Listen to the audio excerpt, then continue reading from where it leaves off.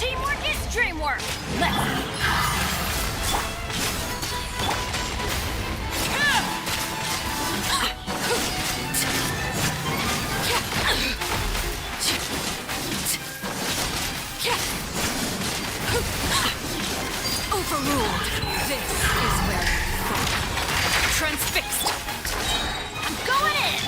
Fresh and floral! Here's backup! Fire it up!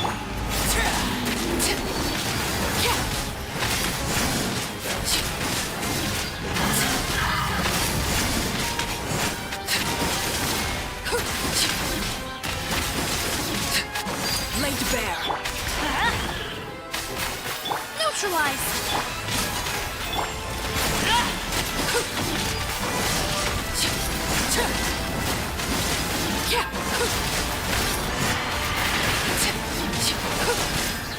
Overruled. Witness my lies. Laid bare. Teamwork is dreamwork! This'll brighten up the place! Check this out!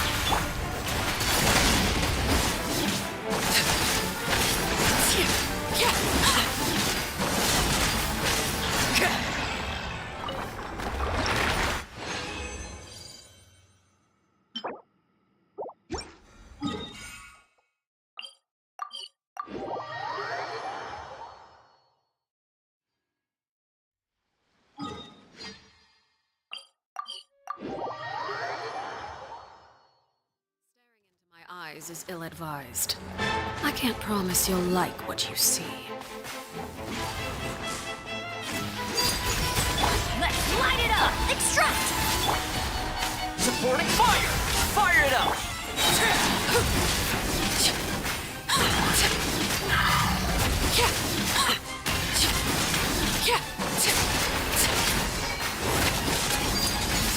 This is where transfix. Everybody stand back! Fresh and floral!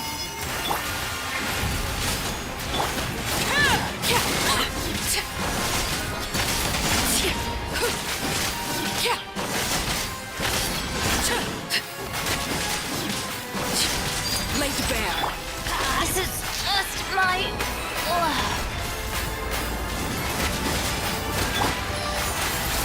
Check this out!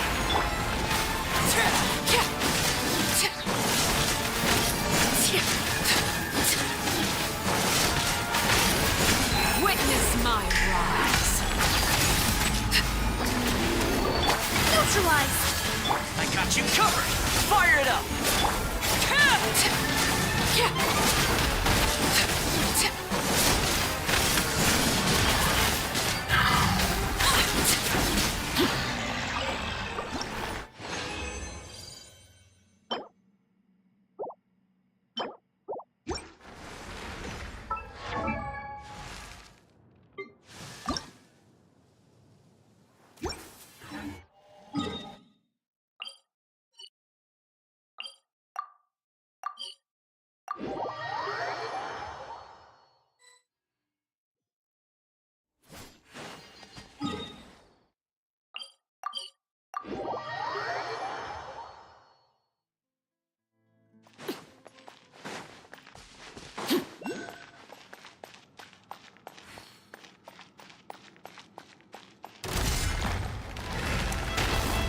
Overruled. Let's light it up! A little ambiance!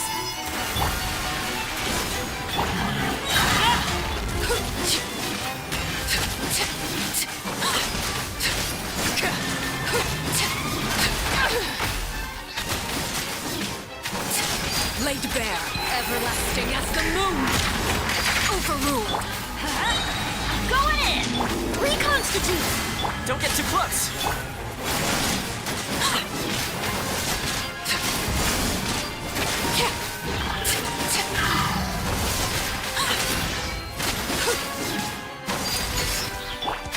Let's light it up! Fresh and floral! The lantern is... extinguished.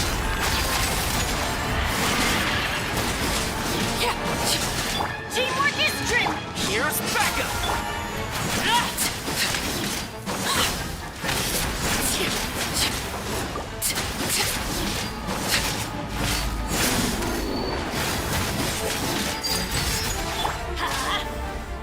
Extract! Check this out!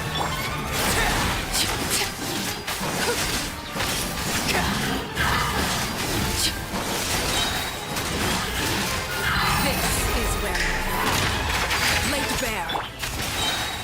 Everybody stand back! Don't get too close! Reconstitute!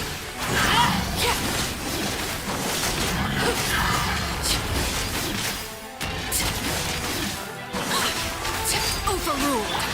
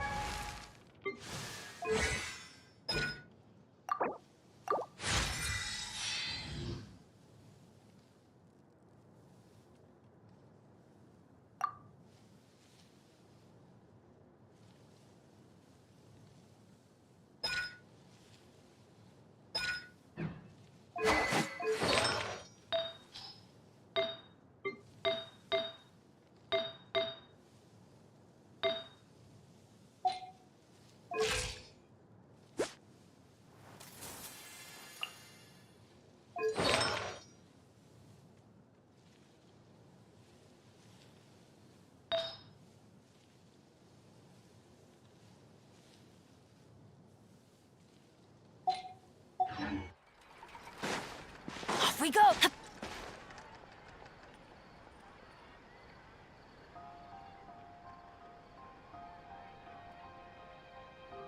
Uh-huh.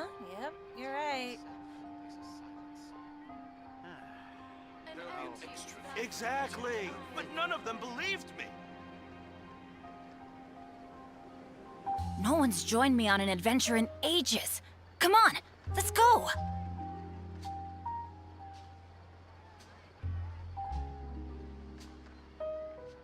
Uh-huh, yep, you're right. There'll be an exactly, but none of them believed me. Ow! Where did that come from?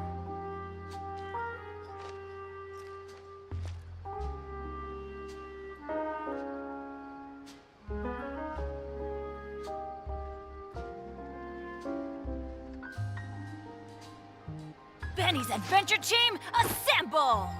Uh-huh, yep, you're right. There'll be an extra fee for that.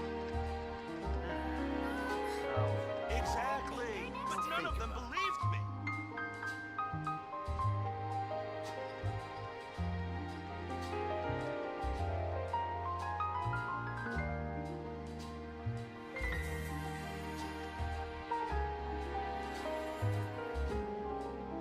There'll be an extra fee for that. Uh-huh, yep, you're right. Exactly, but none of them believed me.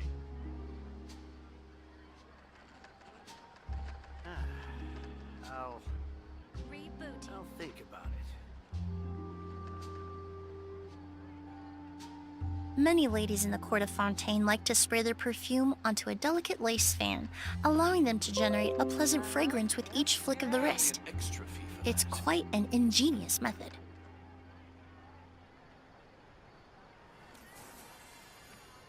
Exactly, but none of them believed me.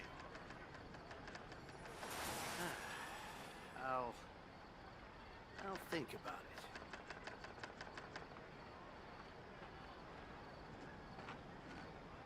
Uh-huh, yep, you're right. There'll be an extra fee for that. Would you mind coming with me to buy a copy of today's newspaper? Exactly, but none of them believed me. I'll think about it.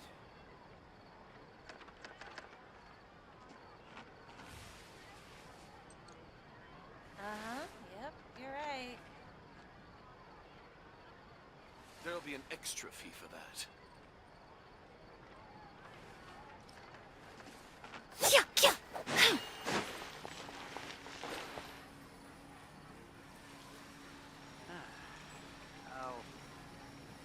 I'll think about it.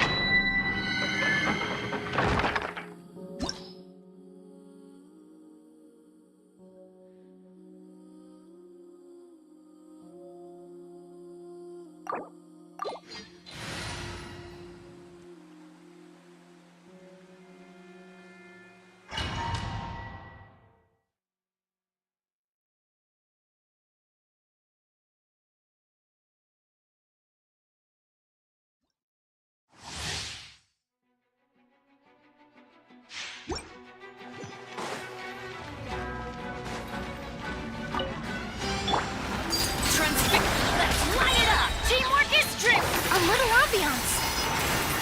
Fire it up!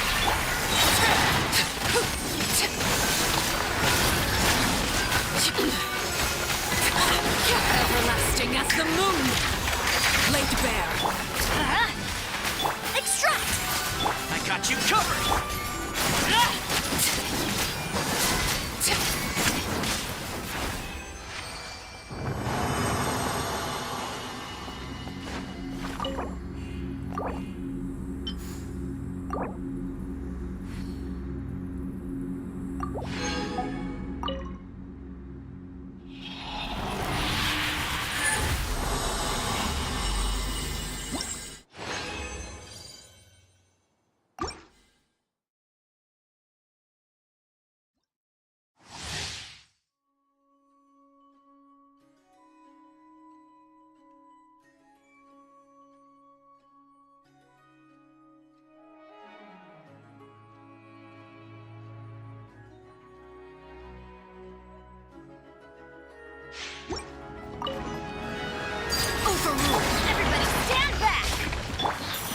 brighten up the place?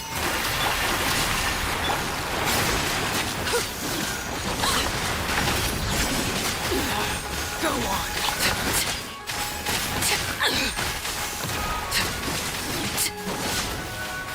Transfixed. Witness my rise. Let's light it up! Teamwork is dreamwork! Check this out!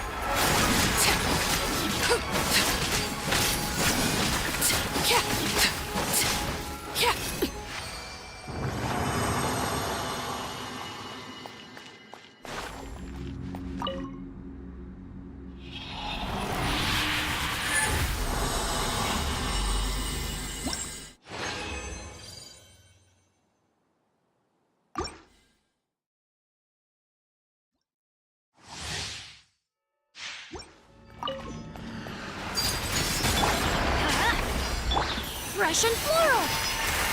Fire it up! Supporting fire!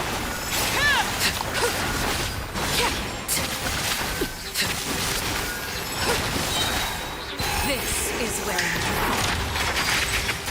Everybody stand back! Let's Neutralize!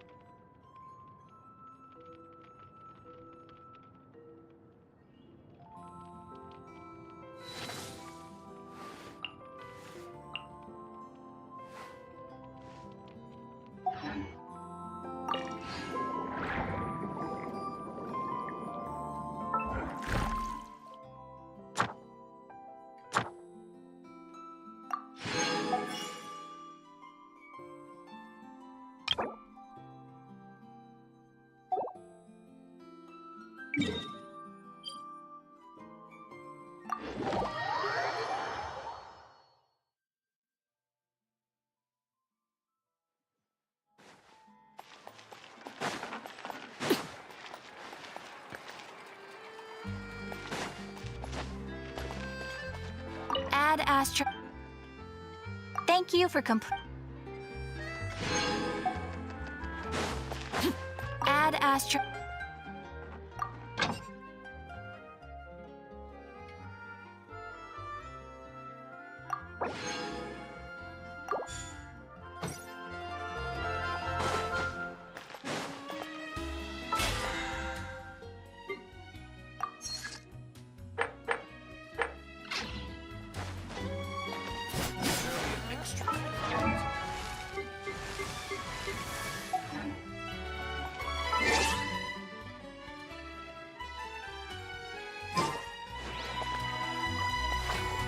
Exactly. None of them believe this.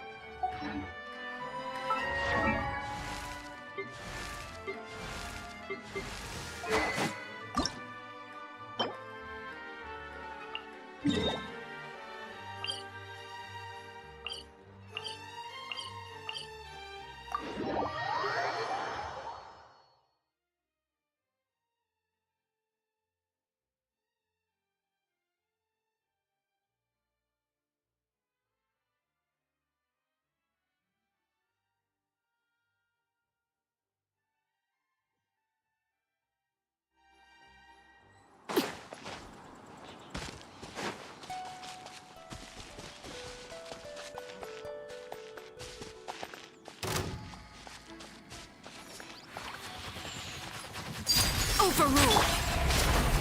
This'll brighten up the place. Check this out.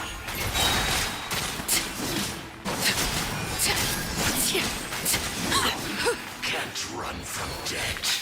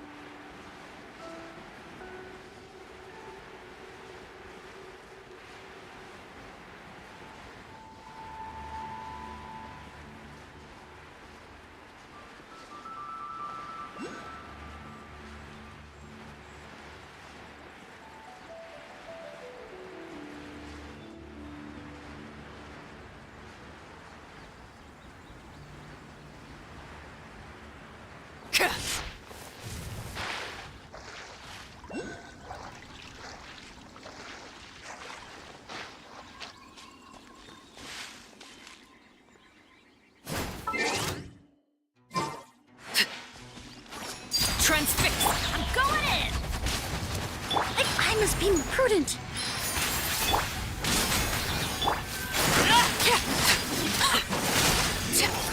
Can't run from death.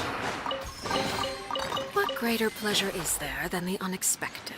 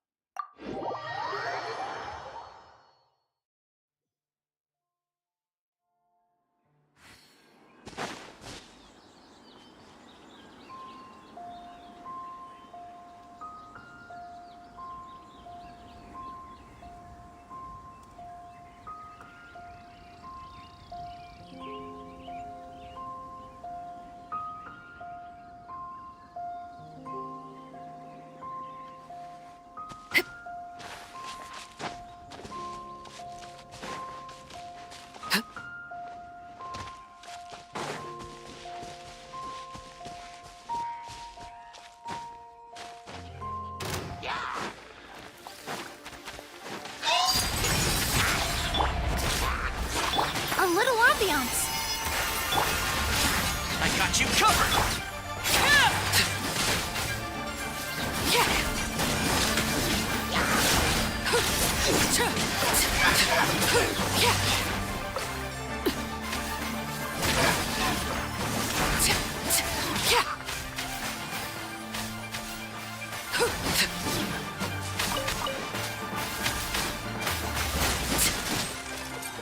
I hear children singing. Teamwork is dreamwork! Overruled. Fire it up.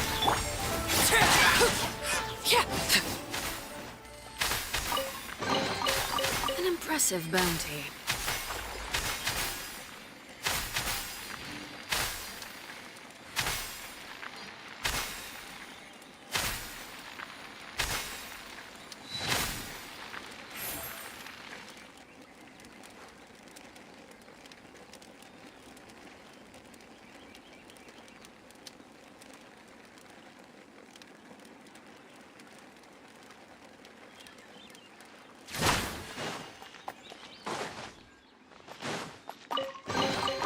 What greater pleasure is there than the unexpected?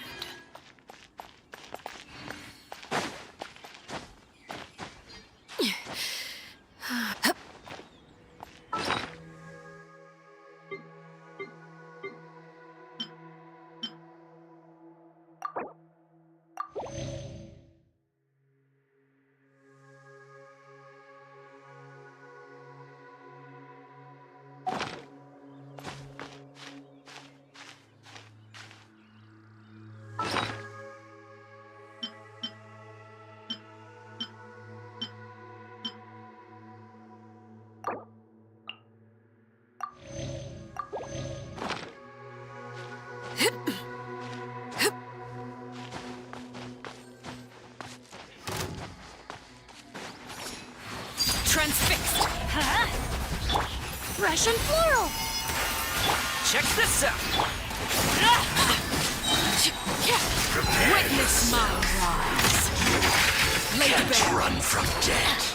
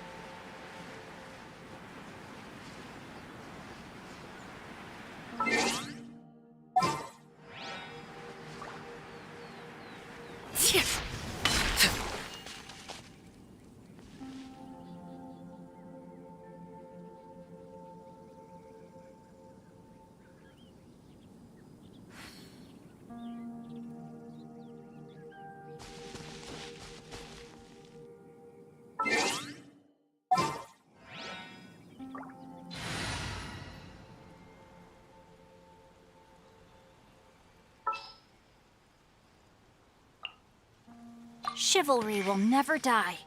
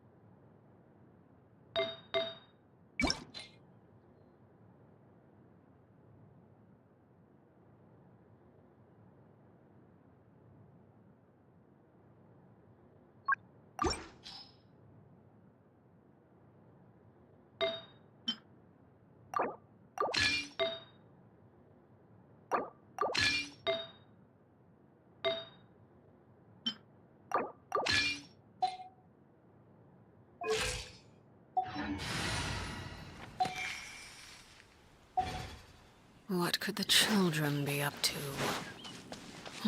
Never mind. Let them do as they please.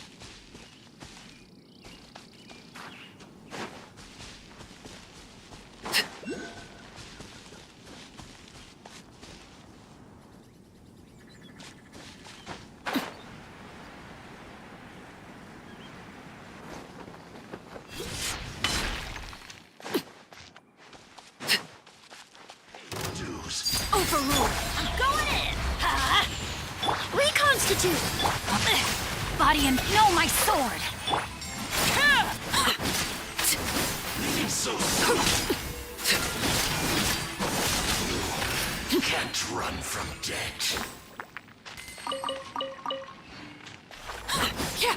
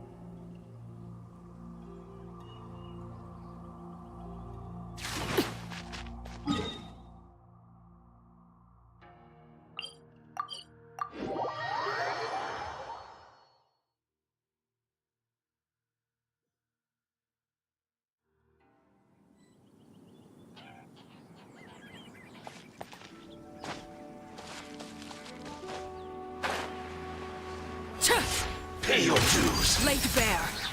Let's light it up! This'll brighten up the place. Let me read you a verse.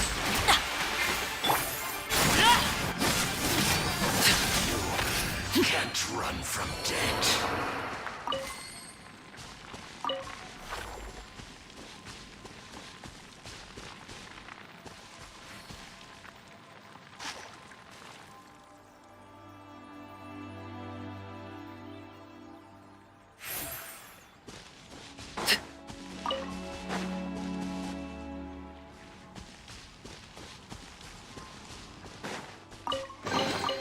An impressive bounty.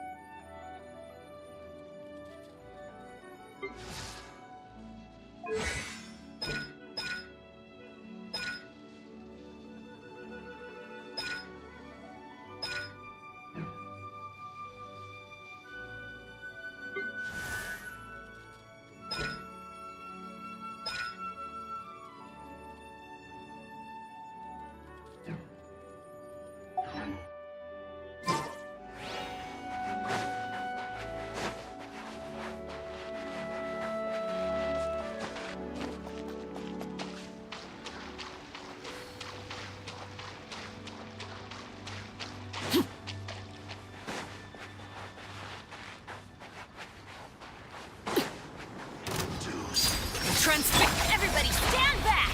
Ha! Extract!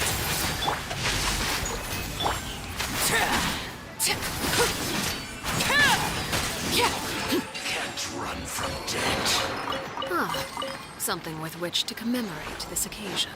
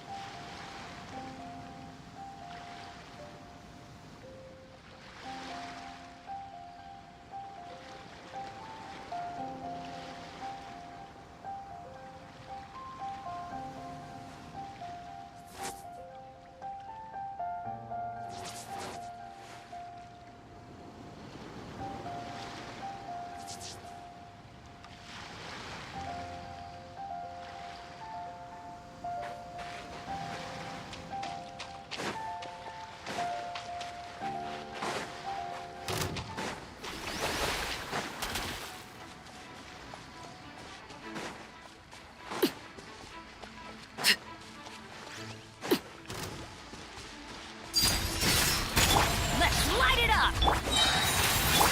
Not good.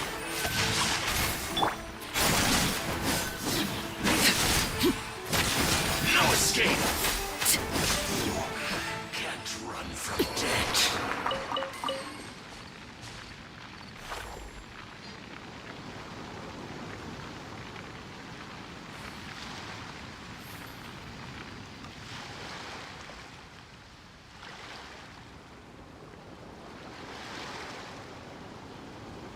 Something you wish to report? Go on. You have my undivided attention.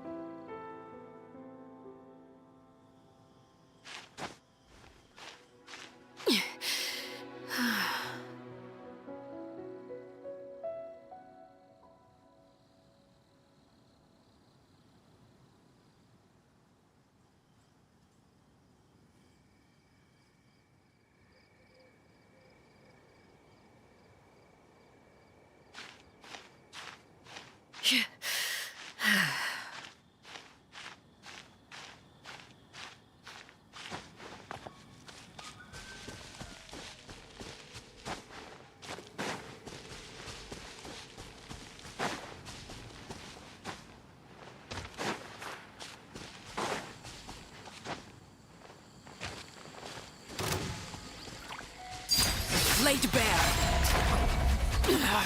Go.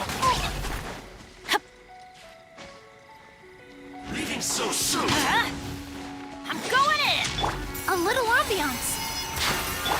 Rain Cutter!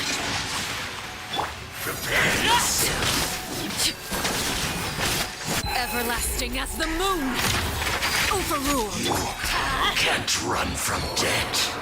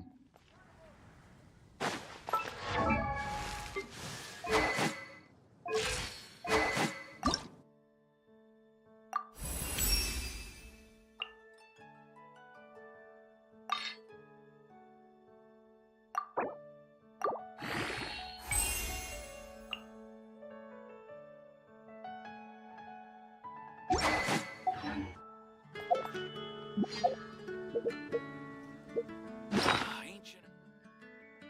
Fascinating.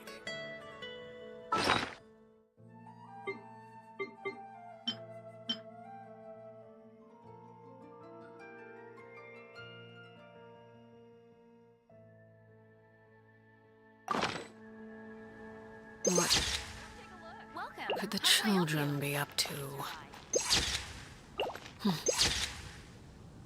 Never mind. Let them do as they please.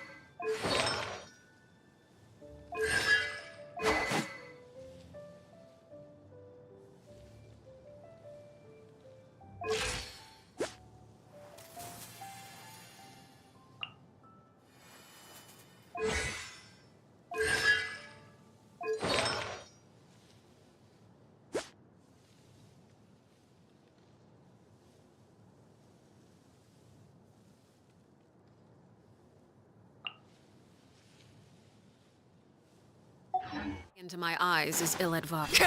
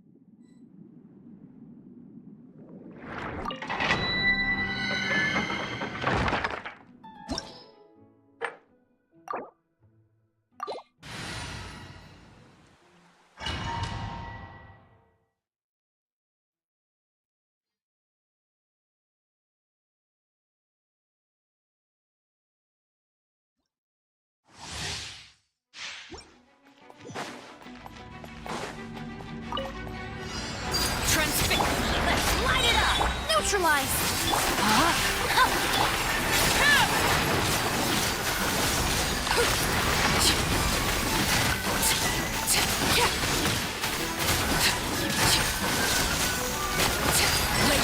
Teamwork is dreamwork.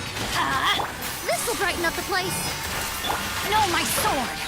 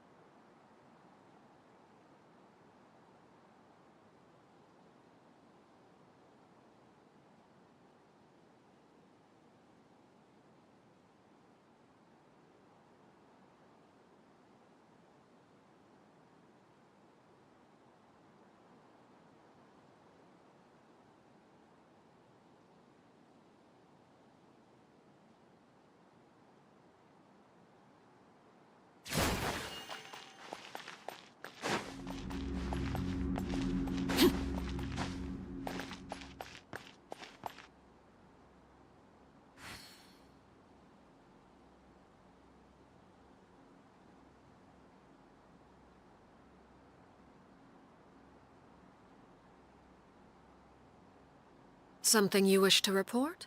Go on. You have my undivided attention.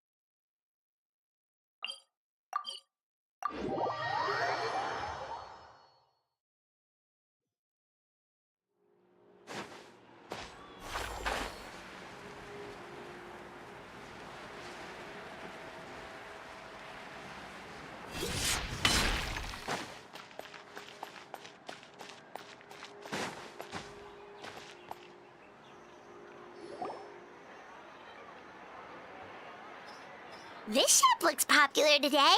Wonder what the occasion is.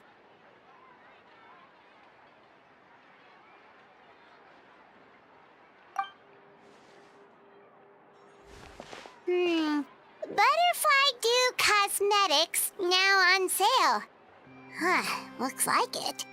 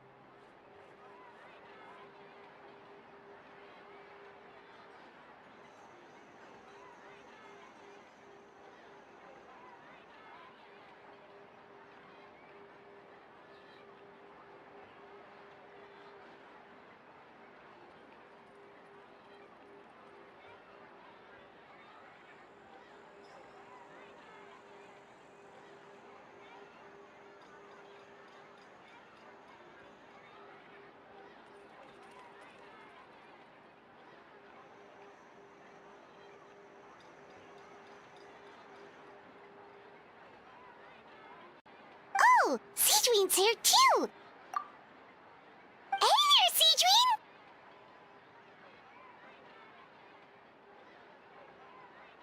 Hello there, Traveler and Paimon.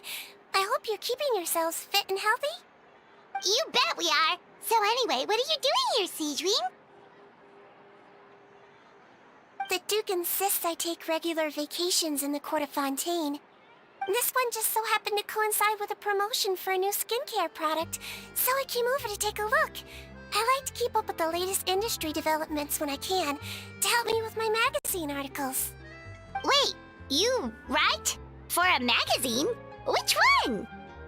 It's called Beautés en Fleur, and it's run by the Fontaine Beauty Association. I've done lots of articles about skincare for them, using the pen name Maritime Flower. Oh, wow! You're a Maritime Flower? If Paimon's not mistaken, you're one of the leading figures in the Fontaine Beauty Association!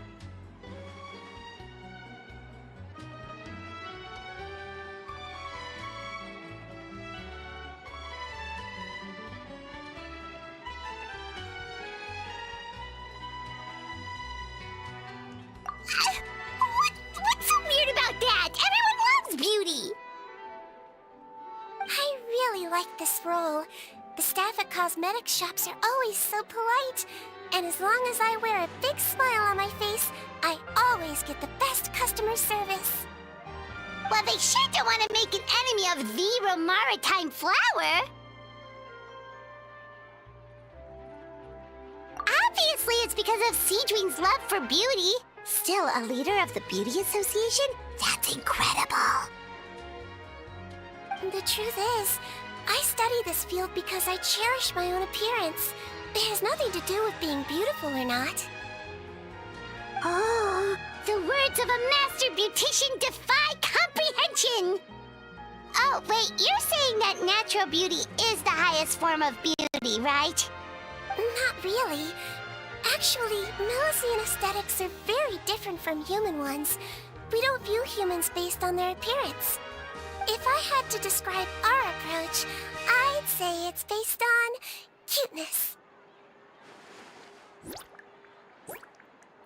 Oh! Really? Yep. Still, I really value my current appearance, and in the process of taking care of it, I've ended up learning quite a lot about skincare and stuff. It turns out, my knowledge and experience is pretty popular with beauty product lovers. It came as a big surprise to me, though. Oh, Paimon gets it now. But speaking of your appearance, how come you look human anyway? Are you, like, only half Melusine?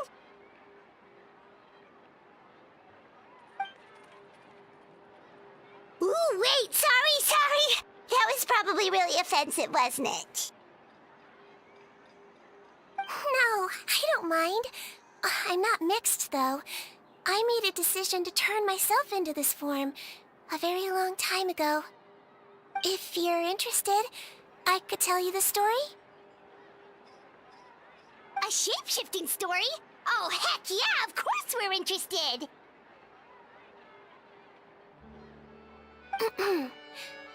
Once upon a time...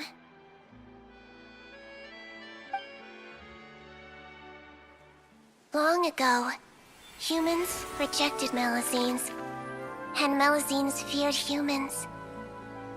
There was one Melusine who became fascinated with human medicine, but no human wanted her help. And there was one girl who liked Melusines, so no humans would make friends with her. So, the Melusine became the girl's friend, and the girl became the Melusine's patient. Your checkup's all done. You're still in perfect health. Thank you, Dr. Melusine. In this game of doctor and patient, a friendship was born. Then, one day, the girl fell ill.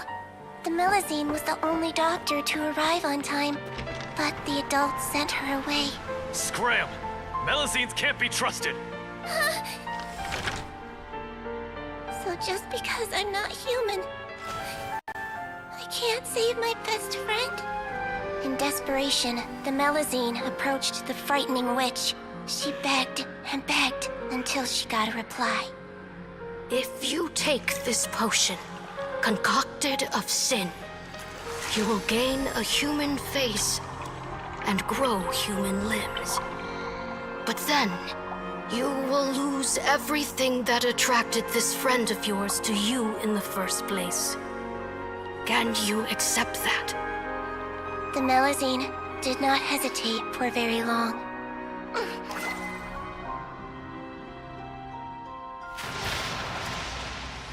On a rainy night, a little doctor knocked on the girl's door. The doctor wore a hood and raincoat, maybe to protect her from the rain, but maybe also to hide a secret. The little doctor held the girl's hand and treated her illness, just as she had so many times before.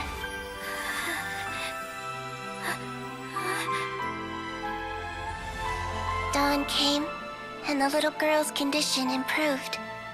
But the little doctor was long gone, for she knew her friend would never recognize her again. And so, since then, I've lived my life in human form. Most people who know me just think I was born this way. Ooh. A witch? A potion? Why does this sound like a fairy tale? Trust me, it's a true story. Must be the way you told it then. It just sounds so...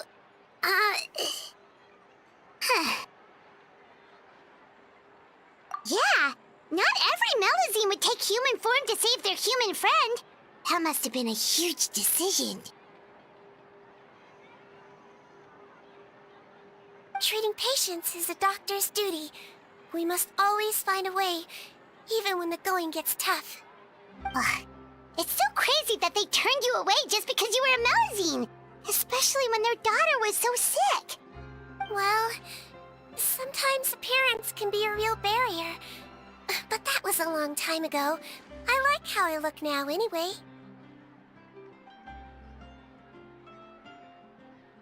I run too! You're super cute this way. Attention customers! Thank you all for waiting. Now, on behalf of our skincare partner, I'm delighted to announce that our exciting new product is now officially on sale. Well, there we go. Let's have a look, shall we? Oh, Paimon, if you want to buy any skincare products, I'll be happy to give you some suggestions. Really? Personal advice right from a leader of the Fontaine Beauty Association? What an honor! Allow me to introduce our newest skin lotion, Butterfly Dew. I'm sure many of you have already read about this product's trials in the newspapers. To say that it improves skin quality is an understatement. This product gets its name from the way it transforms your skin and makes it glow anew, like a butterfly emerging from its chrysalis and spreading its wings for the first time. We are thrilled to have the inventor of this fantastic product with us here today. Please welcome Mr. Rawat, a researcher from the Fontaine Research Institute. Now, without further ado, I'll hand over to Mr. Rawat to tell you all about what Butterfly Dew can do for you. Thank you. Hello, everyone. I'm Rawat, and I developed Butterfly Dew. Wow, what a looker. He's a researcher? Wow, he's really challenging the stereotype. It seems that everyone is surprised by my entrance. Or should I say, my appearance. I'm well aware that researchers are generally better known for their brains than their dashing good looks. In that regard, I do believe I break the mold somewhat. Of course, appearance is a skin-deep way of defining a person. And yet one's appearance can be a very real set of shackles, holding a person back in their life. It can rob a young person of their self-confidence when applying for a job, dissuade a young lady from approaching the one she loves. Our actions are at the mercy of our appearance, and we slowly become the very person that the outside world sees us as. But what if I told you that those shackles can be broken? If our appearance prevents us from changing, then let us first change our appearance itself. Wash away moles, birthmarks, and wrinkles, and they can no longer rob us of our confidence. Replace them with luster and radiance, and we shall never again hang our heads in shame. That is why Butterfly Dew exists. Its mission is to allow us to shed our pupae, undergo a complete metamorphosis, and embrace a new life. Well, whether it actually works or not, after that speech, Paimon's already sold! Mr. Rawat, could I ask if you've used this product yourself? Of course, I tried it many times while I was testing it. You can consider me a product ambassador. Wow, then it's sure to work! Still, I don't expect to convince you just by blowing my own trumpet. So, could I get a volunteer from the audience to try it out? Oh, Paimon volunteers!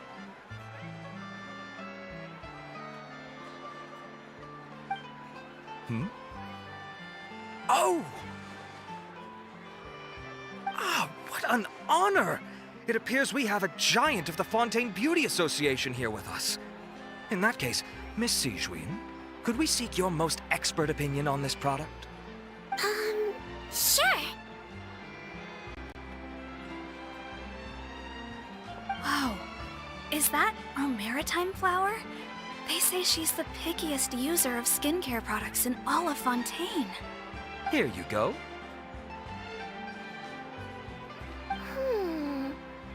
Well, it's very kind to the skin, and the absorption rate is high.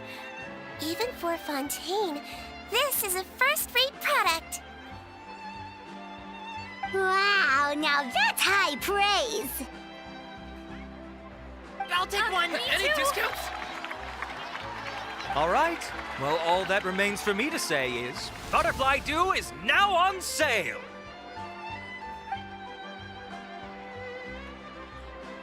Think we should buy a bottle too?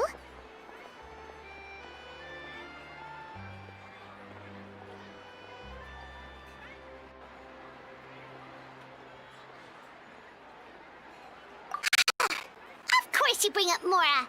Fine, Paimon will pay out of her own pocket and even share it with you. There, does that sound fair? And if you're worried about whether it's the right product for you, well, luckily for us, Sijuin's here, so we can get an expert consultation.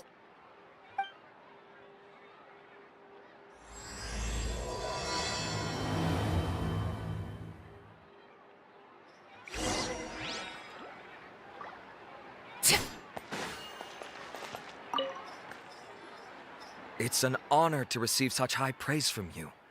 To be honest, I was also hoping you might be able to point out some flaws in the product so I can keep improving it. With most skincare products, the pros and cons only become apparent with long-term use.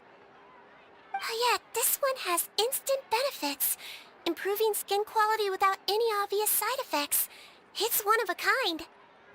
Don't worry though, I plan to keep using it, and I'll publish regular reviews in Beauté's en Fleur. You can read my thoughts there. All you need to do is subscribe. Oh, I was hoping for a more casual conversation, but you are a beauty association leader after all.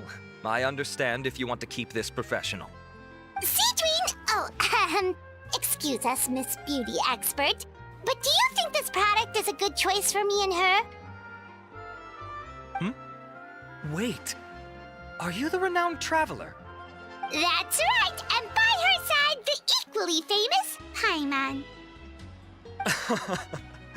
Well, I don't normally handle customer questions personally, but since it's the traveler asking, allow me to make an exception. Butterfly Dew is made for all skin types, so no matter who you are, you can rest assured that it will be kind to your skin. If anything, it might be marginally more effective on Fontainian skin, but other than that, it works the same on everyone. Why would it work better on Fontainians? In the interests of protecting my trade secrets, I'm afraid I can't answer that, Miss Paimon. All right then. How about a friend discount? Save yourself the trouble. I'd be greatly honored to have both of you use my product. Here, take 2 bottles for free. Yay! Paimon's private fund survives!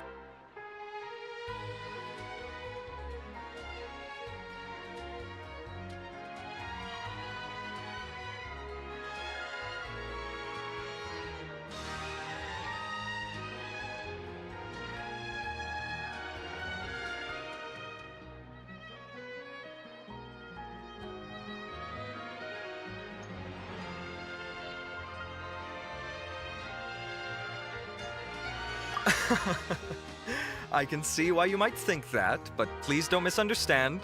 This gift is simply a token of my esteem. There's no business motivation behind it. To me, finding new customers for Butterfly Dew is about meeting kindred spirits, fellow admirers of physical beauty. I consider it a labor of love. Admirers of physical beauty? Eesh, that's embarrassing to say out loud. It sounds so shallow. It's nothing to be ashamed of, Miss Paimon. Most people claim to desire inner virtue, but it's still physical appearance that turns their heads. This is a fact of life. It's only natural for people to desire to become beautiful. And that's exactly what inspired me to choose this research direction in the first place. You're right. Everyone loves beauty, don't they? Look at the time. My apologies, but I have other things to attend to. I'll leave you with these 2 bottles of Butterfly Dew, and I look forward to seeing you again. Paimon, I'd say there's no need for you and the Traveler to use this product for now. Why? Is there a problem with it? The quality is fine. I just think there's room for improvement. I think I could add some ingredients to the mix to make it more effective. Really? Then why didn't you tell Rawat about that? Researchers are a very special breed of human. You can point out their flaws to their face and they won't mind very much. But if you tell them that someone else could do a better job, now that'll make them really upset. If I'd mentioned it, he probably wouldn't have given you those 2 bottles for free. Fair enough, that makes sense. If you're interested in the more effective version, I can write up a list of ingredients for you. Just come get me once you've gathered them. When you say more effective, you mean it'll make Paimon even prettier? Ooh, how can we say no?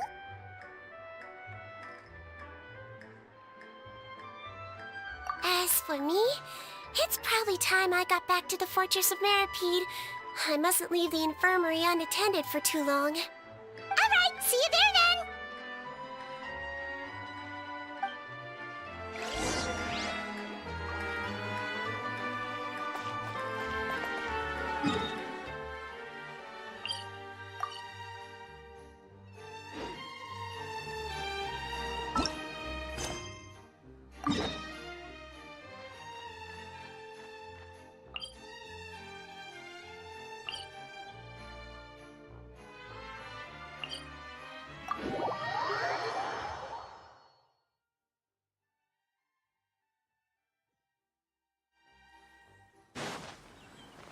Just up ahead, Traveler.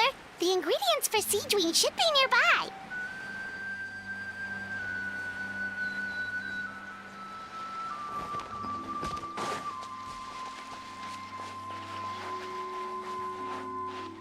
Overrule. Reconstitute. Rain outlines your...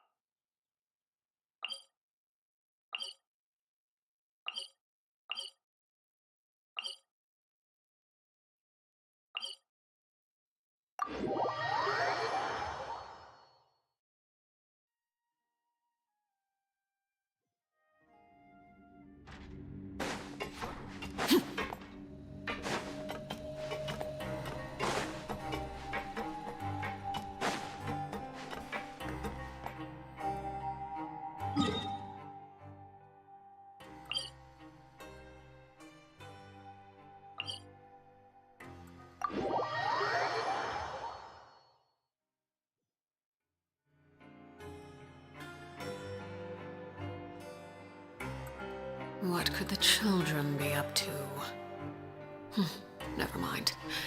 Let them do as they please.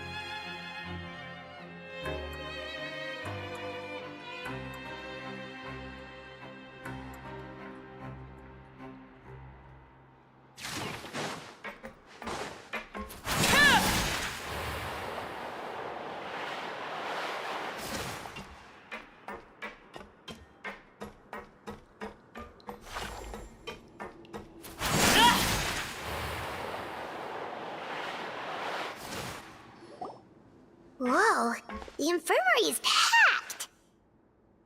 Please, you have to believe me. I saw it with my own eyes last night. Another me! He looked exactly like me. Got it? Okay. I've written down everything you told me. Now, I have a few tests to run. Take a deep breath, and don't worry. It's nothing to be nervous about. First, which finger am I holding up? Your index finger, but I'm telling you, my mental state is fine. I'm not crazy. Very good. Now, on to the next. Hey there, Your Grace. It's been a while, huh? Ah, it's you two. Indeed it has. I would offer you some tea, but I'm afraid the timing is unfortunate. Duty calls. No worries. Actually, we were looking for Siegeween. Do you, know what all of this is about? This inmate came running to the guards in a panic, claiming to have seen his exact doppelganger. A doppelganger? Doesn't that just mean someone else kinda looks like him? And that's what I thought when the report first reached my desk. But we've inspected our records. No one even vaguely resembles him. Considering how certain he is of what he saw, I can only surmise that he's having some mental issues. So I brought him for a medical evaluation. All right, very good. Take a sip of water and rest for a bit. Evaluation complete. I couldn't find any symptoms pointing to a physical condition. I see. So do you still believe there's more likely to be an issue with his mind than his body? I have to assume so for now. Psychological issues are more difficult to detect. At this stage, we can at least confirm that he is in command of his cognitive faculties. The rumor mill will go crazy if word of this gets out. Guards, take him to the ward for a period of observation. The Marechaussee Phantom has requested my cooperation on a case, otherwise I'd deal with this myself. Sorry for the trouble, head nurse, but I'll have to leave this to you. No problem, Your Grace. I'll add him to my observation list. By the way, we have a couple of guests here who've made the trip just to see you. I imagine it must be important. You probably won't need to add them to your observation list, though. Oh, Traveler, Paimon, it's you. Hey there, Siegeween! It's actually not that important, but... I'll be in my office if you desperately need me. Goodbye for now. Okay, bye-bye! So, Siegeween... Would you mind waiting for just a moment? I have another patient to see. Just find an empty bed and take a seat. I won't be long. Oh, sure! Siegeween, we've brought him. And he seems to have taken a turn for the worse again. Okay, don't panic. Let's start by sitting him down here. Paimon had no idea how busy it can get for Siegeween. Maybe now's not the time to ask for her help with skincare.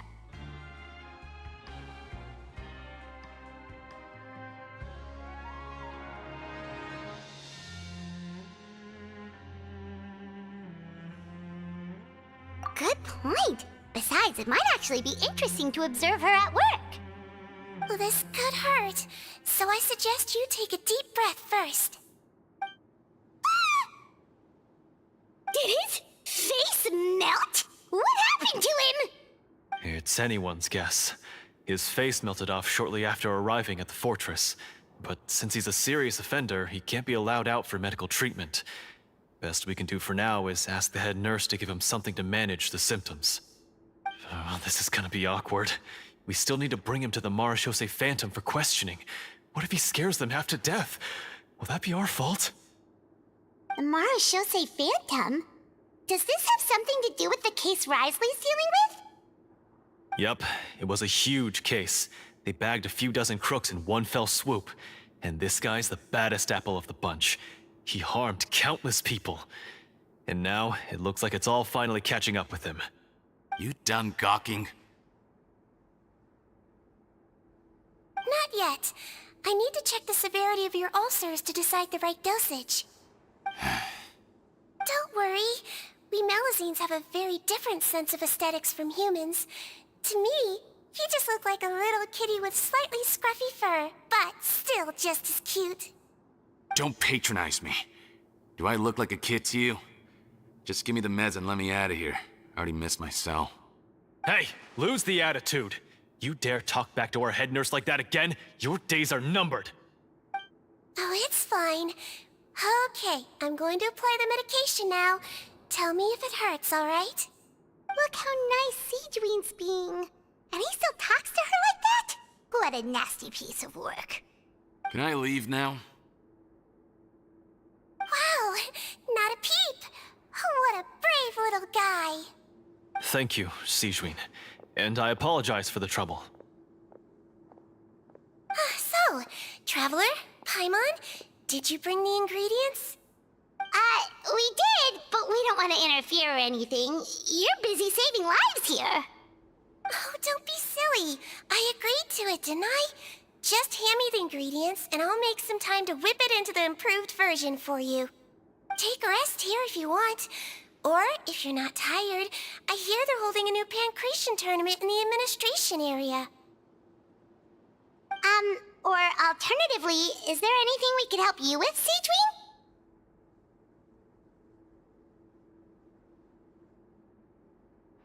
That's right! Let us help you out! It's the least we could do! Good point. Kind-hearted humans start to develop guilt if they accept free help from others. Don't worry. I'll take a look at my schedule. I'm sure I can find something to treat this condition. I gotta warn you, though, it'll be tiring work. So I suggest you take a break first, then come back and see me when you're ready.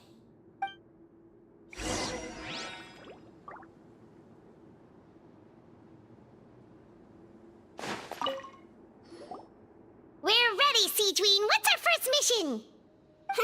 I found the perfect job for the Traveler. First, I'd like you to lie down in this bed.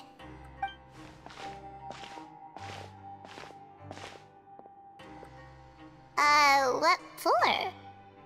I need you to pretend to be sick. What?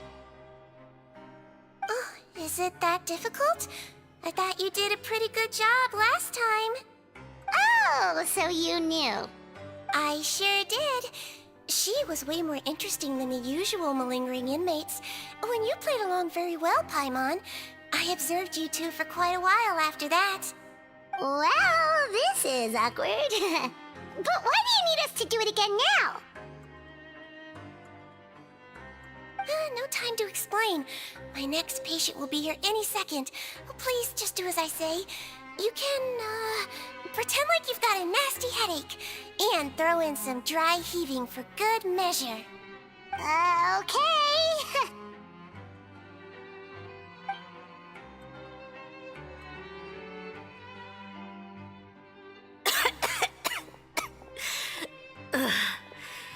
Hey, Doc, it's me. I'm only here because my mom won't stop pestering me about it. So annoying. Well, your mother has enough on her plate with a busy job. Well, the last thing she needs is to worry about you being sick as well. I know! I shouldn't treat the place like a playground, shouldn't go swimming in the lower levels where we join up with the sea, 'cause it'll give me a cold and distract her from her work. I thought I'd be able to have some fun here at the fortress for a few days, but it's always, don't do this and don't do that. All right, sit yourself down and I'll take your temperature. Your fever still hasn't gone down. Well, here's your medicine. 1 cup for starters, and we'll see if it helps. But Doc, it's so bitter. Do I really have to drink it? I mean, I'll be fine, right? I've got an uncle who caught a cold. His fever went away on its own after a couple days. Can't you just write me a note saying I'm on the mend? I just need something to keep my mom off my case. I sure can. You're a very brave boy after all. Huh? Brave? What makes you say that? Well, if you want to rely on your own immune system to clear up your fever, oh, then you'll have to tough it out like this young lady.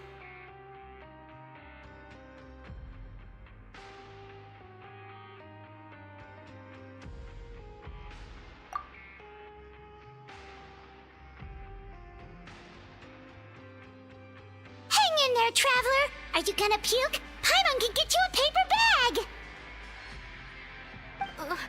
Huh? As long as you're tough enough to get through the nausea and dizziness caused by the high fever, you'll be right as rain after just a few days' rest. And if I'm not tough enough? Hey! Wake up! Wake up! Put it this way. At least you'll never have to see the doctor again, right? I think maybe I'll take that medicine after all, if that's okay. Oh, of course. Here, it's still warm. It's so bitter. All done. Great job, you two. That kid really doesn't know what's good for him. His mother's a guard here. She's been working back-to-back shifts lately, but unfortunately his father's away on a business trip right now. She had no choice but to bring her son here for the time being. He was quite happy at first. He seemed to think that the Fortress of Meripede would be all fun and games. So you made us put on that act just to scare a kid into taking his medicine? That's a pretty sneaky trick. Seems like there's a whole side to Siege we never knew about. It's a technique I learned from my teacher. Oh, you had a teacher? Was she a Mellowsine doctor too? She was human. She passed away a long time ago. Oh, sorry. No, it's fine. I really liked my teacher, so it's always nice when I get to talk about her with other people. She was a traveling doctor, and since she didn't have a clinic, she'd go out and visit her patients wherever they were. Dealing with the badly behaved ones was her specialty. She used to say, if you can scare the little brats into taking their medicine, you won't have to hear them wailing and screeching when their condition gets worse.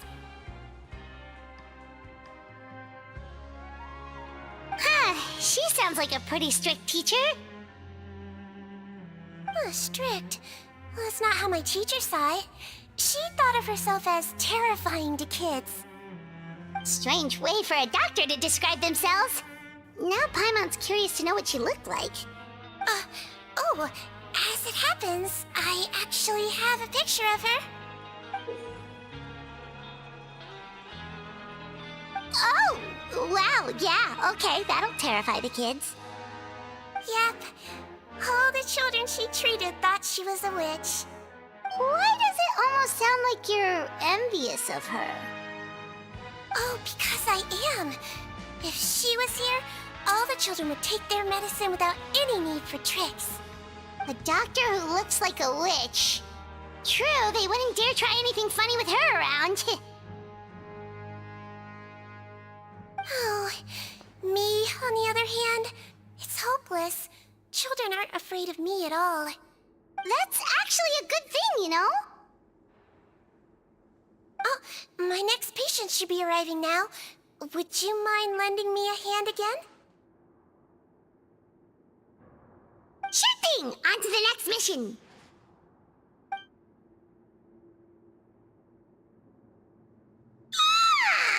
Is it nighttime already?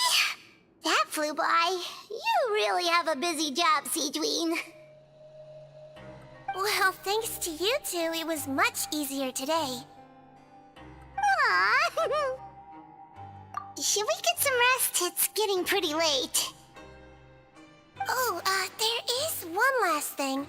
I have to keep it confidential, so I usually leave it till after everyone's clocked out. Confidential? Are you sure you can tell us? Well, it's fine. You're not living here anymore, so it's okay if you know. All it is I have to prepare some ingredients to make healthy meals with. Wait, you mean those healthy meals? My patients refuse to eat any healthy meals I prepare in front of them, so I have to prep the ingredients in secret, then let the chef at the Coupon cafeteria handle the rest. Considering even the chef's version makes people uneasy, it really makes you wonder what's in it. You want to find out? I can teach you how to make it. That way, if you ever suffer from exhaustion on your future travels, you can prepare a healthy meal for yourself. It's really good for you, you know. Sure? Guess we can help out one more time.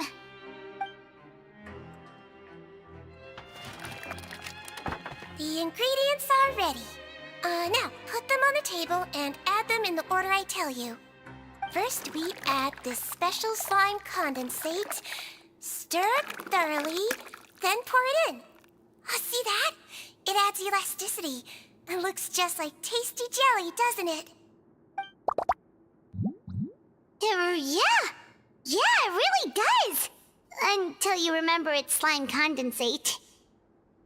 Next up, xenochromatic crystals. You want to crush them up into a fine powder, like powdered sugar. Wait, are those from Fontaine or Aberrants? Are you sure they're edible? Finally, we'll need some high-protein meat. Frogs are an excellent choice. You just need to clean their innards, and then you're left with some lovely, tender meat. Oh! Frogs. And we're done. All that's left now is to pack them into lunch boxes and hand them to Walsey. Yesterday in the production zone, I noticed an inmate who's been working for 2 days straight. That means it's a healthy meal for him tomorrow. Seedwing really does have the inmate's best interests at heart.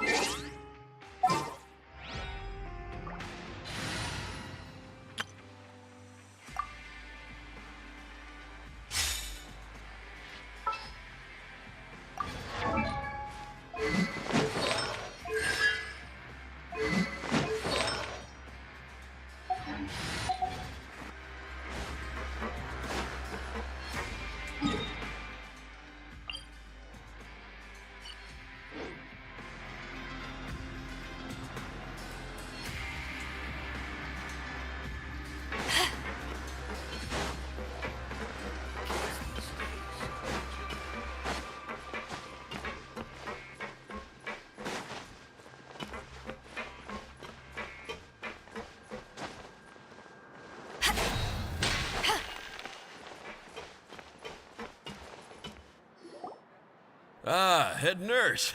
Got some extras for me? Just the one today. The serial number's on the lid. Sounds good. I'll make sure it gets delivered. Sounds like they're talking in code. Thanks for your help. Oh, it's no trouble at all. I only wish I could do more. You work so hard for all our sakes. I'd happily lose a little sleep if it meant helping you out. That won't do. If you reduce your sleeping hours any further, your health will start to suffer. All right. Nurse's orders. I'll do as I'm told. But You take care of yourself, too.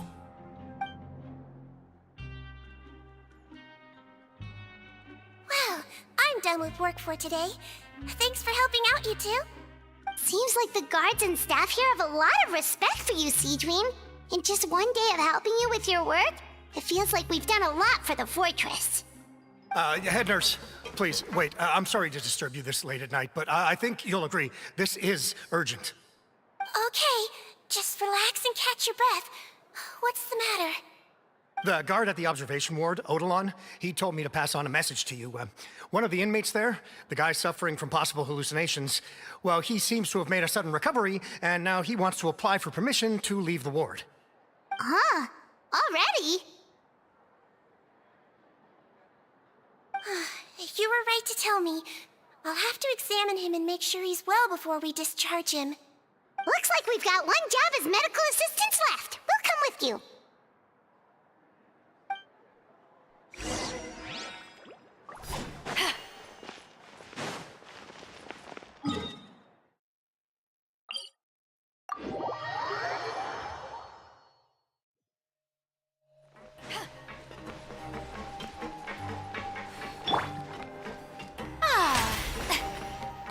May I present?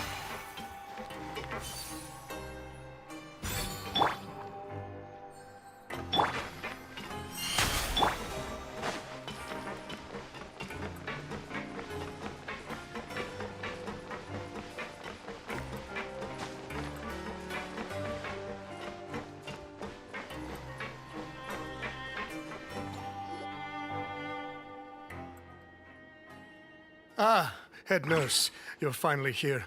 I'm so sorry for all the trouble I've caused you, but I believe I've now made a full recovery. After giving it some thought, I'm sure that I was probably just seeing things. Stress-related, I imagine. I'd been working long hours, so I definitely wasn't in the best state of mind. I totally understand. Still, I have to give you an examination before I can discharge you, okay? So, take a deep breath and don't be nervous. It'll be the exact same procedure as we did this morning. We can start whenever you're ready. Again, so sorry. I was in such a state this morning, I barely recall anything. Would you mind taking me through it again? Oh, not at all. It's a lot to remember. First up, we have a little cognitive test. Just concentrate and you'll be fine. To start with, which finger am I holding up? Your pinky.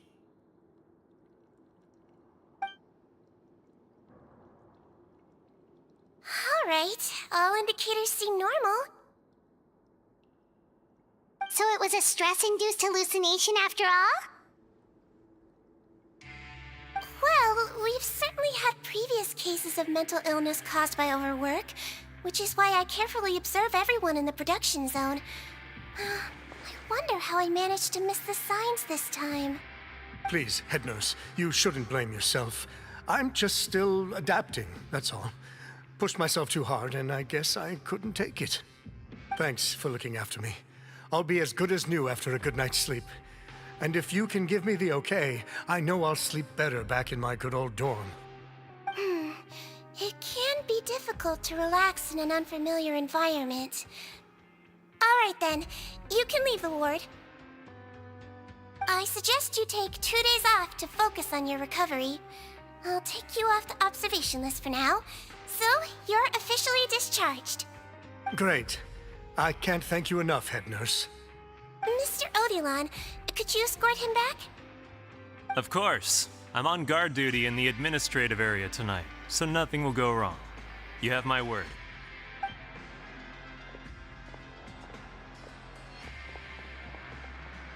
Guess you're finally done for the day now, huh? Yep. But I still haven't gotten around to making that improved lotion for you yet. Oh, no rush! Seriously, it's super late now. You should go get some rest too. Well, tomorrow it is then. Good night, Traveler. Good night, Paimon. Hope you sleep well. Oh, don't you worry. We will. After a productive day of work, we're both gonna sleep like a log.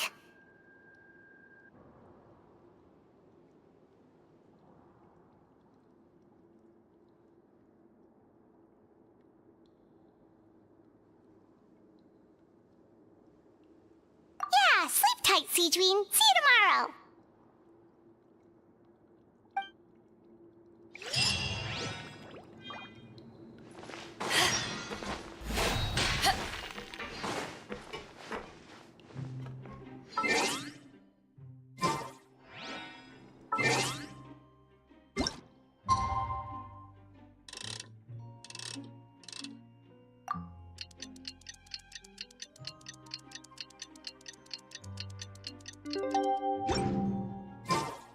If you ever want to... Paimon really did sleep like a log.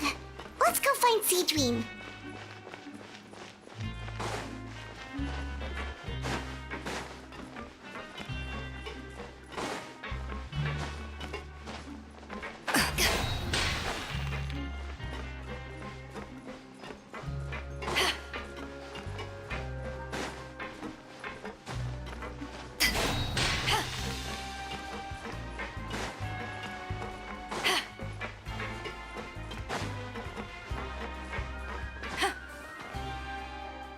Whoa! How is the infirmary even busier than yesterday? Good morning, Traveler and Paimon. I have a few people here for a checkup, so you might need to wait for a while. No problem. Anything we can do to help? There's a bit of a complicated situation here. I'm still getting to the bottom of it myself. You have to believe me. I'm telling the truth. You're in a medical facility. Keep it down. Please, listen to me. I'm not Gascon. I'm Uy. You're a horrible liar, you know that? We get all your mugshots with the arrest warrants. It's clear as day that you're Gascon. You mean because of the way I look? I don't know what happened. I just woke up like this. Then you guys dragged me in here for an interrogation. I brought you here to figure out what's going on. If you truly are the victim of an injustice, yelling isn't going to achieve anything. At most, it'll delay your vindication. All right. I get it. This is nuts. Yesterday's interrogations went fine, and now this. Morning, Your Grace. What's going on? Remember the case I mentioned yesterday? The one brought to me by the Marachose Phantom? Well, we've been questioning the inmates involved this morning. Every single one of them is claiming mistaken identity. Huh. That's even weirder than what that guy was saying yesterday. The thing is, none of them have been able to provide any evidence whatsoever to support their claims.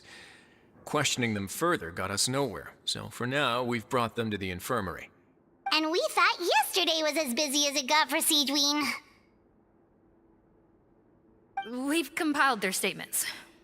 Have a look. Perhaps there's something we missed.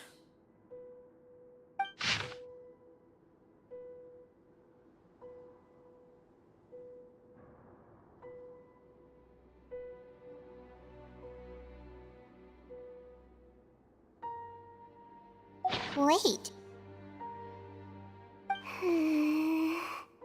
Release? Interesting.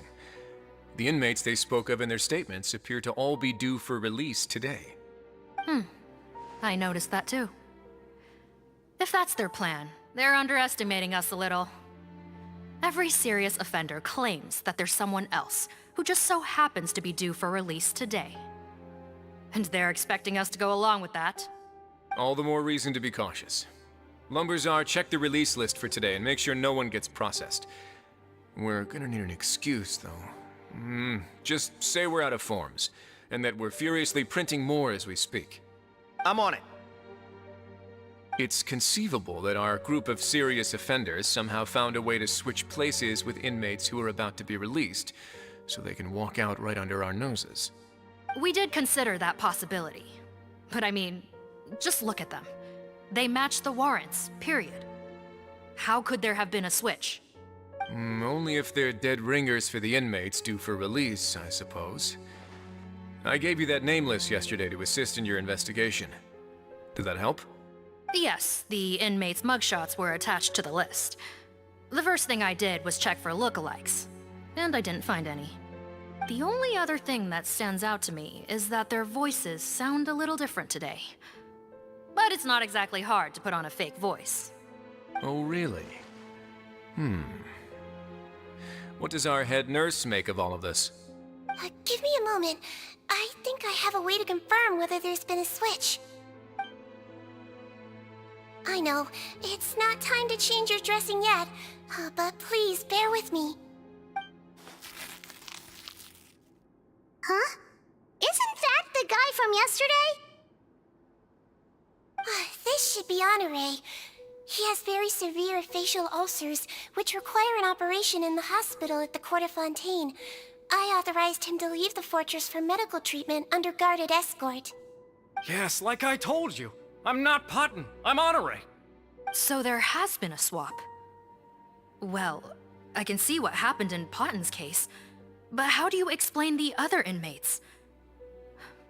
You're not telling me their souls switched bodies, are you? No, I believe it was their faces that got switched. The method is a bit like replacing a tooth. Take the bad tooth out, put a false one in. And actually, I think I can prove it to you. Traveler, Paimon, do you remember Eric from the other day? Yeah, sure do. Then you can be my witnesses.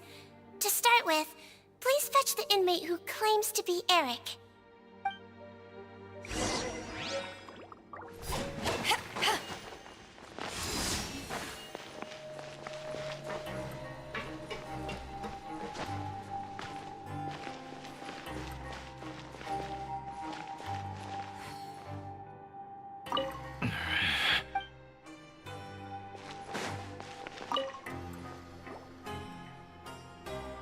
So, you're Eric?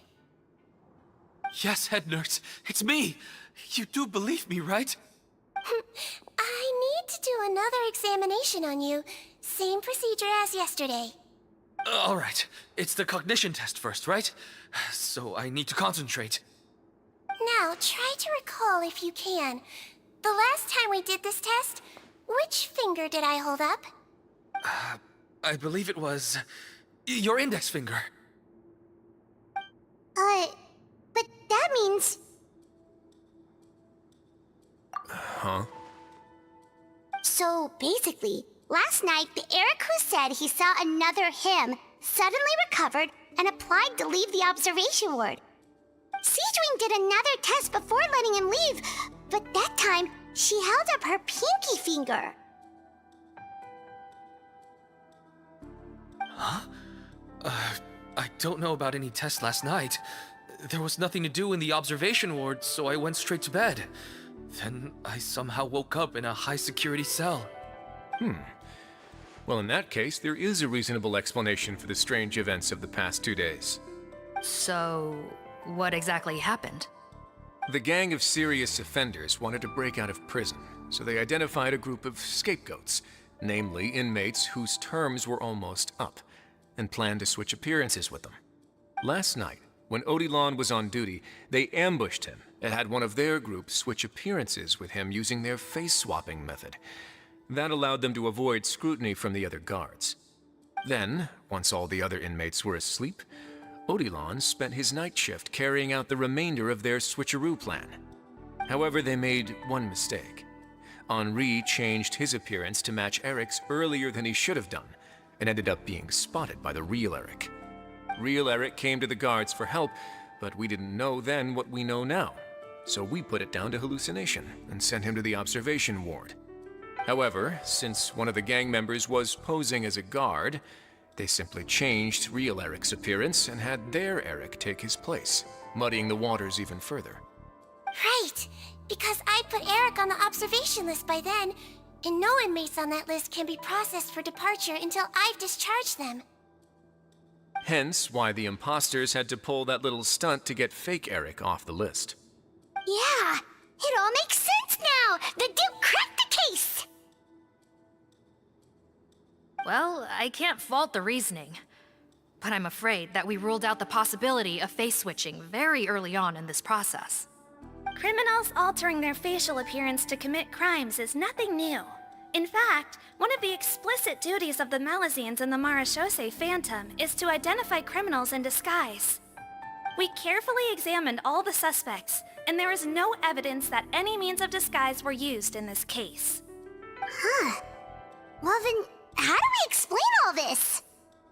So far, it seems more likely that the gang stole documentation belonging to the inmates due for release, and are using that to commit identity fraud.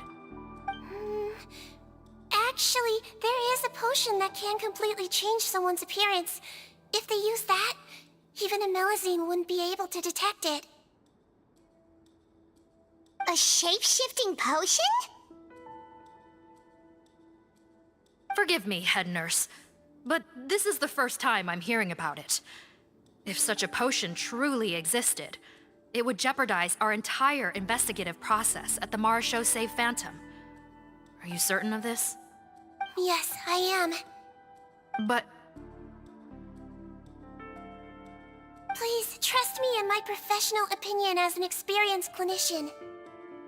At the same time, without any solid evidence, it's pure speculation. If we can round up all the inmates suspected of switching places, then have a little talk with both sides, we might just get our answer. Yep, let's do that. Okay. Well, it was our negligence that meant we had to come and conduct these post-internment interrogations. And I know it's put you out. We'll do it your way. Your Grace, bad news. I paused the releases like you asked, but we were too late. A bunch of people already got processed 2 hours ago.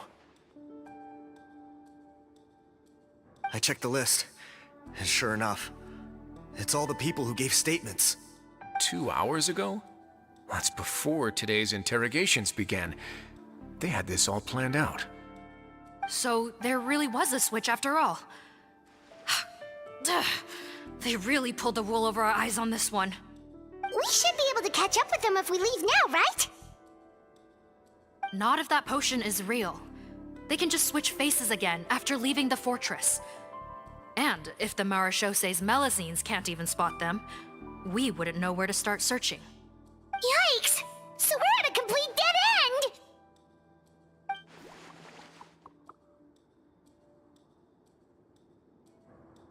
Well, technically there is one more lead we could follow up on. We were only able to arrest this gang thanks to the help of a researcher from the Fontaine Research Institute. I believe his name is Rawat. Oh? Rawat? Isn't that the handsome guy we met at that skincare promotion? Handsome? Maybe from a human point of view. I just remember that he specialized in potions. One of the crimes this gang is charged with is the manufacture and sale of illicit drugs. According to Mr. Rawat, they appear to have stolen technology he developed through his research and used it in their operation. At first, he thought it was a typical case of intellectual property infringement, and he tried to. Thanks to his report, we were able to swoop in and arrest them all in one go. What a hero! No doubt. This is worth following up on. As the one who snitched on them, that aside, since he's negotiated— Understood, Your Grace. My team and I will head to the Fontaine Research Institute right away. In the meantime, please keep an eye on the face switch victims for us. Of course. Miss Morgan, I'd like to come along and help you catch these criminals. Huh? Why's that? Well, I'm the one who discharged the fake Eric last night, so I feel partly responsible. Don't say that, head nurse. Your focus was on the inmate's health, and rightly so. I also have a... Look, head nurse, I completely... Don't worry. If I may, Miss Morgan, Sigewinne is the one who raised the potion hypothesis, and I'm sure she has far more expertise on the topic than your team. My suggestion would be to bring her with you, and if you really are worried for her safety, then... Ah, there you go, right on cue. Okay.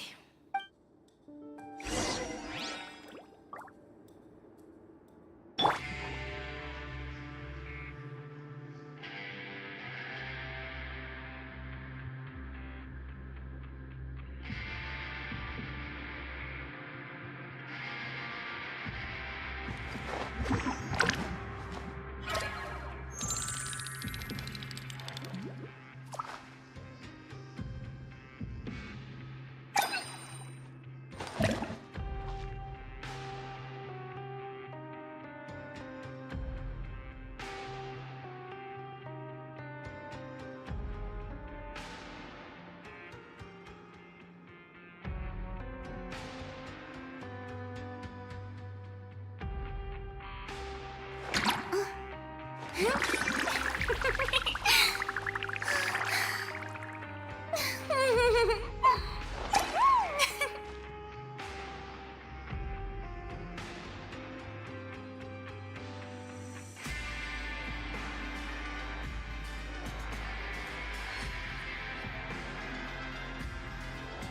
parties are a must for the well-mannered. If you'd like to learn the proper etiquette, I'd be happy to teach you.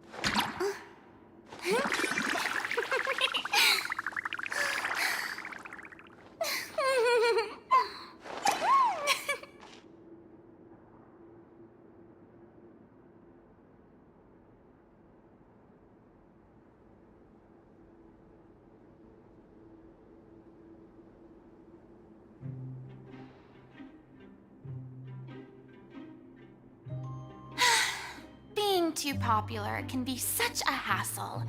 Who knew the people would adore me so much?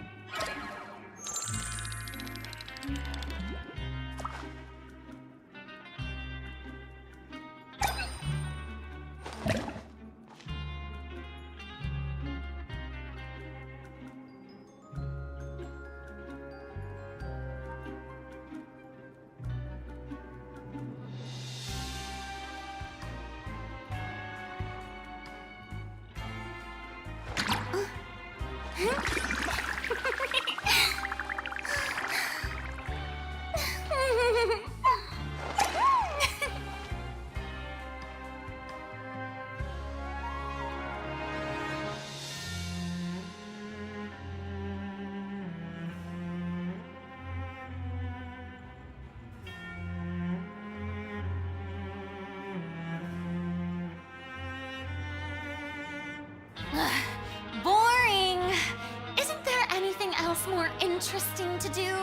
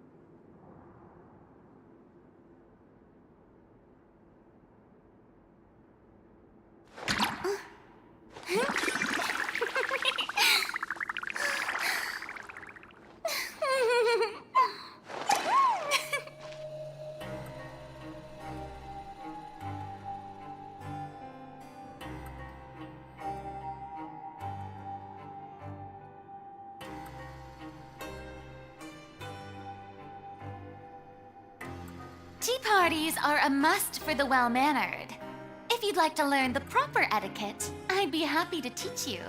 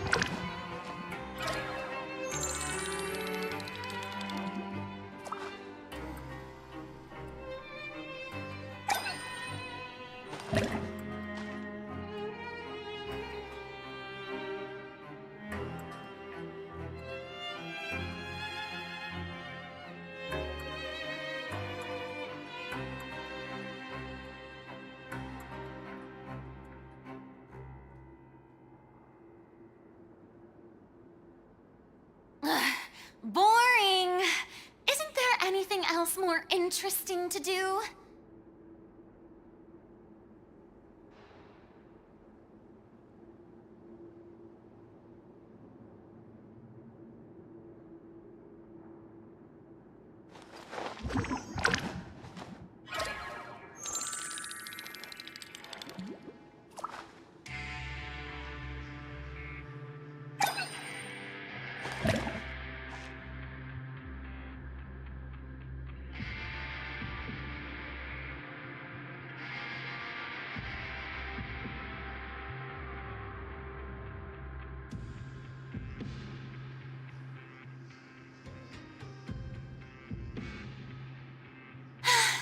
Being too popular can be such a hassle. Who knew the people would adore me so much?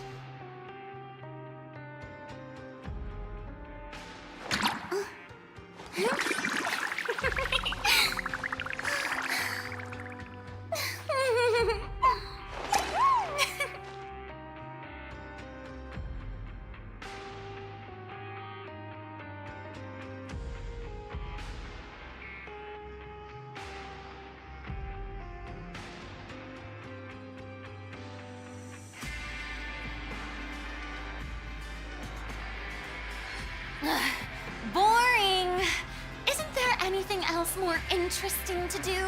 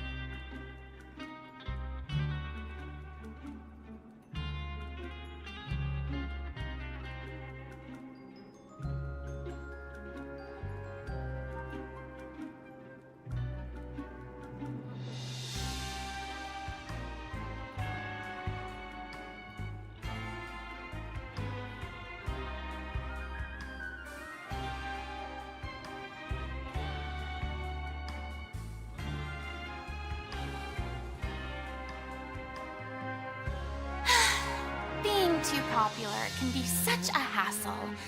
Who knew the people would adore me so much?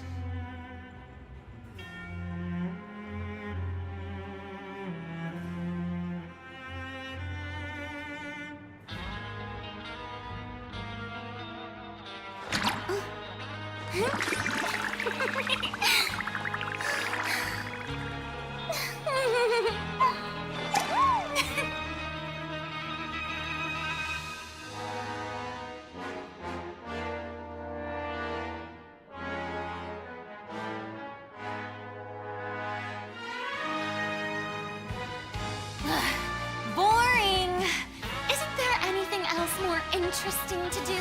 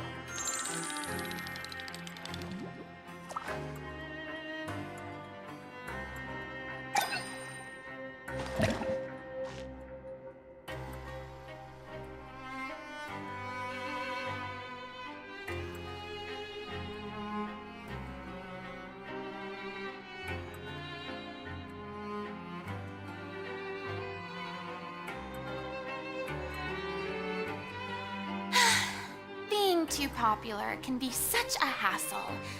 Who knew the people would adore me so much?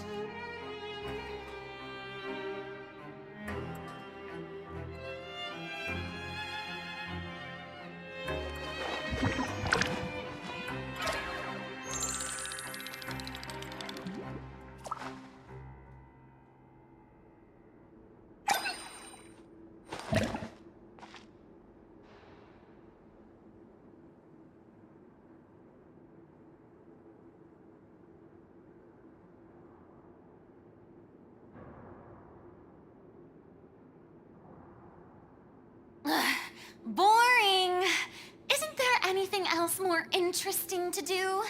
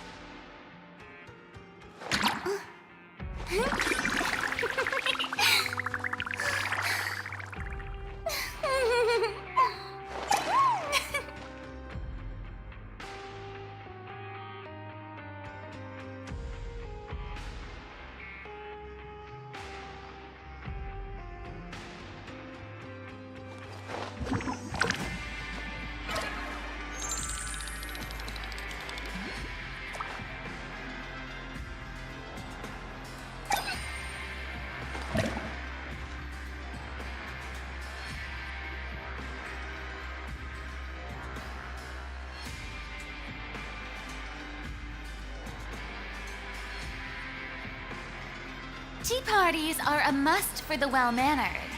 If you'd like to learn the proper etiquette, I'd be happy to teach you.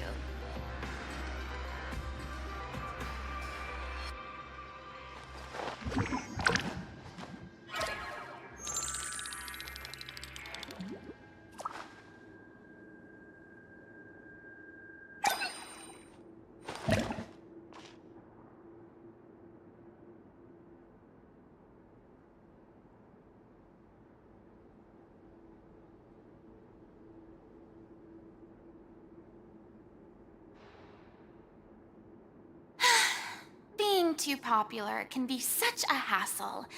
Who knew the people would adore me so much?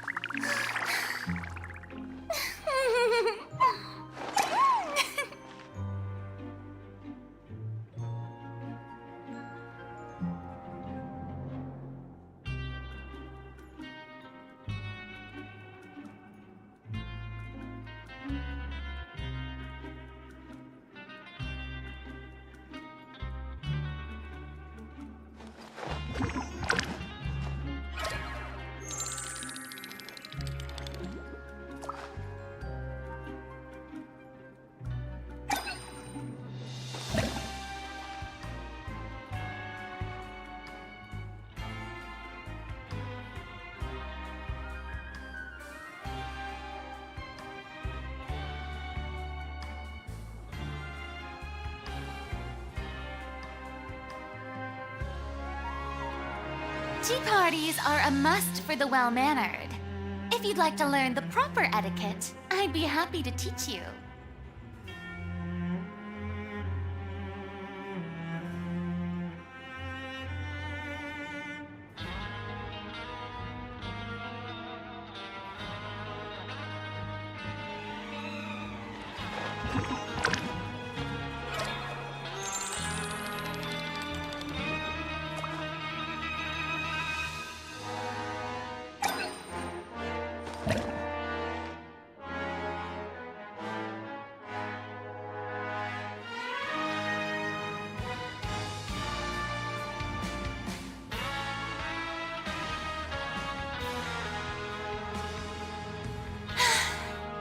Being too popular can be such a hassle. Who knew the people would adore me so much?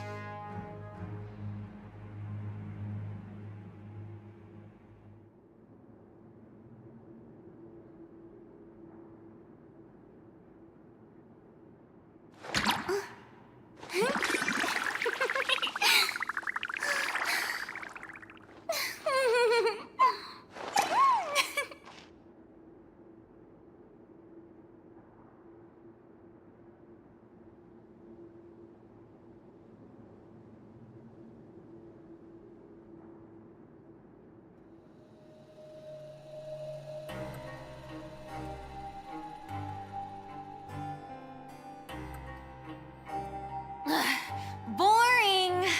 Isn't there anything else more interesting to do?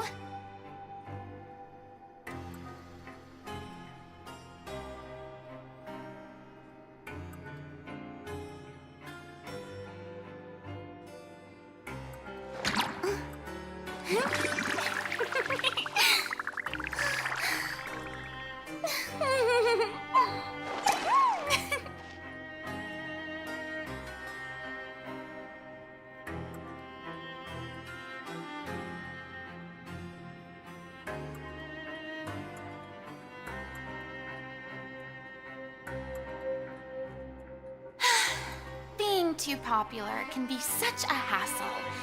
Who knew the people would adore me so much?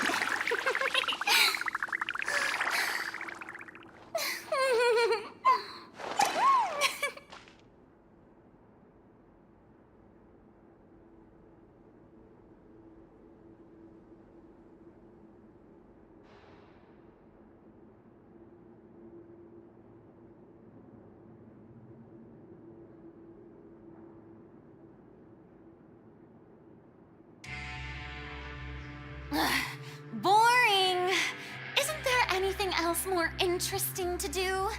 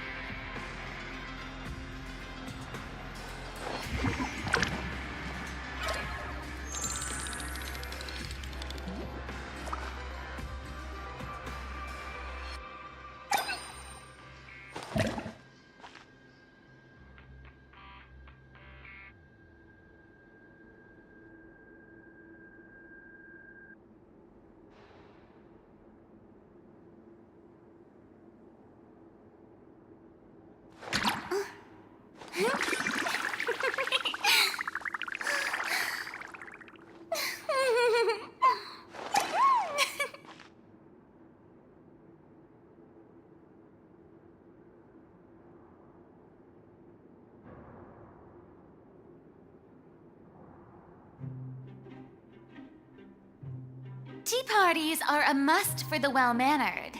If you'd like to learn the proper etiquette, I'd be happy to teach you.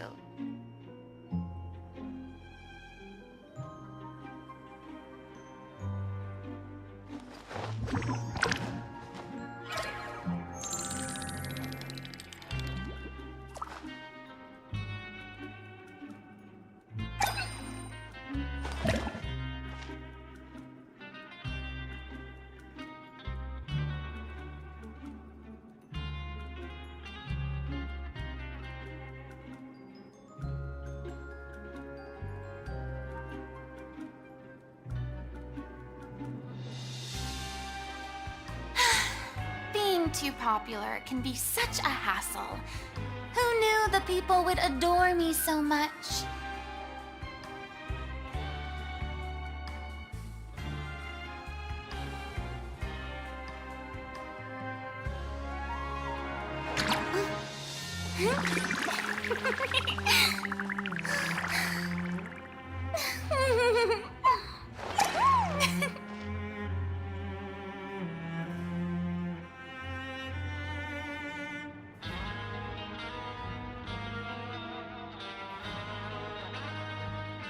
Tea parties are a must for the well-mannered.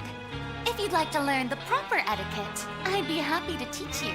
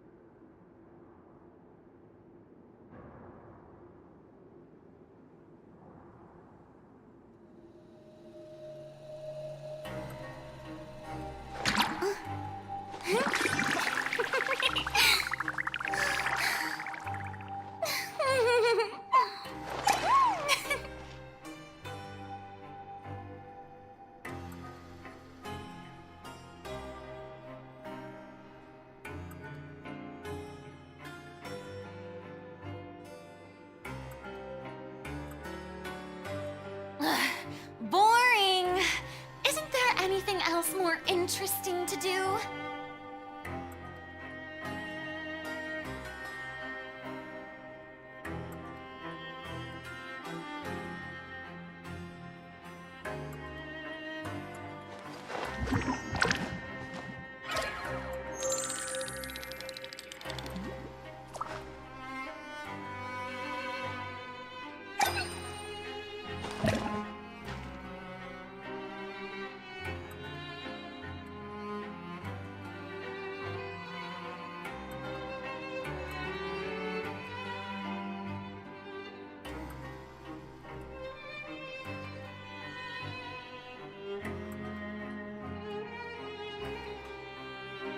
Tea parties are a must for the well-mannered. If you'd like to learn the proper etiquette, I'd be happy to teach you.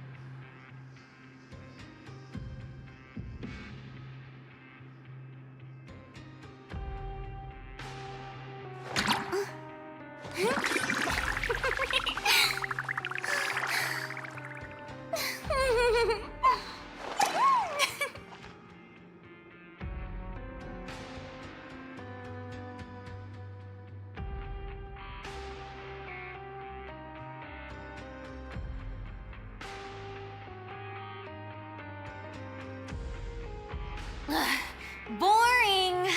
Isn't there anything else more interesting to do?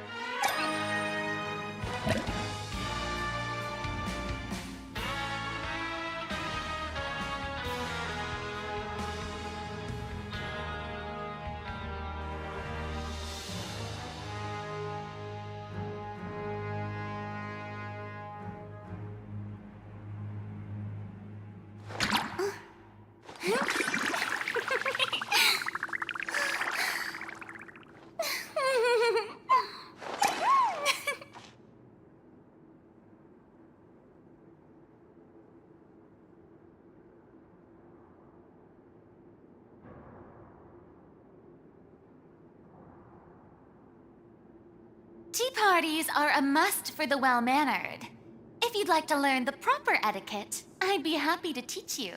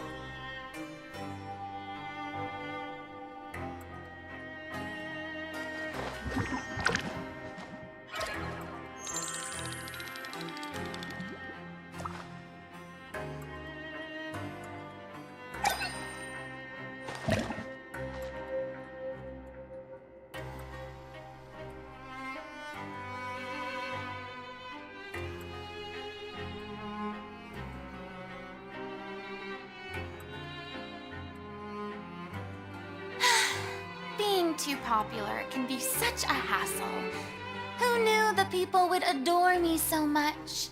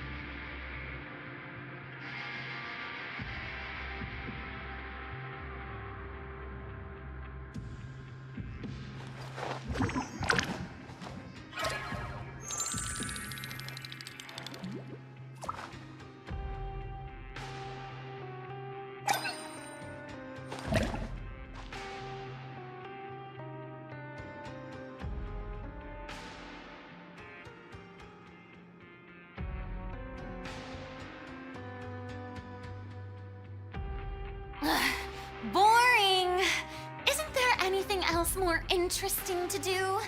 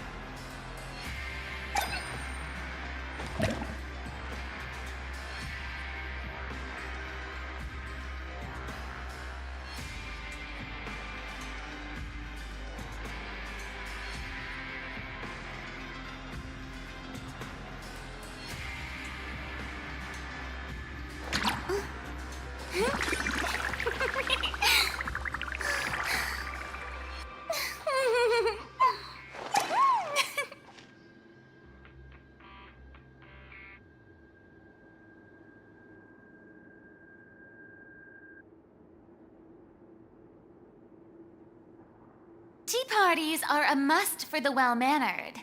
If you'd like to learn the proper etiquette, I'd be happy to teach you.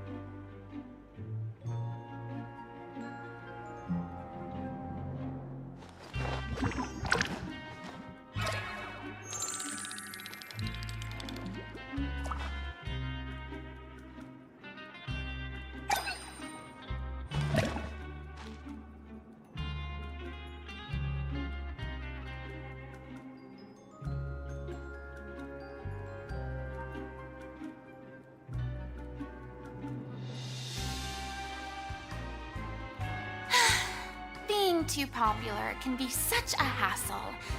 Who knew the people would adore me so much?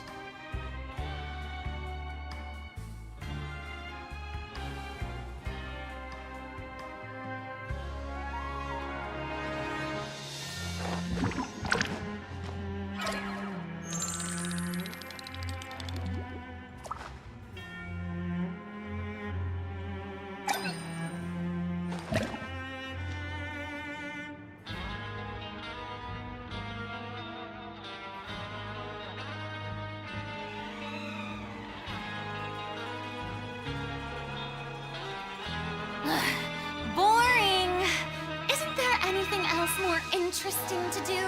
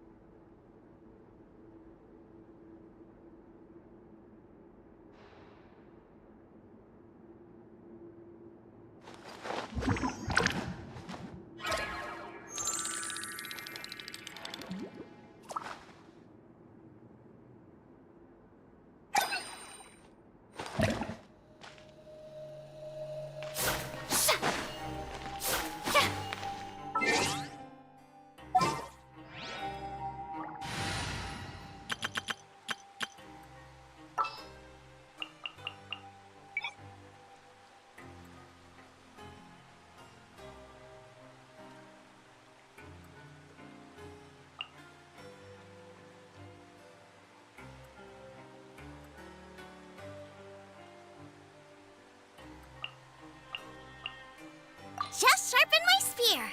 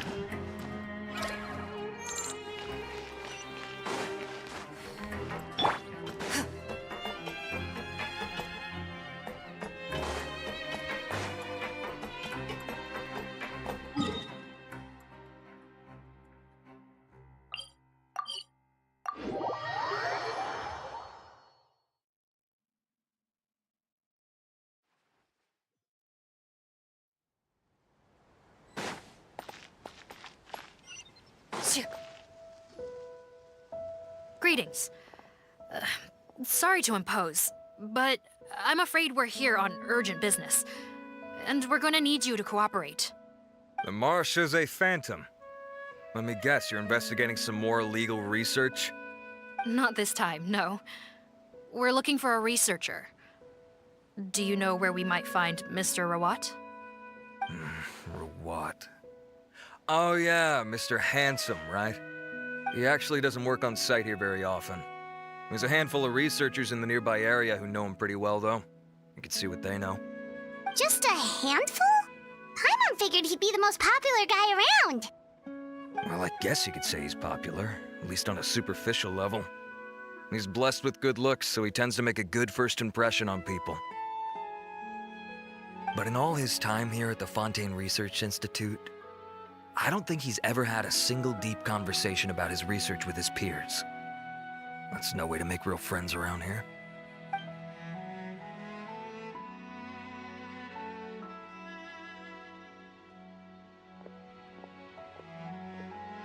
That's so weird. He definitely didn't come across like a recluse at that product promotion. Oh, I don't find that weird at all. He definitely didn't strike me as the kind of guy who's good at making friends. Really? Paimon couldn't tell. Must be a Melusine perception thing. Okay, we should talk with his acquaintances. But we also need to check the Research Institute for any clues. Let's split up. It'll save us some time. Sure thing. We'll go ask around among the other researchers with Siegeween. Paimon's suddenly kind of curious to know what everyone really thinks of him.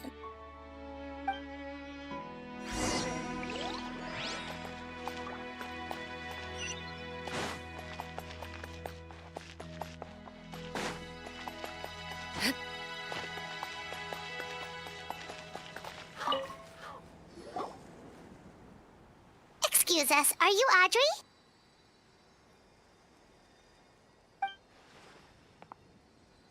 That's me. What is it? Are you close friends with Rawat? We're trying to find out where he is. Close friends? You mean because I told him I had feelings for him once? I doubt I'm the first or last at the Institute to make that mistake. Why would you single me out as a close friend? I should have known, really. Men like him, they just enjoy being surrounded by fawning women. They're not interested in a serious relationship. Okay. We were just kind of wondering if you might know where we can find him. Why would I know where he's at? I barely know him, and he probably doesn't even remember me. Ugh, this is getting annoying. Shall we go ask someone else?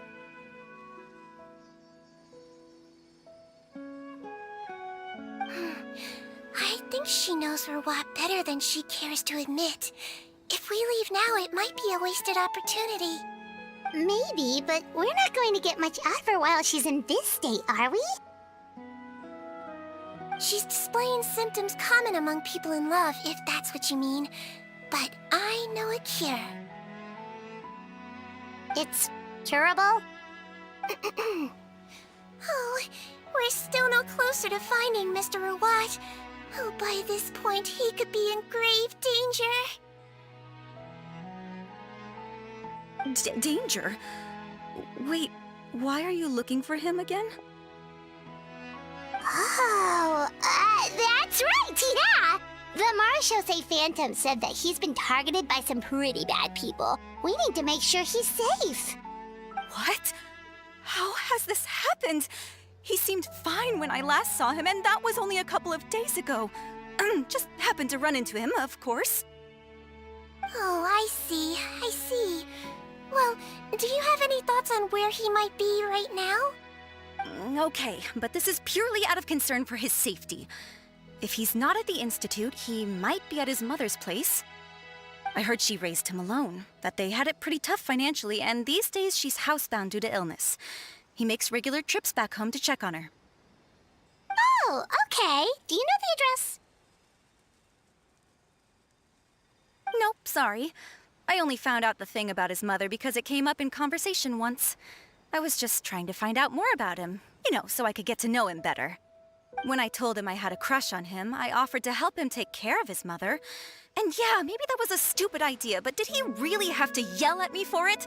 It's like, fine, I can take no for an answer, but what's with the temper tantrum? Unbelievable. These guys only want to show you their charming, well-groomed exterior. They can't stand it when a few home truths shine through. Looks like her love syndrome is flaring up again. We need to find out Mr. Rawat's mother's address. Let's check with the Marshose officers when we regroup. Cool, sounds like a plan.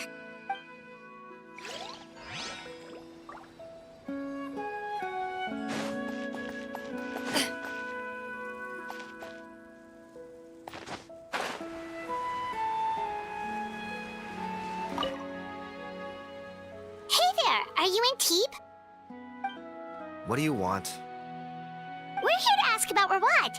Any idea where he might be? We were told you were pretty close with him. Close? Not sure that's the word I'd use. He wouldn't even let me use his patent. Huh? It's been a good few days since I last saw him. I don't know where he's at. Go ask someone else. Would the patent in question happen to be related to the new skincare product he developed? Yeah, kinda. Butterfly dew, or whatever he calls it. I heard he made a tidy sum off of that one.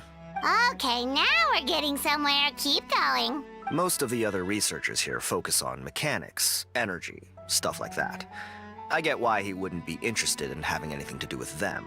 But I'm studying coatings. There's a huge overlap in our areas of research. Why would he refuse to work with me? I bought his product once and noticed it contains a unique substance that might have applications in coatings too. If it worked out, I could probably make as much as he's making. Don't get me wrong, I had no intention of plagiarizing his work. I was hoping to get official permission to use his findings in my own research. followed the proper procedure. It was all above board. I would have had to pay him a license fee and everything. But despite that, he turned me down not once, not twice, but 3 times. It's like he's vehemently opposed to the idea of anyone else making the kind of money he does. Huh, so is Rawat antisocial, or is this guy just jealous? Well, it doesn't look like we're gonna get any info about Rawat's whereabouts from him. Let's go! Wait, 1 second. Mr. Antibes, next time you go shopping, you should buy some Buell fruits. Peel the skin, steep in water, then drink.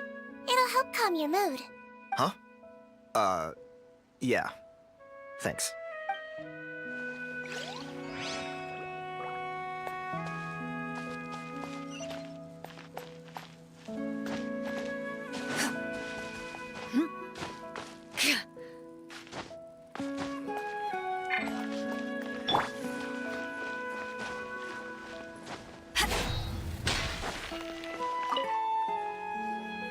Sorry to bother you, sir, but are you Bertram?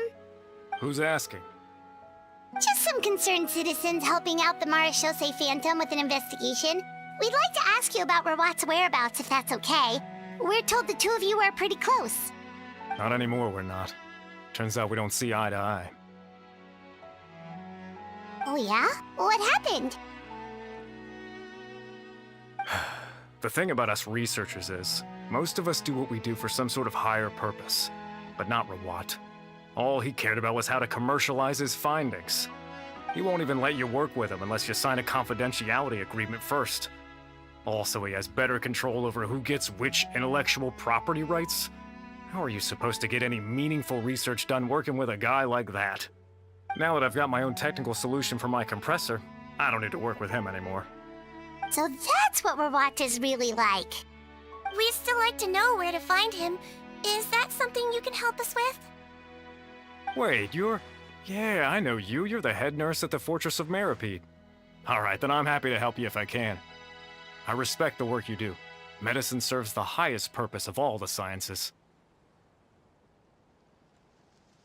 Wow, turns out Cedrine's got some real clout. Thing is, I have no real way of knowing where he might be. I stopped working with him 2 months ago, and I've barely seen him since. But if you want my advice, I'd say go talk to the peddlers. There's a few he meets with every other day or so. Maybe they know where he's at. Peddlers? Yeah, back when I was working with him, I noticed he met with them quite often. Wouldn't surprise me if they were involved in some shady business together, because it seemed like they went out of their way to avoid discussing anything in my presence. The little I overheard was about manufacturing and selling pharmaceutical drugs. Like I said, he's all about the money. Drugs? Doesn't he work with skincare products? Do those count as drugs? Who knows? I never cared to find out. He's the Morag rubber, not me. Thank you. You've given us plenty to work with. Welcome. Goodbye, and may we both reach new heights in our scientific endeavors. Well, that's all 3 researchers. Let's head back to the meetup point.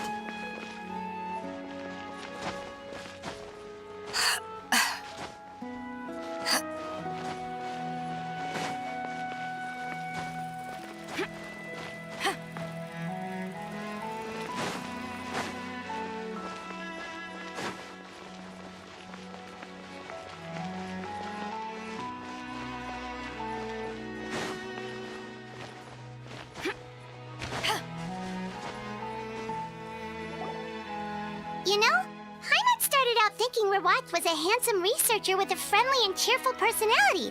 It's such a surprise to learn that his peers have a different impression of him. So, what's your view of him now, Paimon?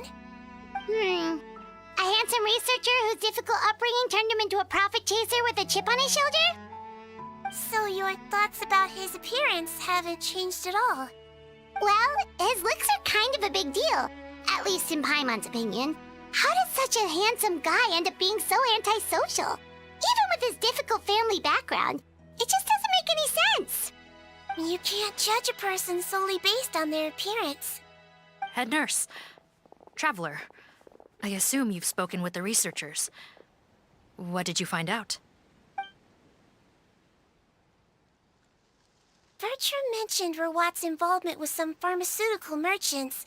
Do you know if he's registered any pharmaceutical brands? Since he was a whistleblower on such a huge case, I ran a background check on him. I don't remember there being any brands under his name.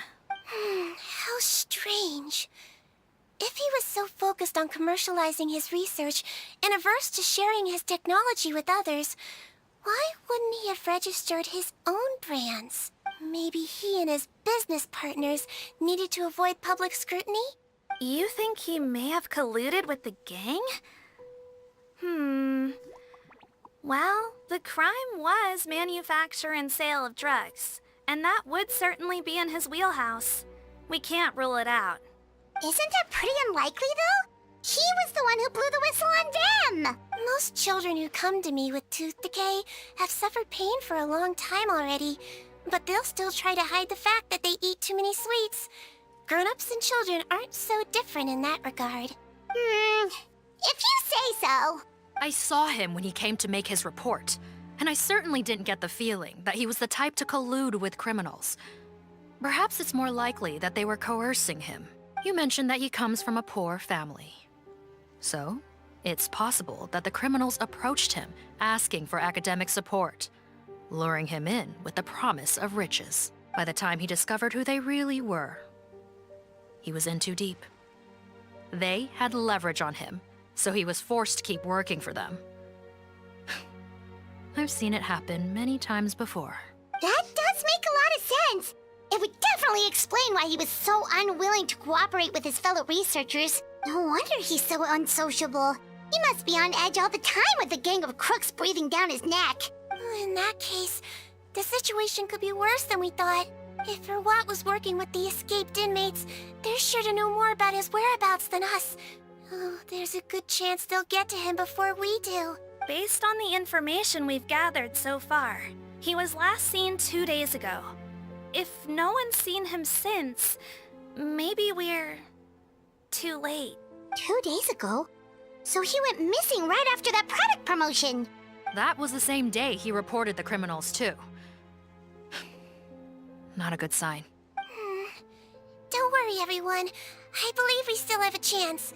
Since he disappeared right after blowing the whistle, it's likely that he's gone into hiding. Yeah, he must have been worried that they'd come for him. All the more reason to find him as soon as possible. The only lead we have at the moment is his mother's house, which you mentioned earlier.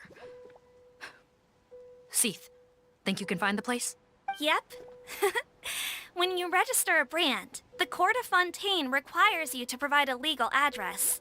The one Rawat wrote down was in the outskirts of the city. That should be the place. Okay, then there's no time to lose. Let's move.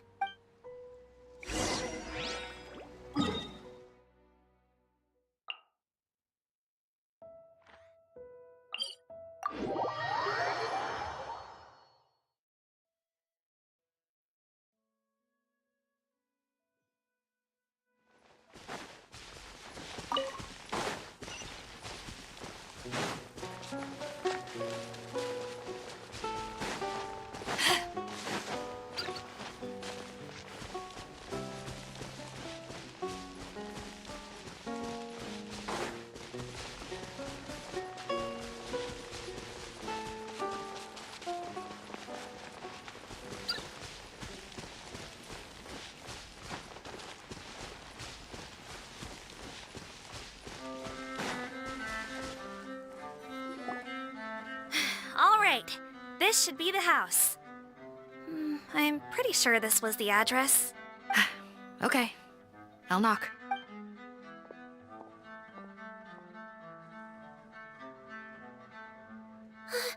Sounds like whoever's inside has restricted mobility.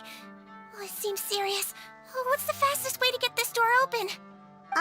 Break the door down? No, I'll handle it. Let the expert deal with it. There'll be a mountain of paperwork if we damage a citizen's property.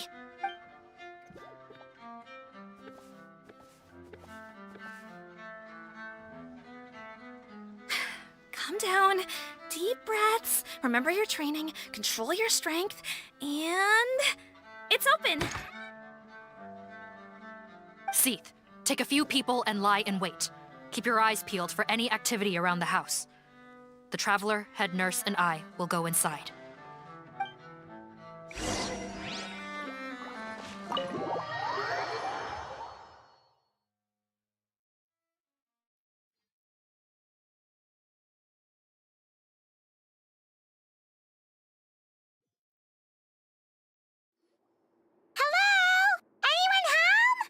Oh, there. On the bed, there's an old lady. That's gotta be Rawat's mother, right? She doesn't look like she's in any state to be answering our questions, though. We could try, but she is very ill. We mustn't force it. Well, doesn't look like Rawat's here. She's the only one we can talk to. Yep. Allow me. Hello, ma'am. Might I ask if you're Rawat's mother? We are trying to locate him.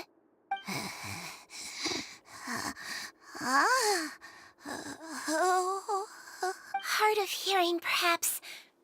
Does anyone have a picture of Rawat? I have one here. I'd like to show you a photo, ma'am. Is this your son? Do you know where he is?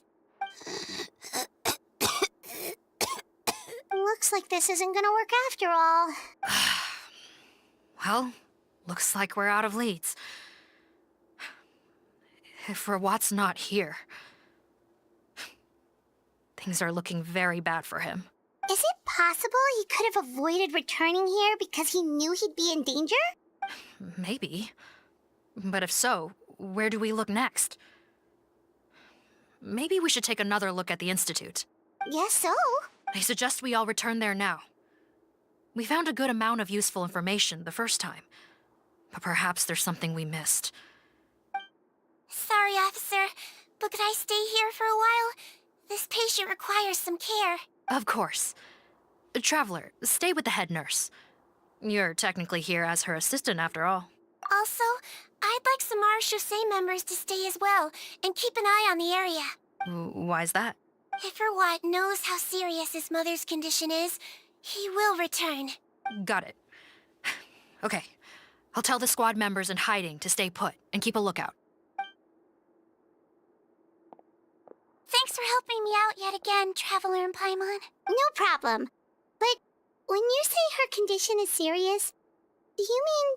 Yes. She's barely clinging on to life. Oh. Let me take care of a few things first. Could you pass me the towel over there? Yeah, of course.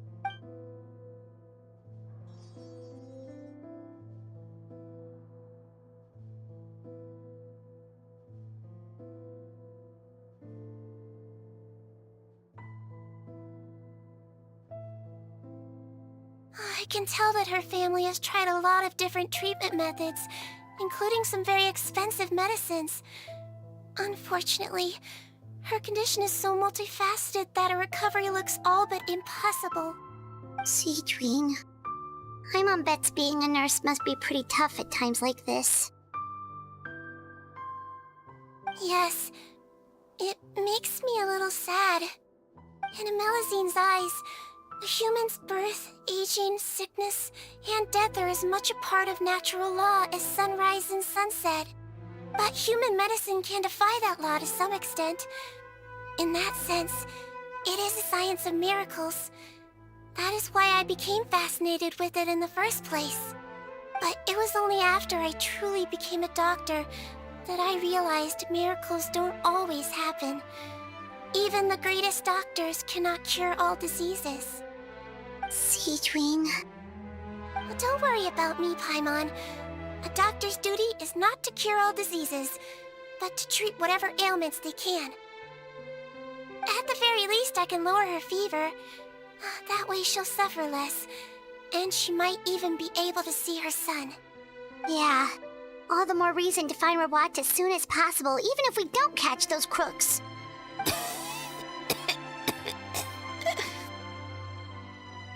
Oh, her fever is getting worse. Could I get some hot water? Sure, we're on the case.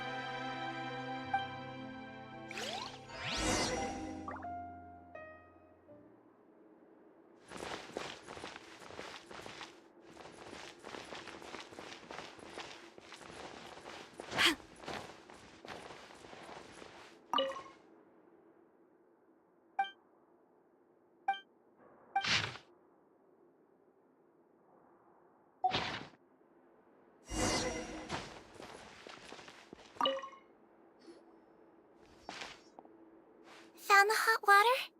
Sure did. And look what else we found. Judging by this journal, it seems like Rawat has a private lab. There's a good chance he could be there right now. We gotta go tell Officer Morgan right away. Oh, that's great news. But hold on just a moment. The wet towel is ready. I'm giving you another injection. Are you feeling better now?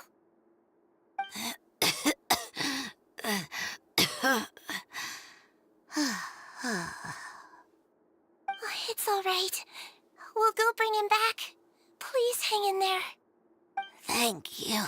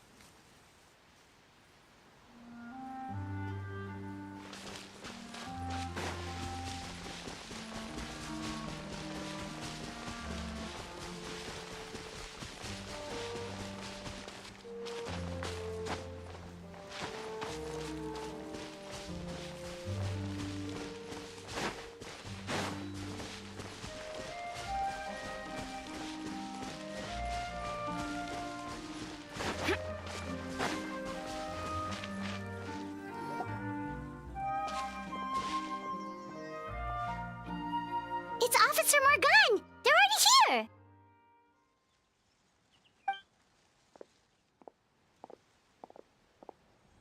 We came as soon as we heard the news. I can't believe we were so careless. The most crucial information of all was hiding right there, in that room. And we missed it. Don't blame yourself. Right now, we need to focus on finding a way in. There's a mechanical door over here! Hopefully the instructions in Rawat's journal will help us open it.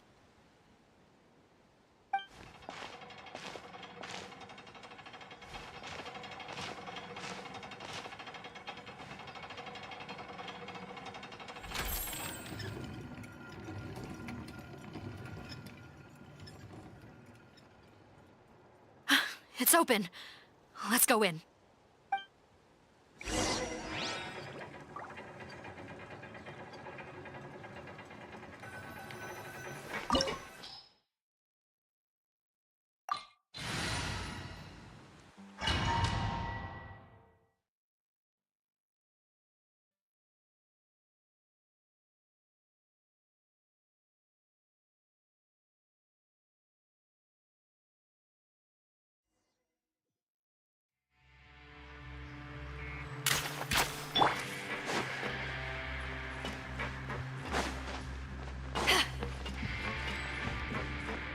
How did they get in here?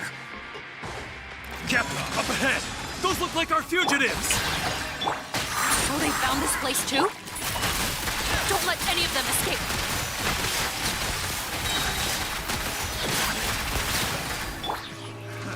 Another test subject. That Tinglea! Let the world collide! Barbados, guide us. Freeze! The wrong test subject. The wrong test subject.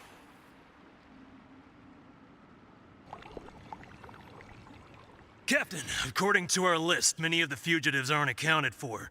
There may be others hiding deeper inside the facility. Ah, so these guys were just the lookout crew. The Marachose Phantom! How did they find this place? Wait, it's that guard from the fortress! That's right, I'm on your side. The Duke sent me. What's the matter? Some sort of mix-up? Mr. Odilon, didn't I tell you a few days ago that you need to stop all field work until you've recovered? Well, You know, gotta help His Grace out. Share the load. Officer Morgan, this man is an imposter. The real Mr. Odilon has no recent health issues. What? But I... Looks like the head nurse was right about the face-swapping method. Arrest them all! DuPont, stay here and keep guard. And watch the exit. If we're not back soon, call for reinforcements. Got it.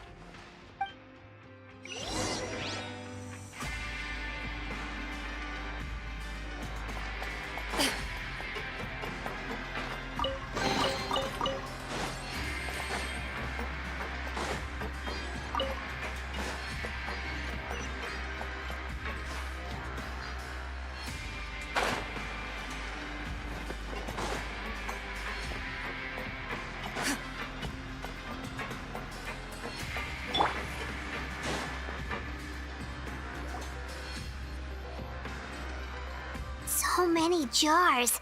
Was this some sort of production facility? This scent. It's probably the ingredients used to make butterfly dew.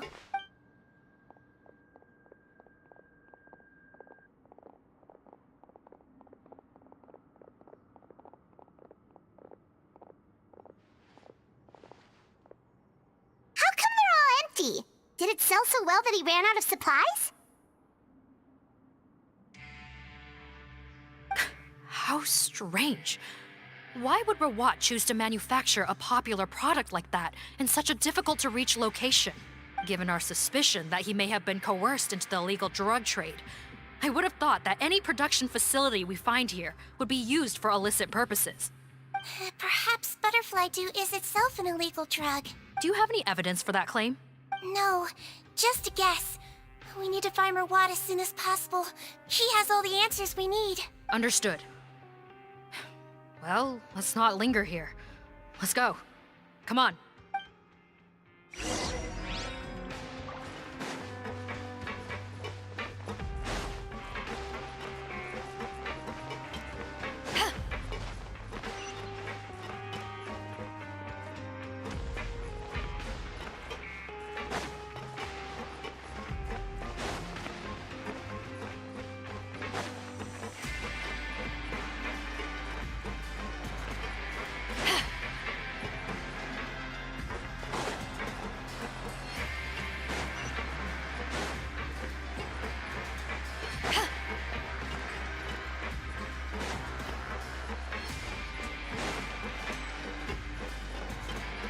Doesn't look like we're gonna get this door open. Let's find another way around.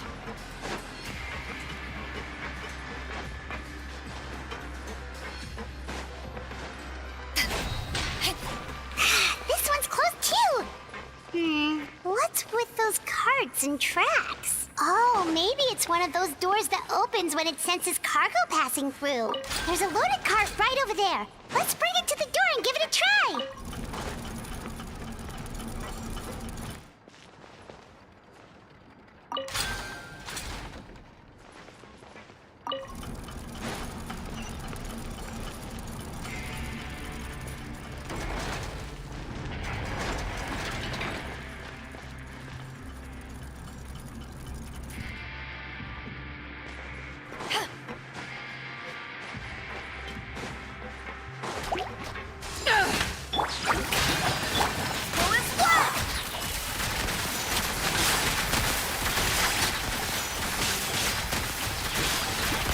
Time to testify.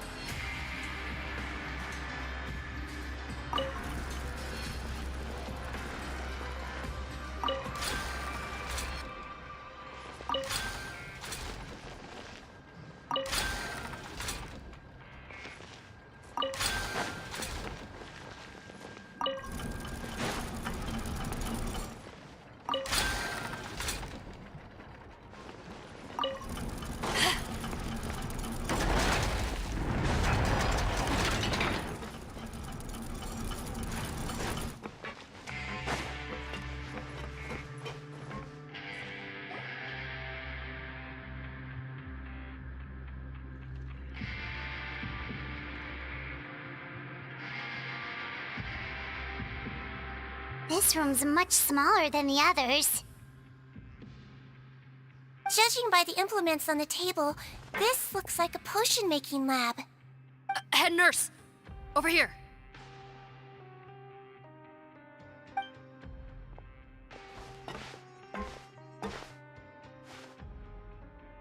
Let's see. Huh? Robot's clothes? Why would he change here? Perhaps they stripped him down, left the clothes behind, and disposed of him somewhere else? Yikes, Deedween, where did that come from? Oh, what a tragic way to go. Especially with such a bright future ahead of him.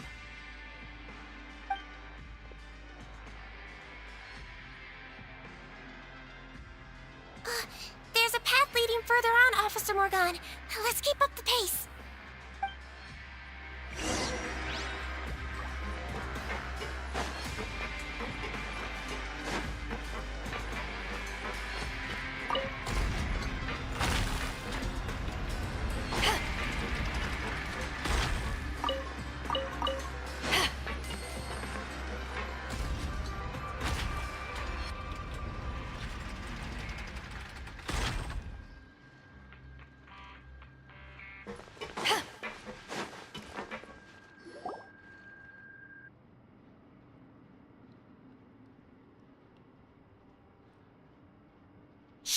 There's a whole bunch of people in there.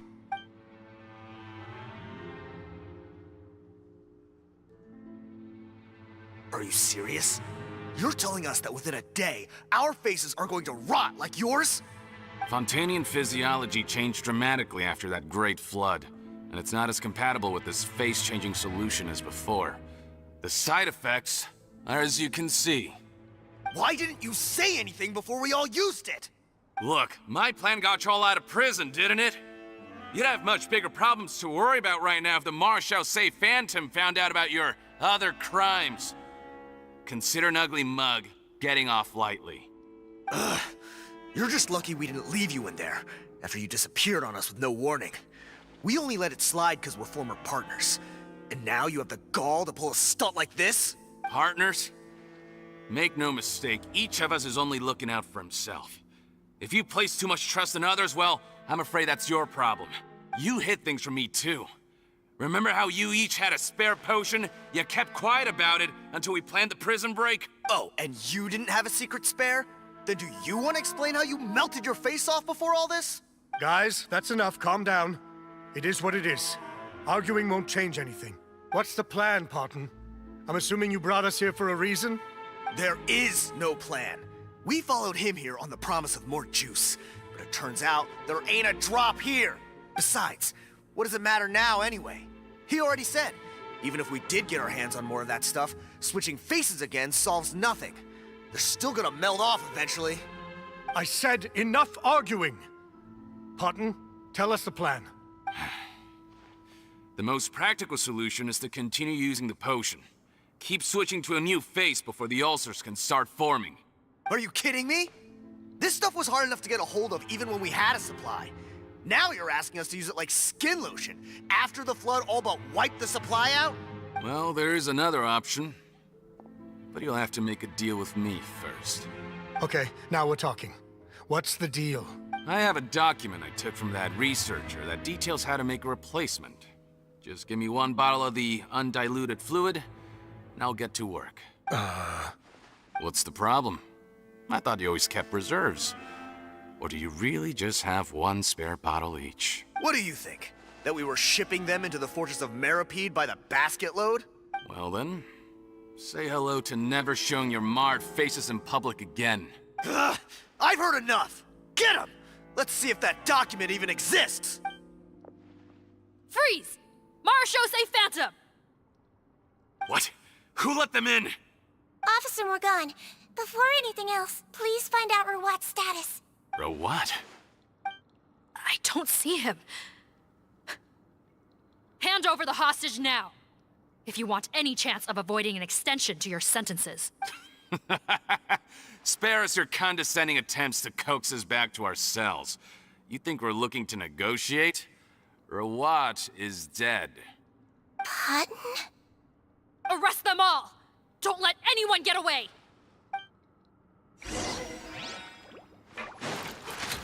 Power that ended Python!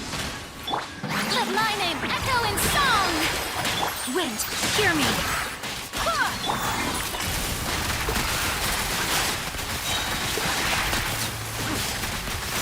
On the way. Shoot on sight! Time to shine!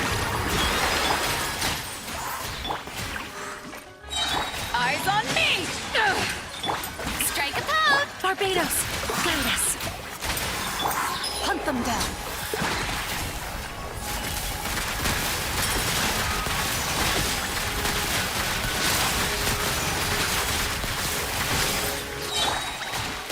Let my name echo in song! Huh. Gotta say, I never expected to see the head nurse in combat. Some patients respond better to a more aggressive treatment plan. Did we get everyone? Captain, we finished the head count. Potten's missing. Over there! The door's closing!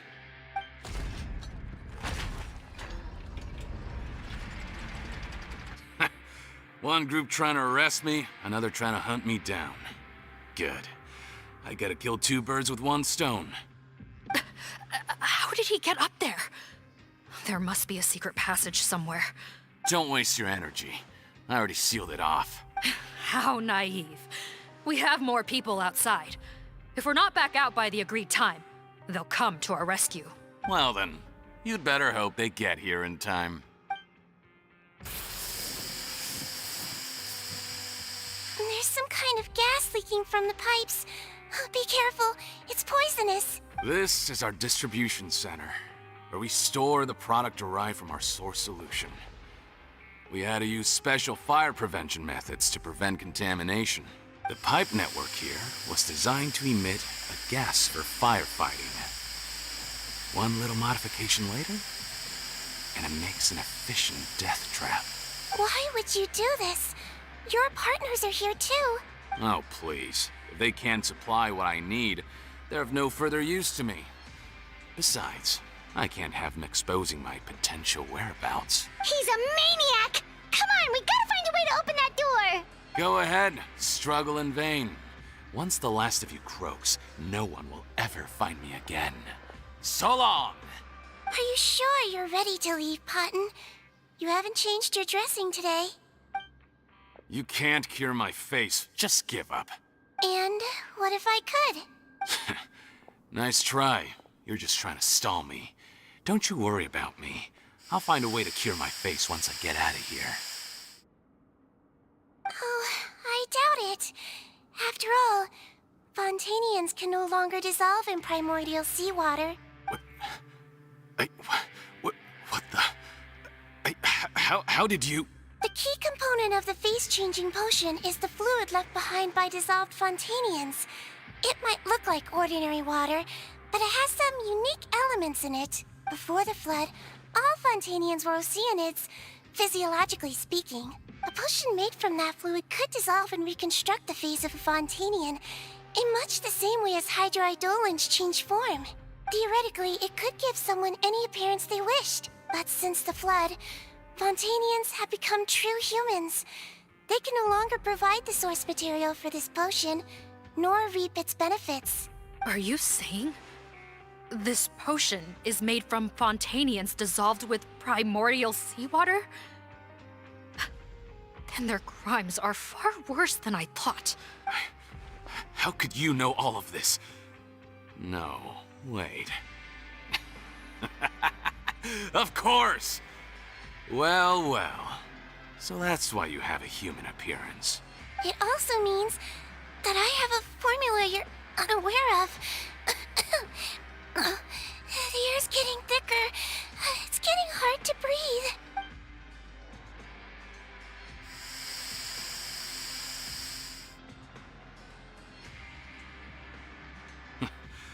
I might get to make a deal today after all. All right, keep talking. How do you intend to give me the formula? Oh, it's not a formula, but a finished product. I have a bottle of it right here. What? When I tried Rawat's skincare product, I noticed it had a certain special component in it. So I had my friends gather some other ingredients for me, and sure enough, a little experimenting later, I produced the potion. I'm guessing his skincare lotion contains the fruits of your joint research? Huh. Impressive guesswork. Yeah, we were his supplier for some of the raw ingredients. But it only contains a tiny amount of the active ingredient. The effect is minuscule compared to the undiluted fluid. Well, I found a way to reverse the dilution process, giving the skincare lotion a similar effect to the fluid it is derived from. That's impossible. If I tell you some of the ingredients, I think you can figure it out. First, you need to combine tinted hydrophantasm tissue with transoceanic pearls at a ratio of around 3 to 7. Tainted hydrophantasms and transoceanic pearls. I see. Can't believe I never thought of that. So, can we make a deal? Sounds good to me. There's a delivery pipeline beneath this window. Drop the potion in, and I'll release you all. Nope, not trusting you that easily. You're like those naughty kids who try to hide their illness. Open the sluice gate first, then I'll hand you the potion. Even if you're not bluffing, your potion won't cure my face permanently. You really think you have any leverage here? I'm not closing the valve this time. Clock's ticking. Fine, then I'll just stand here with the potion in my hand. And when I faint from the poison, I'll drop it and it'll be destroyed. No.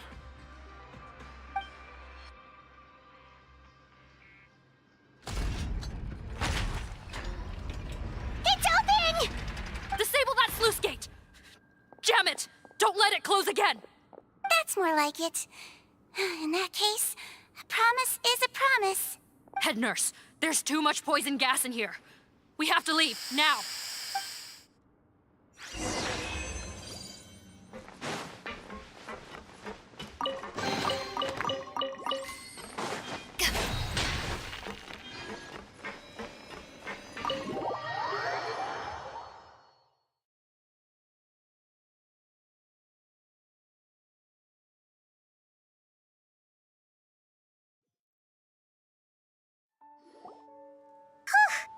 That was too close.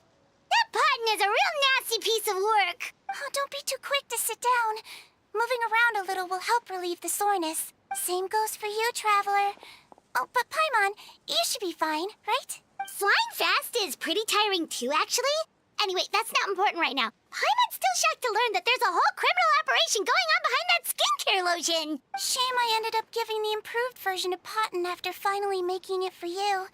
I'll make you some more, I promise. No, please don't. Yeah, Paimon was— Head nurse, I've done a final head count of our team and the criminals. Everyone's here and doing fine. We're ready to escort the fugitives back to the fortress of Meripede. It's a shame that we didn't find Rawat. At this point, I'm afraid he's probably deceased. What a horrible bunch. Especially that Potton guy. If he had made good on that deal, we'd all be dead because of him. No, we wouldn't. I always keep a whole bunch of antidotes on me for emergencies.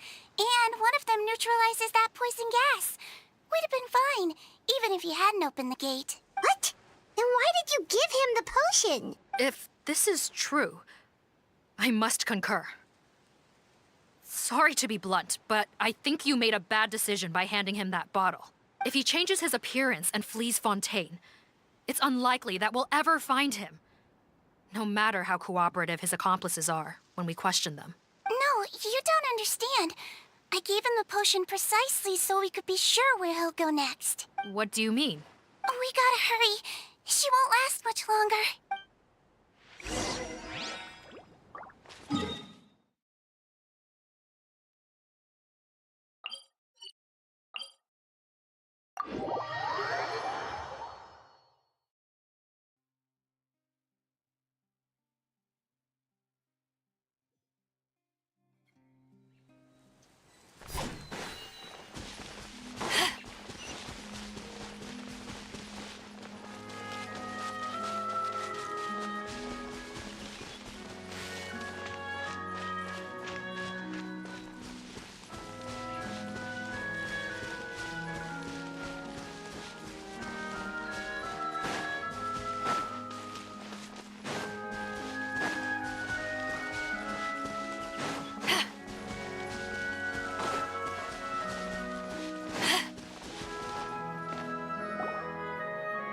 move a muscle. I might be short, but I pack a mean punch. Captain, you're just in time. While I was lying in wait, I spotted this crook snooping around, trying to find a way in. So I detained him. Whoa. His face. Are you... Potton? So this is where you were heading, huh? What? This is how Potton looked before his face was marred. His current appearance matches the mugshot on his arrest warrant. I see. Wait, so what's going on? Wasn't the whole point of the potion to disguise himself and escape Fontaine? Why would he change back to his original face and run right into our trap? Enough of this nonsense. Let me in. You better pipe down. There's an old lady in there who's very sick. No way are we letting a crook like you inside. To heck with it. Listen to me. I'm Rawat. That's my mother in there. He's gotta be lying, right? Rawat was a victim in all this. He was forced into it against his will. How can he and this monster be the same person? Forced against his will. That's the funniest thing I've heard all day. Back when I was being coerced, everyone thought I was colluding of my own free will. And then when I actually became a criminal in my own right, you all suddenly thought I must be under duress. Amazing what a difference a handsome face makes. Save us the speech. Explain yourself. You want an explanation? Fine. I'll tell it how it is. When I was just Potton, the whole world treated me with contempt. Ew. What do you want? Get away from me. Women despise me. Collaborate? You don't look like much of a researcher to me. My peers scorned me. Mr. Potton, was it? I'm most interested in your research. Consider my offer carefully. I doubt you'll find other investment opportunities. Only villains would work with me. You want out of the game? Forget about it. Turns out, I slipped up a little. Left your picture with some Marechaussee Phantom officers. Easy mistake to make. Now they've listed you as an accomplice and drawn up an arrest warrant. So I suggest you put any thoughts of running away to rest. If you get caught by the guards for being in the synth business, you ain't ever seeing the light of day again. There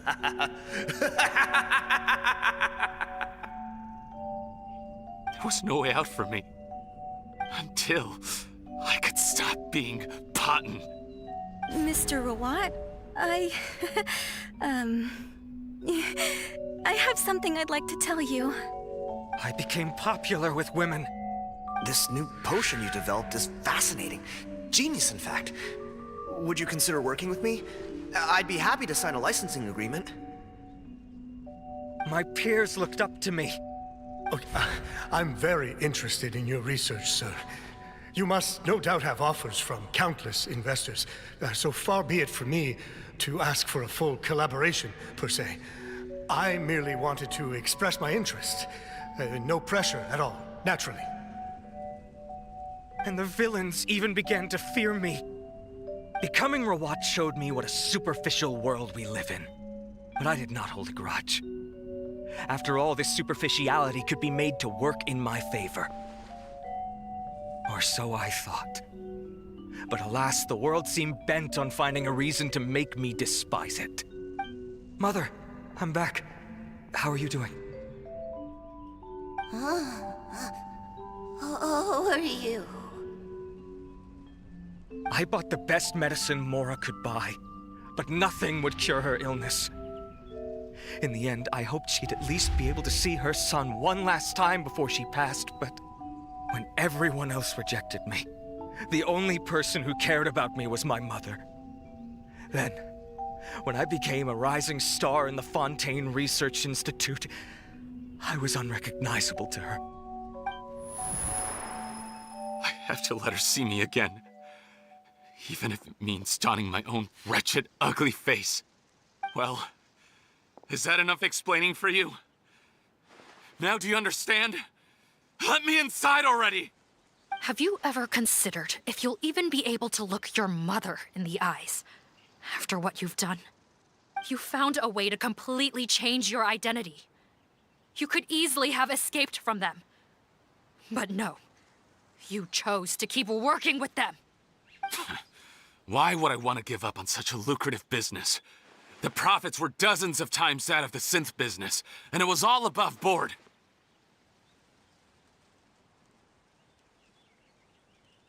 So you kept being a villain just for the money? Villain? By what standard? Is doing evil deeds really what makes someone a villain in your eyes? Or does it all come down to the way they look? None of you saw a villain when I was wearing my other face, did you? You have no right to judge me. You're all just fake people living in a hypocritical world. I regret nothing. My mother would understand. You're a villain to the core, but especially that tongue. Honestly, I don't see a villain when I look at your current face either. Don't humor me. You don't seem surprised by my confession in the least. How long have you known the truth? I didn't know anything for sure until you chose to take that potion bottle and spare our lives. But if you're asking when I started suspecting you, it was the first time you came to see me at the infirmary. I had to confirm my suspicions. That's why I chose to join this investigation. Are you kidding me? A young, promising researcher and a wretched criminal? What on earth gave you the idea that they could be one and the same person? Well, there were no visual clues. This potion's face-changing effects are very powerful. Even as a Melazine, I couldn't see through the disguise. But I believe I understand humanity a little better than most of my kind. Humans have certain fundamental qualities that do not change with their appearance. Fundamental qualities, huh? So you think you're the one who's seen through me, do you? Most people probably don't know this, but I think I can guess what your deal is. Melazine constitutions are very close to that of water, so it stands to reason that the potion should work on them too. You used it yourself, didn't you? That's why you have a human appearance. Cedrine? Yes, you're right.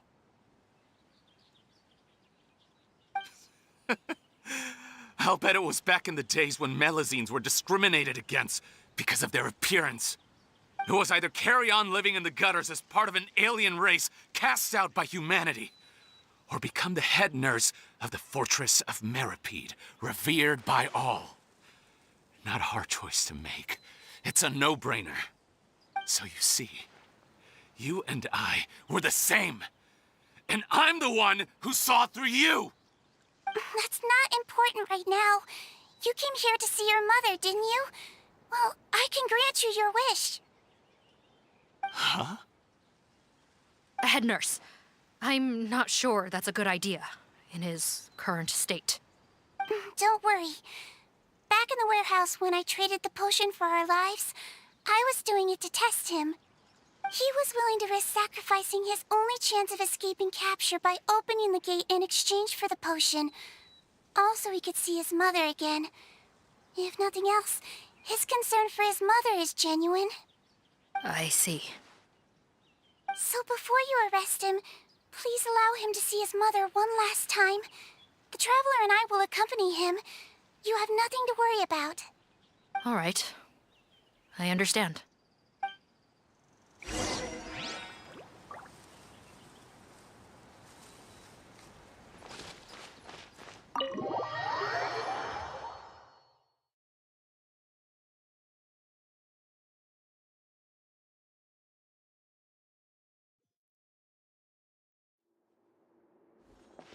Mom? It's me, Potton, your son. You recognize me now, don't you? Mom, what's wrong? I'm sorry, but I have some bad news. I examined your mother last time we were here, and it appears that due to her prolonged fever, she's lost her eyesight. What? Your appearance no longer has any bearing on her ability to recognize you. But there are always other ways to remind our loved ones who we are. wouldn't you say? No, it can't be. Please, Mom, open your eyes.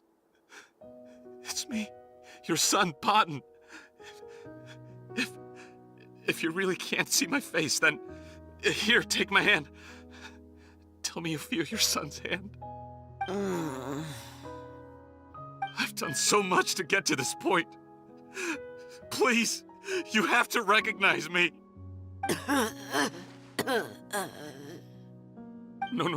No. The temperature of his palm must have changed. I'm sorry. It seems I couldn't bring him back to you after all.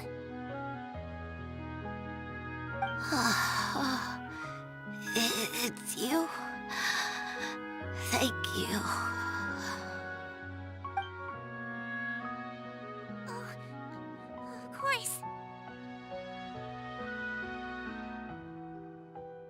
Mom, why will you answer her and not me? Why? No more questions, Potton. She's gone. Mom?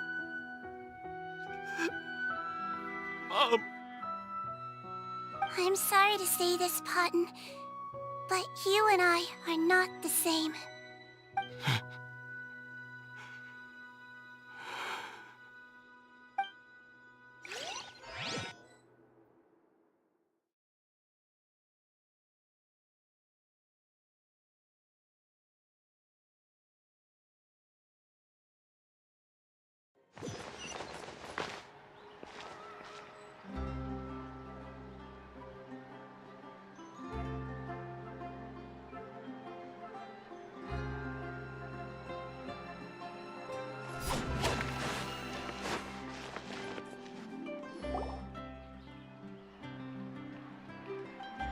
The wait is over, everyone!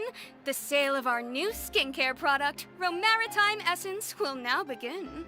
Another skincare promotion! And it's selling as fast as last time. Wonder what people would think if they knew what was in the last batch. Oh, Seedween's here too! Hey, Seedween! Oh, Traveler Paimon, hello! I hope you two got a good rest yesterday after all your hard work. Of course! Nurse's orders, right? Anyway, are you here to take notes for your next article? Actually, I'm mostly here to help Officer Morgan wrap up yesterday's case.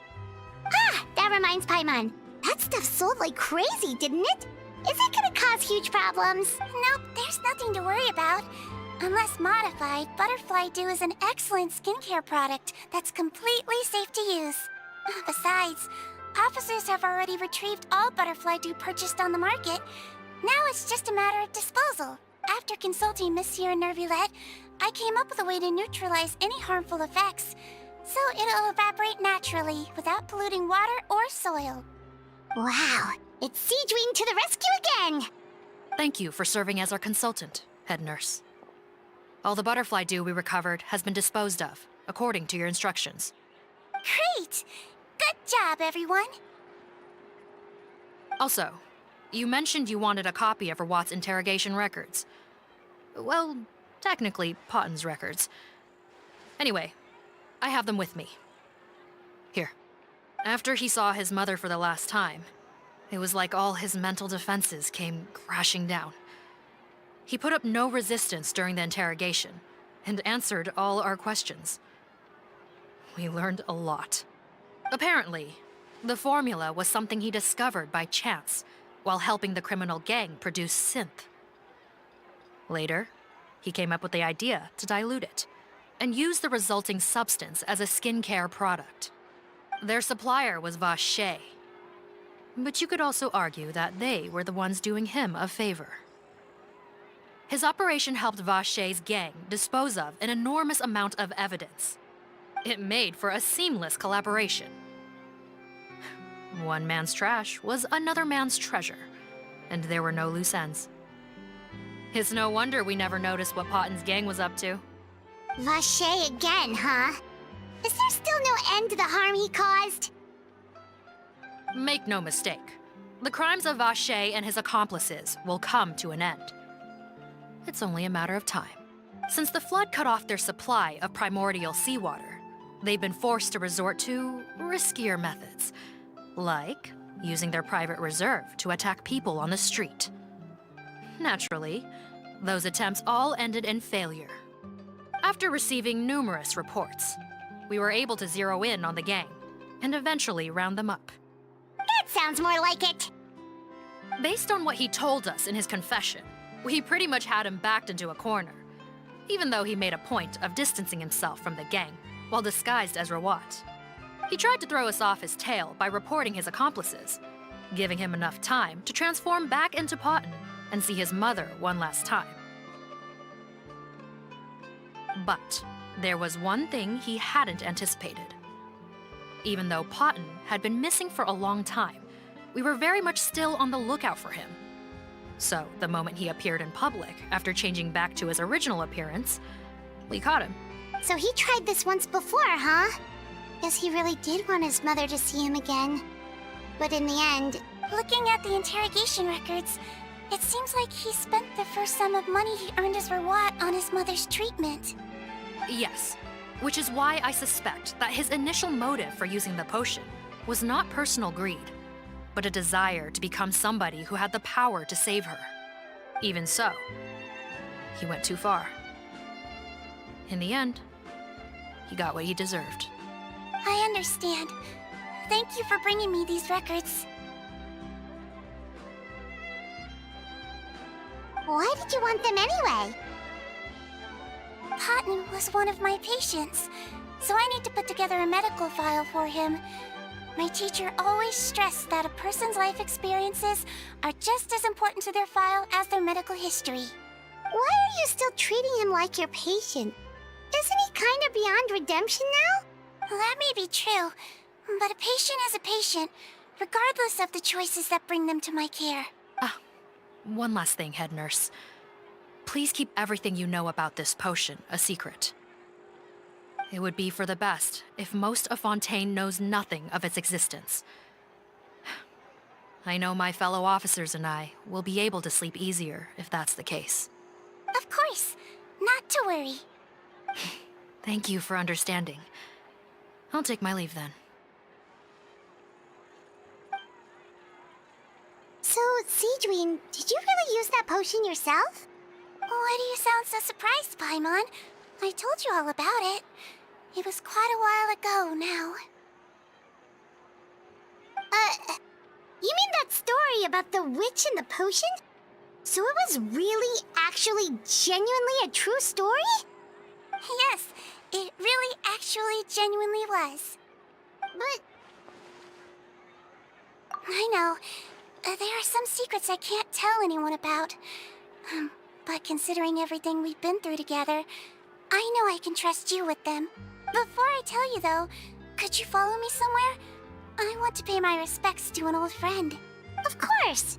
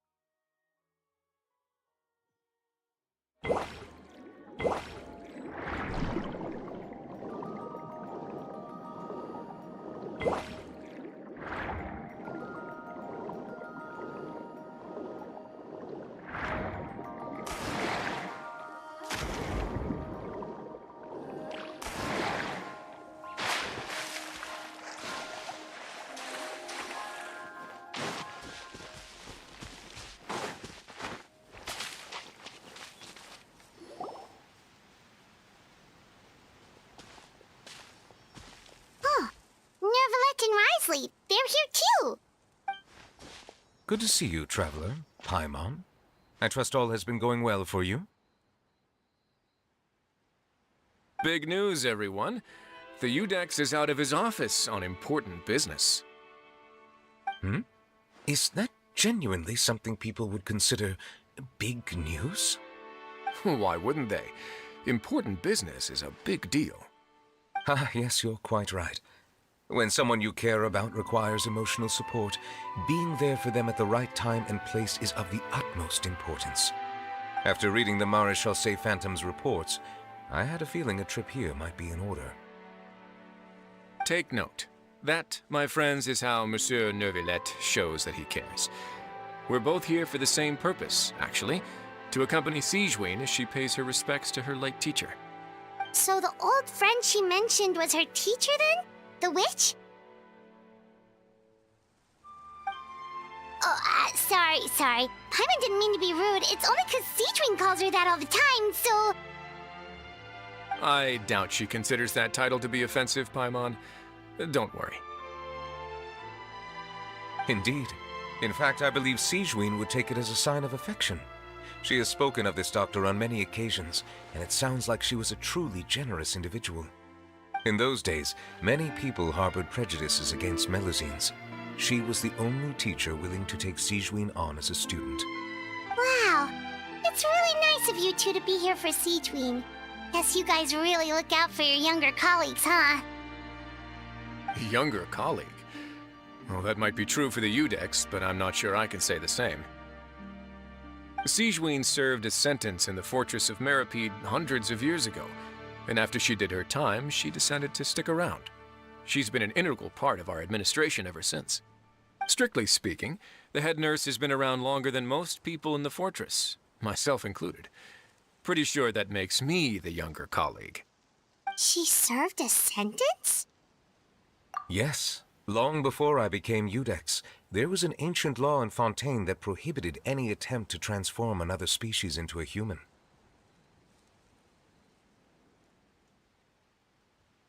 Initially, I and most researchers believed this law to have been imposed due to ethical concerns.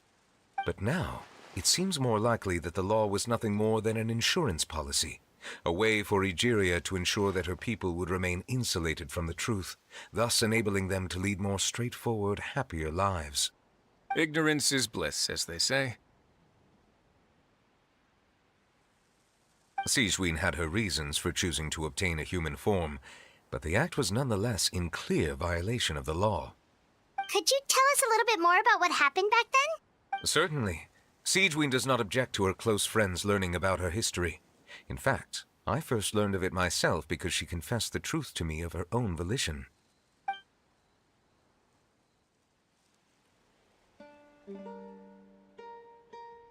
Even with their daughter so ill, they kicked you out?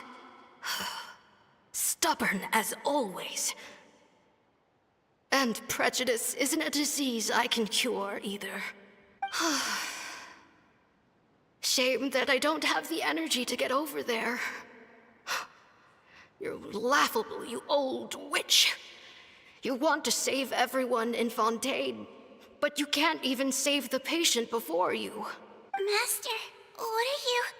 I discovered a strange disease, one I suspect that every Fontainian suffers from. But without witnesses or proof, no one will believe me. I had no choice but to experiment on myself to find a cure, but I hit a wall. And as you can see, it took a wretched toll on me. Then I'll find a cure for you, and then you can go cure her. There's no need.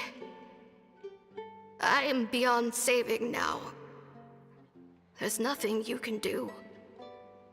But, Master... As I said before, a doctor's duty is to treat whatever ailments they can.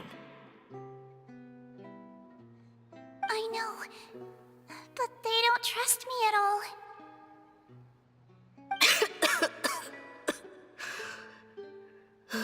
That girl. She's your first ever patient, isn't she? Tell me, what cost are you willing to bear to see her cured? I'll do whatever it takes. Even if it means breaking the law and being punished for it? As long as I don't hurt anyone. Yes.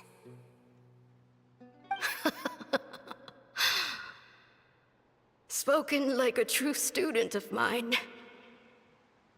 Then I shall make one more final gamble and see my experiment through to its end. Leave me for now and come back in 2 hours. If I am able to work this miracle, then I will have found a way to save all Fontainians, and I shall be able to help you treat that girl. If not, then it means there is one more disease in this world that I cannot treat. In that case, do not come looking for me. I will leave you a parting gift.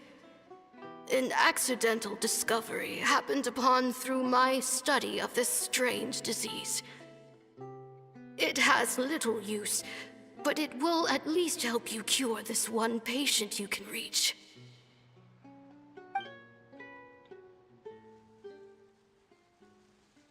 When Sigewinne returned, the miracle had not occurred. She found a potion bottle and a note on the table.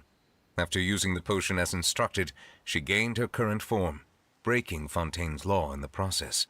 And after I had confirmed the veracity of the events, I gave my verdict. So that's what happened. I fear Sigewinne only understood the full story after the truth about the dissolution of Fontainians was uncovered. When I reflected on all this with that knowledge in hand, I felt a deep sense of regret. As I use the law to uphold justice, there are times when I cannot help but acknowledge its ruthlessness.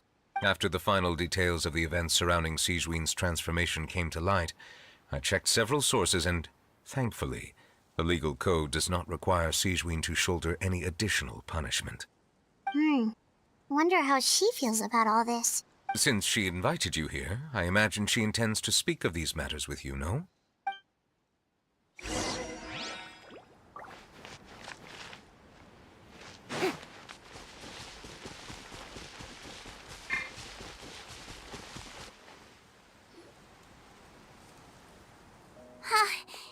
You're here. The old friend I mentioned was my teacher. When she passed, her body was nowhere to be found. All that's left of her is an empty tomb. And even that's deep underwater now. Sigewinne, the witch who gave you the magic potion, she was your teacher, wasn't she?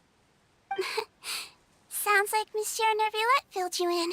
After learning the truth, it must have been hard to process, huh? Well, to be honest, after I realized what really happened that night, my first thought was that it kind of made sense. It seemed exactly like the sort of thing she would do. But she was planning to sacrifice herself and never told you. That's just who she was.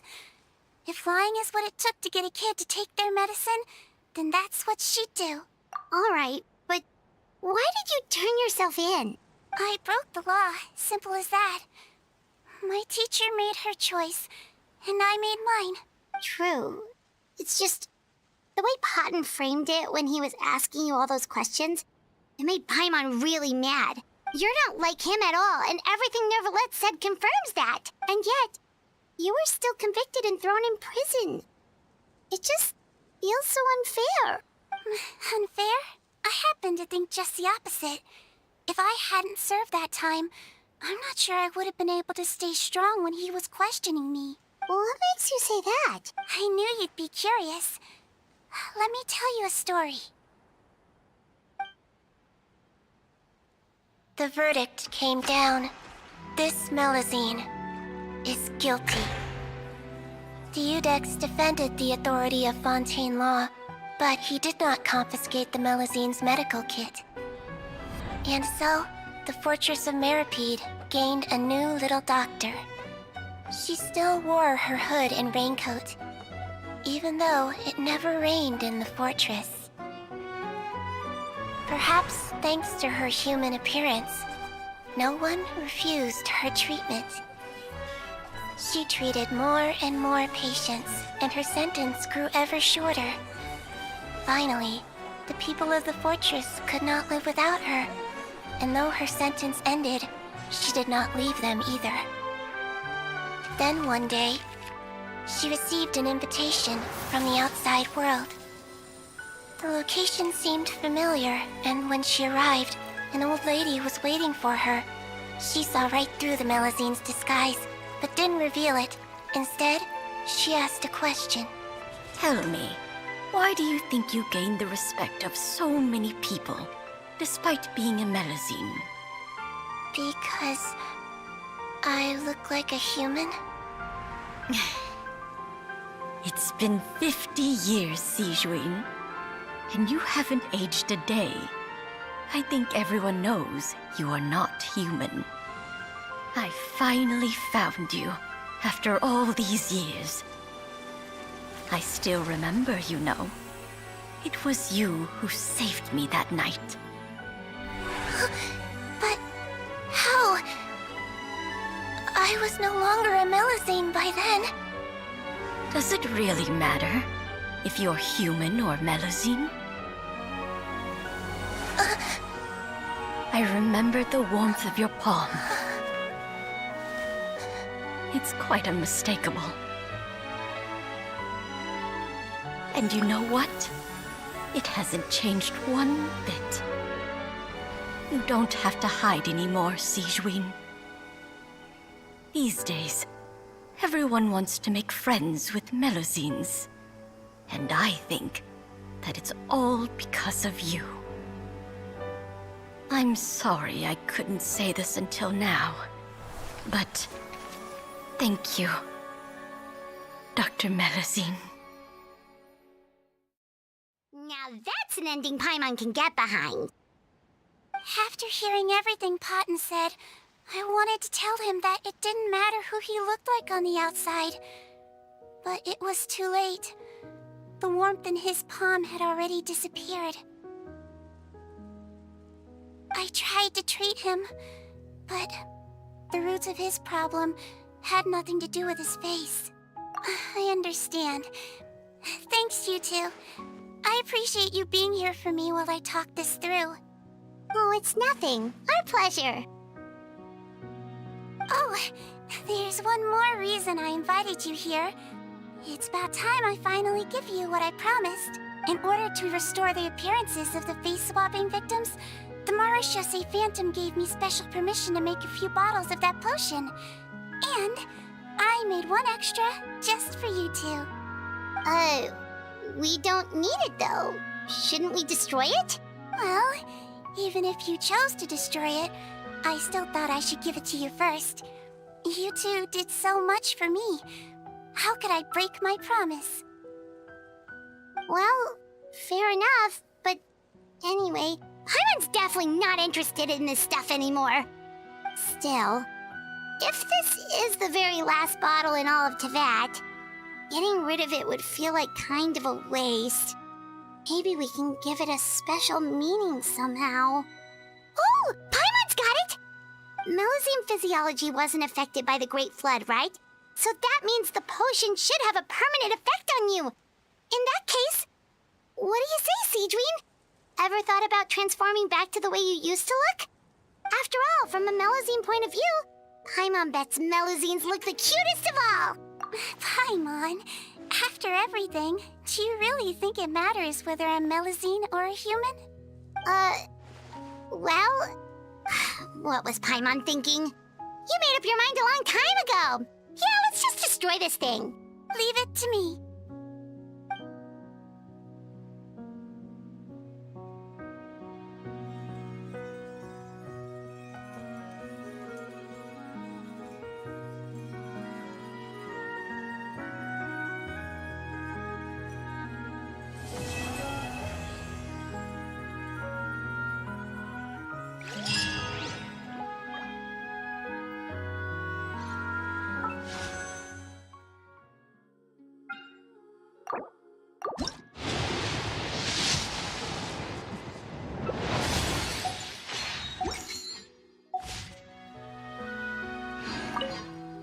I'd like to stay here with my teacher for a little longer.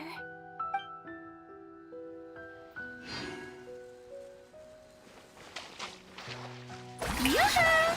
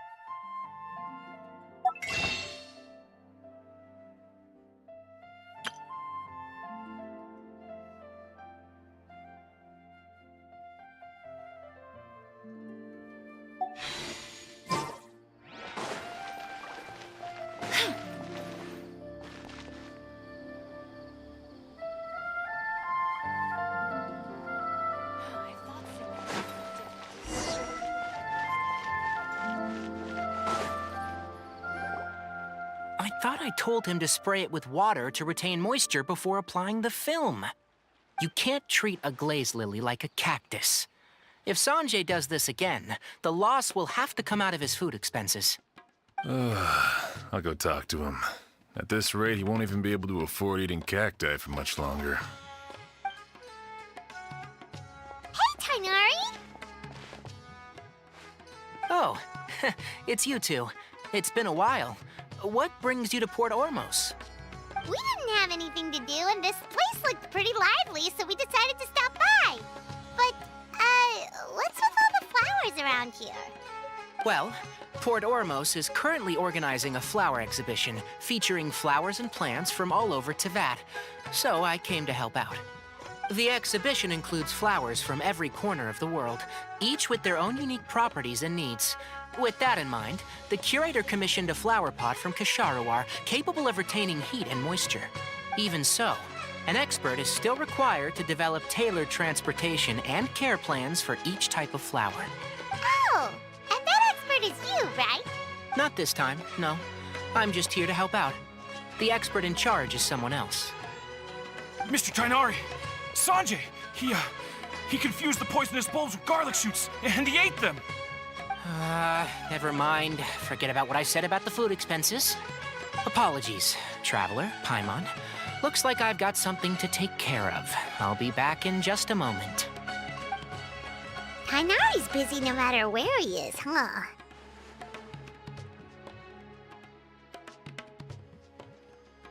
Yeah, seems like it. Some people just need supervision. Well, looks like Tainari might be busy for a while. Let's take a look around the port in the meantime.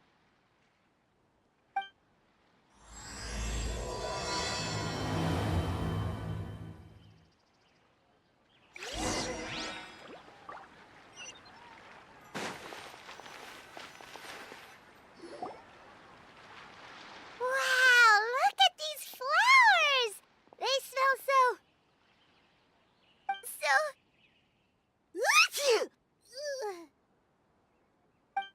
Huh?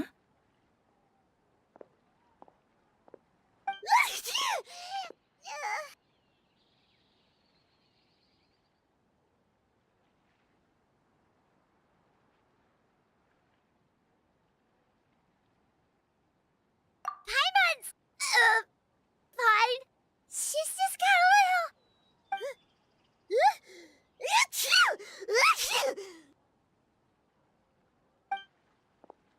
Rainbow roses, glaze lilies, and Cecilia's? No wonder. It's getting worse. Why?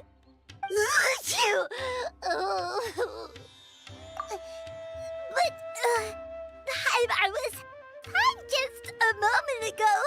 She didn't even eat anything weird. A moment of your time, you two? If it's not too much trouble, perhaps you could try this incense.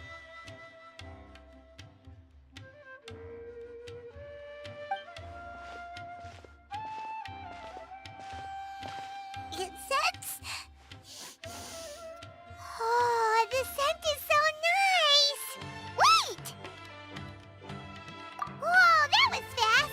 Paimon doesn't have to sneeze anymore! Think nothing of it. From your attire, I imagine you two aren't from Sumeru either.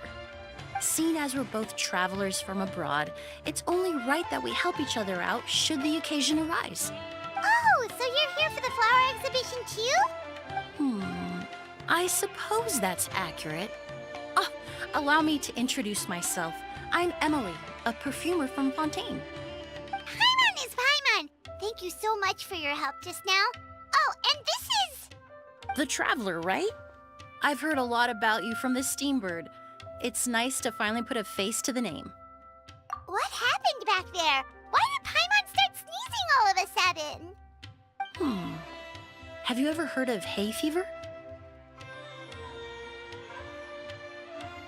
To put it simply, when inhaled, certain pollens can trigger abnormal physical reactions. But Paimon has seen these kinds of flowers before and nothing weird happened then. Well, we're all different. The factors that can trigger a reaction to certain stimuli vary by person. In isolation, the effects of certain pollens may seem minimal, but inhaling various types at once can trigger a more overt reaction. But there's no need to worry. Pollen allergies can be effectively mitigated with the use of medication. Oh, well, that's good. Traveler, Paimon, there you are. Is everything all right? I left in such a hurry, I forgot to warn you about all the pollen in the air. Emily? Ah, what a coincidence. Looks like my worry was misplaced then. The Traveler and Paimon are in good hands. It was nothing, really. We happened to run into each other shortly after my arrival, and I offered them a bit of help, that's all. I'm more curious as to why you thought the Traveler and Paimon were in danger. Allergies are highly unpredictable. If you were concerned the pollen might trigger a reaction, that must mean something similar has happened in the past.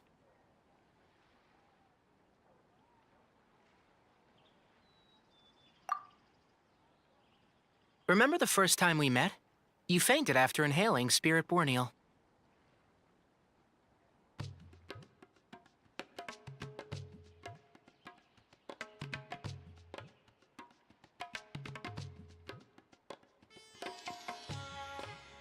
The Spirit Borneal didn't affect Paimon at all, and now she's the one suffering. It makes no sense.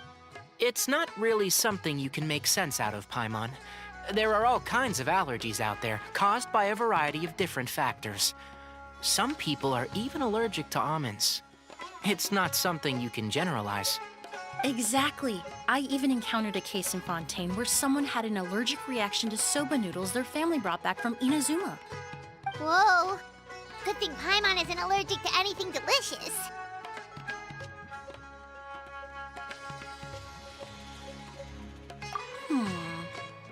In a manner of speaking, although you could say the patients I deal with are rather unusual. In addition to medicine, Emily is also very knowledgeable about botany. She's taught me a lot about the native flora around Fontaine. And that's where my expertise ends, I'm afraid. When it comes to breadth of knowledge, Tighnari certainly comes out on top. A flower expert? Oh, Paimon's got it! You must be the expert Tighnari mentioned, the one in charge of the exhibition! Wrong again, I'm afraid. Well, I did come for the exhibition, but only to inquire about the Auguste variety. I'm not involved in any official capacity. Oh, Paimon was sure she got it right this time. It's a kind of flower that was once popular in Fontaine. The perfume made from it also bears the same name, Auguste. Auguste, huh? That's not a name you hear often nowadays. In an ancient language, the word is said to mean sacred or noble. It's sometimes used as a name for people as well. Ah, that reminds me. Are you familiar with a historical event in Fontaine known as Perfume Mania? Perfume Mania was an event that occurred in Fontaine nearly 20 years ago. It all started when several merchants released their own lines of high-end, expensive perfumes, marketing them as must-have luxury products, the very symbol of elegance itself. No one anticipated the absolute frenzy this would create on the market, causing the price of perfumes to skyrocket. The demand was twofold. What some saw as a status symbol, most saw as a money-making opportunity. You could take advantage of the soaring price by hoarding them and reselling at even higher margins. The value of these products became so inflated, regular bottles of perfume were even going for hundreds of thousands of mora. This resulted in countless disputes and scams. But at the end of the day, perfume is just perfume. The market value greatly exceeded the intrinsic worth of the product, creating an economic bubble that was never going to last. Luckily, the Palais Mermonia recognized the danger and intervened before the craze could truly spread. Many profiteers and scammers were thrown in jail as a result. In the end, only a few wealthy families were affected when the bubble popped. What does all this have to do with that Auguste you mentioned earlier? Well, During the craze, the most popular perfume was none other than Auguste. The demand far exceeded the supply, to the point where it once sold for 10 million mora a bottle. 10 million? Then what about now? After the mania ended, most perfumes returned to a normal price. Auguste was the only exception. Its namesake, the flower used to create it, went extinct. As a result, no new bottles of Auguste have been made, and the value of the perfume, indeed. The Auguste flower was not a natural variety, you see. It was specially cultivated for use in perfume making. When the bubble popped, all the flower beds used for its cultivation were destroyed in a fire. The variety has never been seen since. But didn't you say you came to the exhibition to look for it? Ah, yes. I came to investigate a certain rumor that the Auguste flower has reappeared in Sumeru. It's causing quite the stir in the Fontaine perfume market. Traveler, we should help Emily look for it.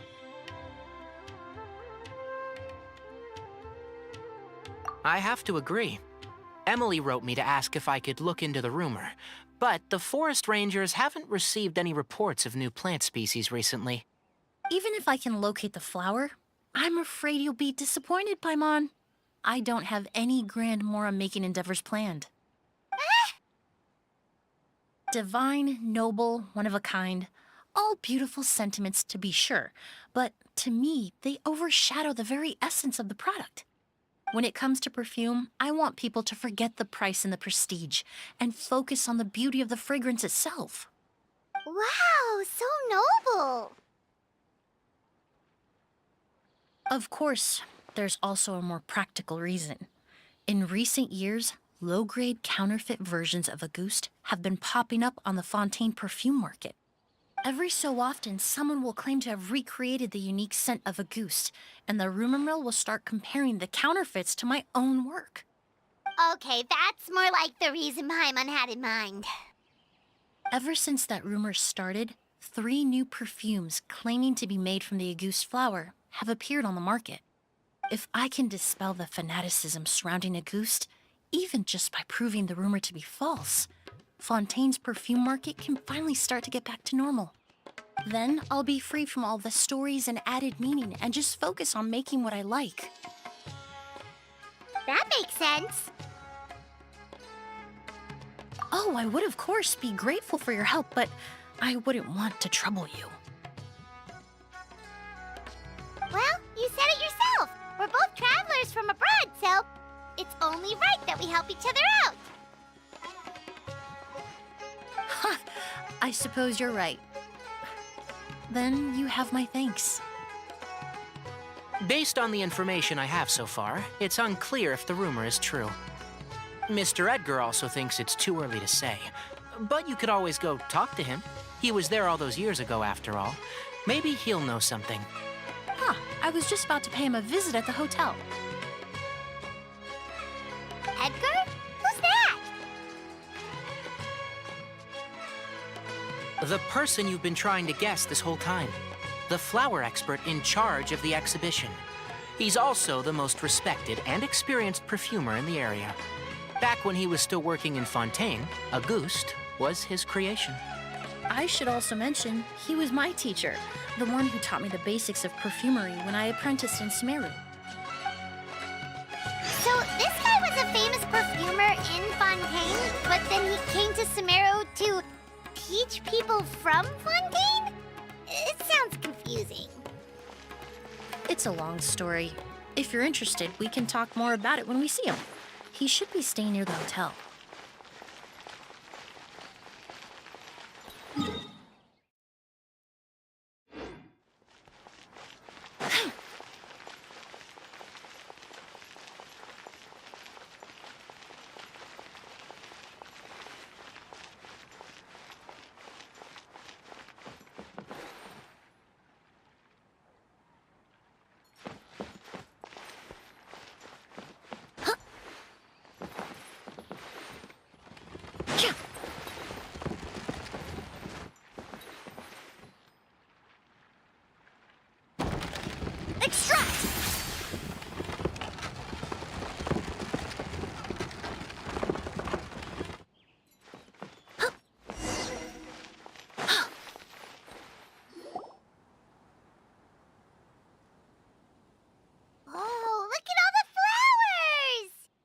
Apparently, the exhibitor paid a large sum to rent out the hotel and surrounding buildings. They're being used as temporary storage facilities and lodging for exhibition personnel.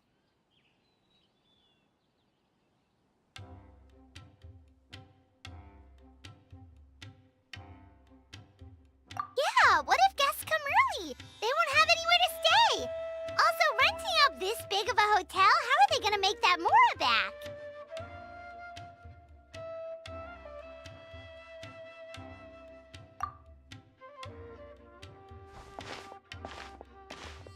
It's been so long, I almost didn't recognize you, Edgar. Well, you and your brother haven't changed a bit. Oh, yeah, look, all this catching up is nice and all, but let's get down to business. We need to talk about Kyria. Is he... Hold on, we have guests. It's nice to see you again, Master. Emily? Is that you? Oh, it's been years. Look at you. You're all grown up. I've heard you've become quite the famous perfumer in Fontaine. It would seem the student has surpassed the master. Oh, well, it's all thanks to your mentorship. Ah, hardly. I taught you the basics. Hearing you call me master, well, I'm not sure I'm deserving of that title. I've taught many students here in Sumeru over the years, but I've yet to see one turn out quite as accomplished as you. You're the only one who can take credit for that success. And who are these two? I don't recall you mentioning them in your letter. Ah, they're my new friends, the Traveler and Paimon.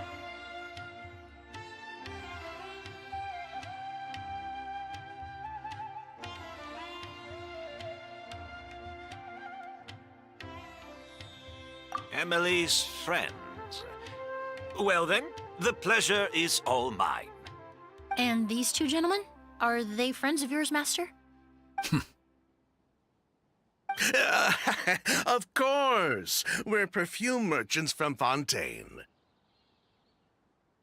I'm Oud, and this here is my younger brother, Blaze. Edgar and the two of us are old friends. Isn't that right, gentlemen? Yes.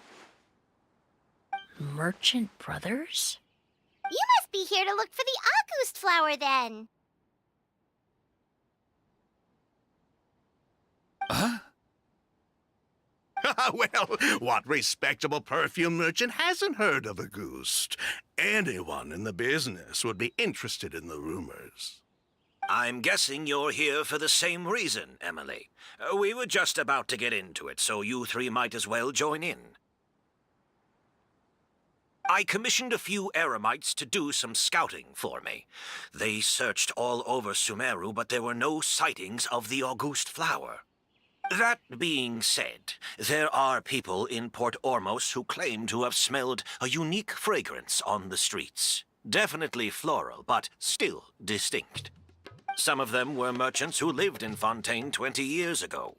According to them, the fragrance smelled exactly like the Auguste they remember from back then. A one-of-a-kind, divine, and noble scent. Maybe someone around here just happens to have a bottle of Auguste from back then. No, I don't think so. I doubt that's the case. Even if someone had a bottle that was never opened, the fragrance of the perfume would have changed over time. Very few perfumes can go decades without a change in scent. Auguste is even more prone to that kind of shift. Only a few bottles still exist in Fontaine, and their scent would have completely degraded by now. Although, could there be a flower out there with a similar fragrance? Or in accord with the same base notes?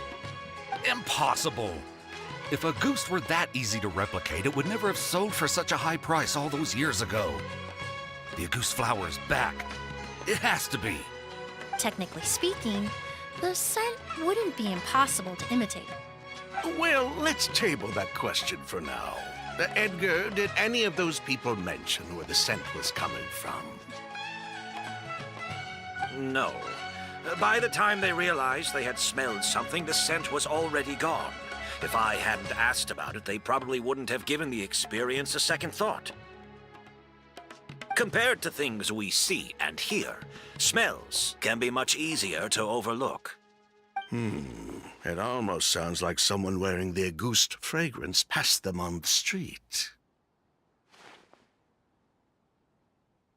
Wait, are you saying... Just thinking out loud. Don't pay me any mind. We don't have much to go off of right now, but we can't rule out that possibility. I'll send some more people to investigate. You all traveled so far to be here. Why don't you rest in the hotel for a bit? Oud, Blaze, this is the key to your room. Ooh, you've got the keys to the rooms? Do we get free lodging too? My apologies. All the rooms in the hotel are accounted for, I'm afraid. Most are being used for storage ahead of the exhibition, you see. I managed to tidy up one of the rooms for these two at the last minute, but by the time Emily wrote to me, there was no more space left for her to stay. Oh, and we just showed up out of the blue. Guess that means there's definitely no space for us. I should have been more considerate. Here I am with an entire hotel at my disposal and no place to offer you to stay, even after you made the trip all the way to Sumeru. Don't worry, Master. I can sleep on the boat tonight. Or I could even camp in the wild. It would give me the opportunity to collect some plant specimens while I'm here in Sumeru. Even better. Although, would it be possible for me to leave some of my luggage here? It would be rather cumbersome to take it camping. It shouldn't take up too much space. Well, about that.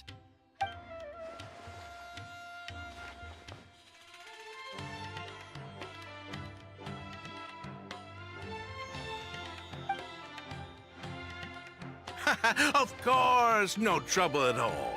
My brother and I will keep an eye on them for you, as long as you don't mind, mademoiselle. All right, then. Oud, why don't you take Emily inside and find a suitable place for her luggage? I'll prepare some refreshments and join you in a bit.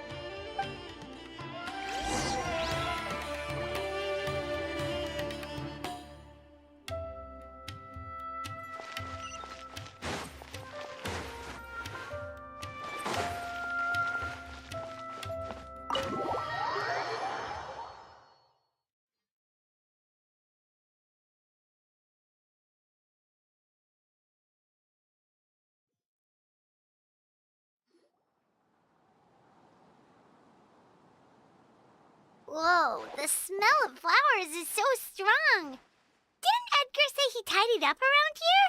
There's still so many flowers. Paimon took a peek through the window earlier and his house was packed with flowers. Looks like this exhibition is gonna be huge.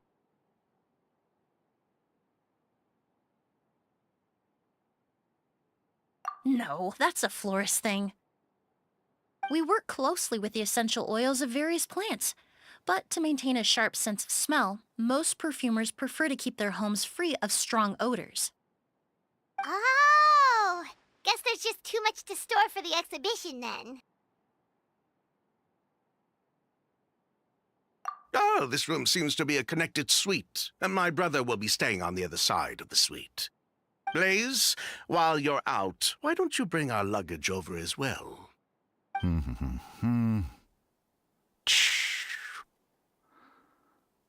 Dun, dun, dun, dun, dun. Blaze!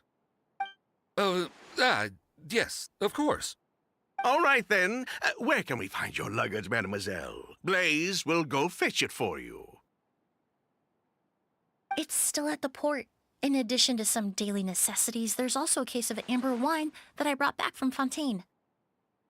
Could I trouble you to bring that back as well? It would be the perfect way to repay you for your hospitality. How generous. I should thank you on my brother's behalf. You've stumbled upon his weakness. He's aloof about most things, but alcohol is his one true love. Is that so?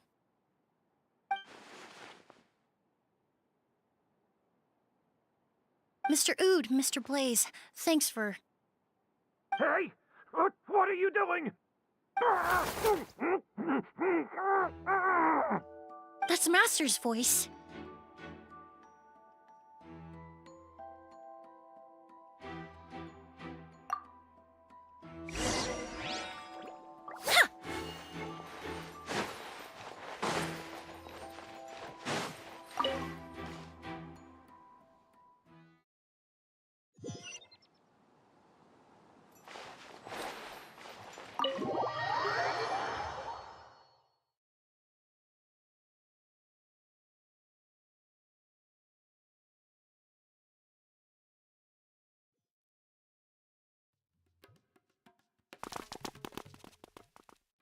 Edgar! Master! Hey, Edgar! Are you all right? Can you hear me? Who did this? Kyria. August.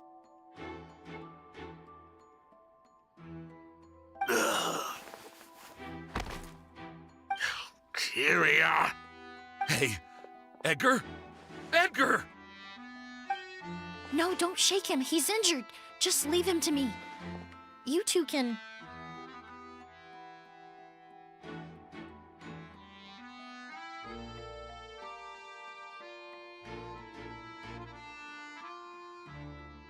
Oh, thank you.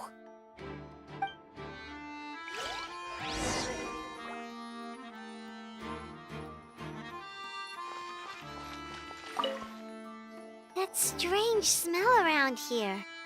Is it coming from this bottle?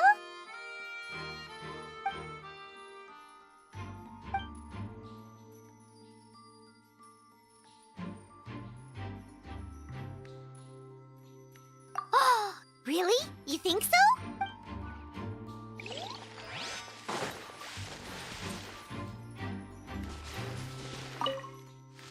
Do you think whoever did this was hiding in the flowers before they attacked Edgar?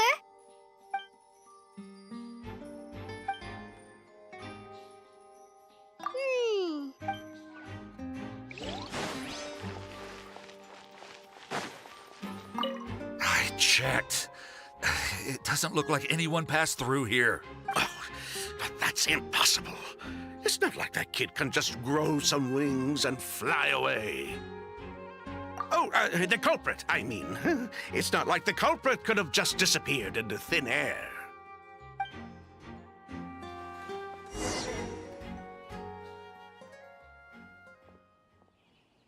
Well, we looked all over, but the only clue we found was that bottle.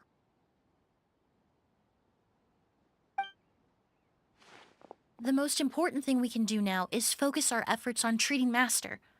Can you help me move him inside?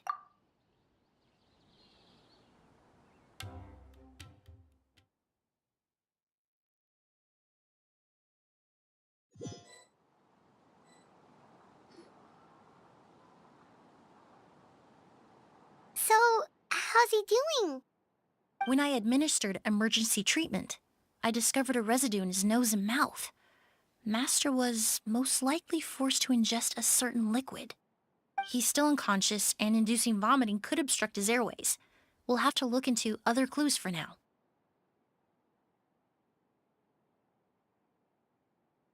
Ah, yes.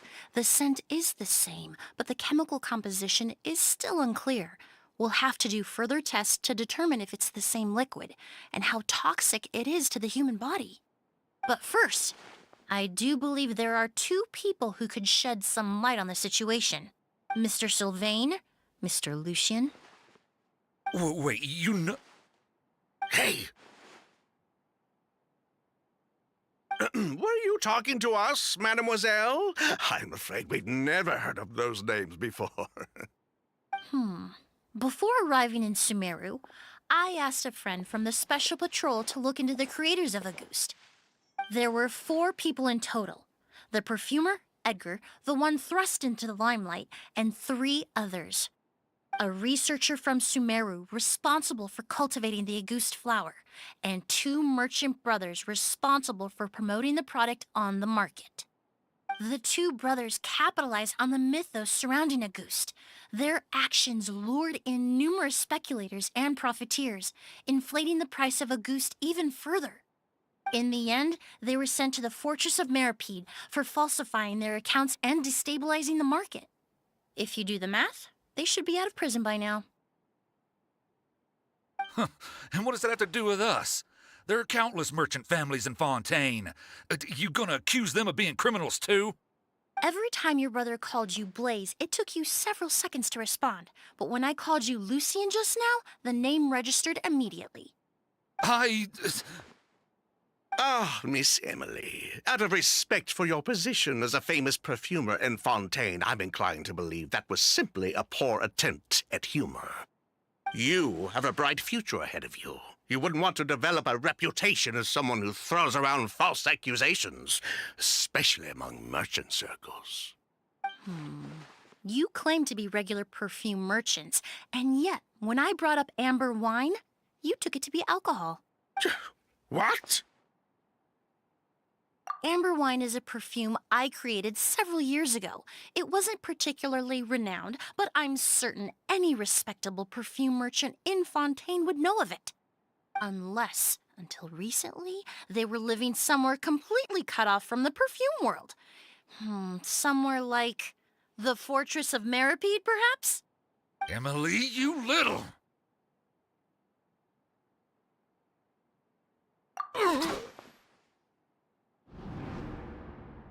Don't misunderstand, Mr. Sylvain. I don't bring this up to criticize you. No matter what happened all those years ago, the court has already passed its judgment. But Master's life is in danger. We need to learn whatever we can about the person who has done this. If Master's attack had something to do with Auguste, I would imagine the two of you might also be in danger. So I'd like to trouble you for some information, if I may. Tell me about Kyria. Fine, as you wish. Sylvain! Lucien, if this will help us find Kyria, then it will be all worth it. Besides, we've already told most of the stuff to the Maison Orderly anyway. You were right, Miss Emily. There were 4 of us at the beginning. Myself, Lucien, Edgar, and the researcher from Sumeru in charge of flower cultivation, Vijava. Sometime down the road, the Marechaussee Phantom came knocking, saddled us with a list of accusations, and started looking into our books. Oh, they did their meddling, and my brother Edgar and I were forced to serve time in the fortress as a result. Sounds like he's still upset about that. Wait, then how did Edgar end up in Sumeru? Master was convicted as an accomplice, so he only had to serve a few years. He decided to move to Sumeru so that he could put those events behind him. Still, Master was depressed for a long time after that. He stopped making new perfumes and focused on introducing students to the craft instead. That's how I met him. My parents had to relocate to Sumeru for work when I was a child, so I had the chance to study under him for a little while. But we can talk about that some other time. I want to hear more about this researcher, Vijava. Like us, Vijava was also staring down an investigation from the Marechaussee Phantom. But before the Phantom showed up at her door, she set all the flower beds on fire, along with much of the mora we managed to earn. All the Auguste flowers, everything we worked to create, was reduced to nothing but a pile of ash. But destroying all that evidence, wouldn't that make things worse for her? It didn't matter at that point, because she died in the fire as well. What? Sounds like you did an investigation of your own. Why even ask us if you knew all of this already?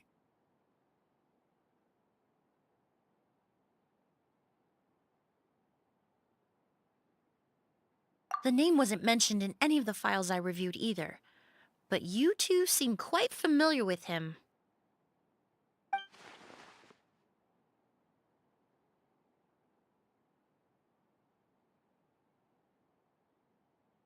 Kyria was Vijava's younger brother. He was just a clueless kid back then. Somewhere in his teens, I think. He helped his sister with her work sometimes, but that was pretty much it. He didn't have any idea what we were doing. Vijava kept him close most of the time. The three of us were probably the only ones who even knew she had a brother. After our operation was compromised, he disappeared. There were no signs of him until recently, when people started saying the August flower had reappeared in Sumeru. So, you think Kyria took something with him back then? Something that allowed him to reproduce the August flower? Vijava doted on the kid like you wouldn't believe. She even told us to give her cut to her brother if anything happened to her. If she left something behind before she died, believe me, Kyria's the one that has it. And judging by the liquid in that bottle, the August flower wasn't the only thing he reproduced. He managed to replicate the perfume itself. So the liquid Edgar was forced to ingest really was August. Wait, does that mean August is poison? Poison? No. Of course not. No perfume is meant to be ingested. Even small amounts can be dangerous, let alone ingesting a whole bottle at once. If August could be considered a poison, we wouldn't have even sold half a bottle back then. Edgar fell unconscious because Kyria forced him to drink perfume. It just happened to be August.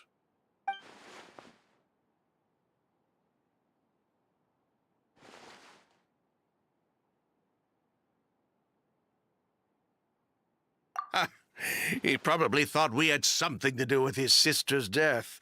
But to tell you the truth, I have no idea why she did all that. We're not looking for Kyria because we have it out for him. We just wanted to see how he was doing. And, if possible, work together to bring back August. We only went to prison for a bit of fraud and market manipulation. It had nothing to do with the product itself. As long as we keep things honest this time around, bringing the product back to market would almost be like honoring his sister's memory. So that's why you never mentioned Kyria during your interrogation? Yes, exactly. We were just looking out for the kid. Anyway, that's all we know. If you're looking for information on what's in August, or what to do if you ingest it, there are only two people to ask. Edgar or Kyria himself.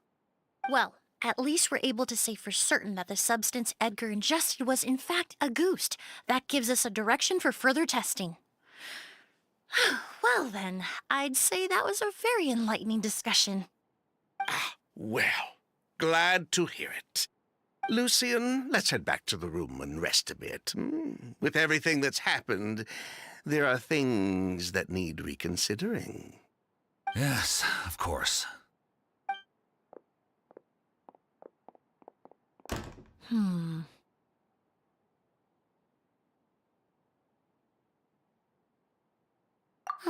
You think so too? That does seem to be the case. Pity we don't have more evidence. But based on Sylvain's tone of voice just now, I suspect further questioning will only result in more made-up answers. The way you exposed them like that, just based on a hunch, that was genius!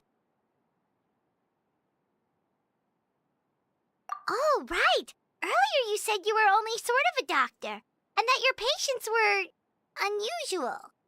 Oh yes, that's because most of the patients I encounter are already dead. So you're a forensic doctor? Close. I'm actually a forensic cleaner. Once the forensic team and the Marachese Phantom are done collecting evidence from the scene, I'm in charge of clearing away the final traces my patients leave on the world.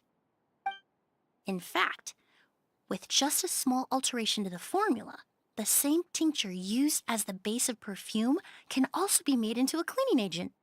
Basically, there are two sides to forensics.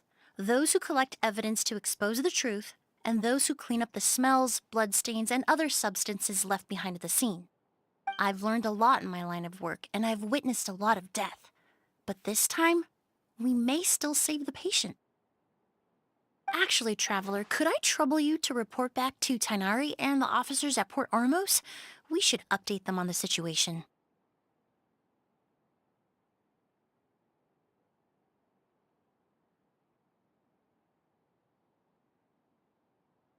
I'll stay here and continue to look after Master. Now that we have a sample of Auguste, I'm hoping further analysis won't be too difficult.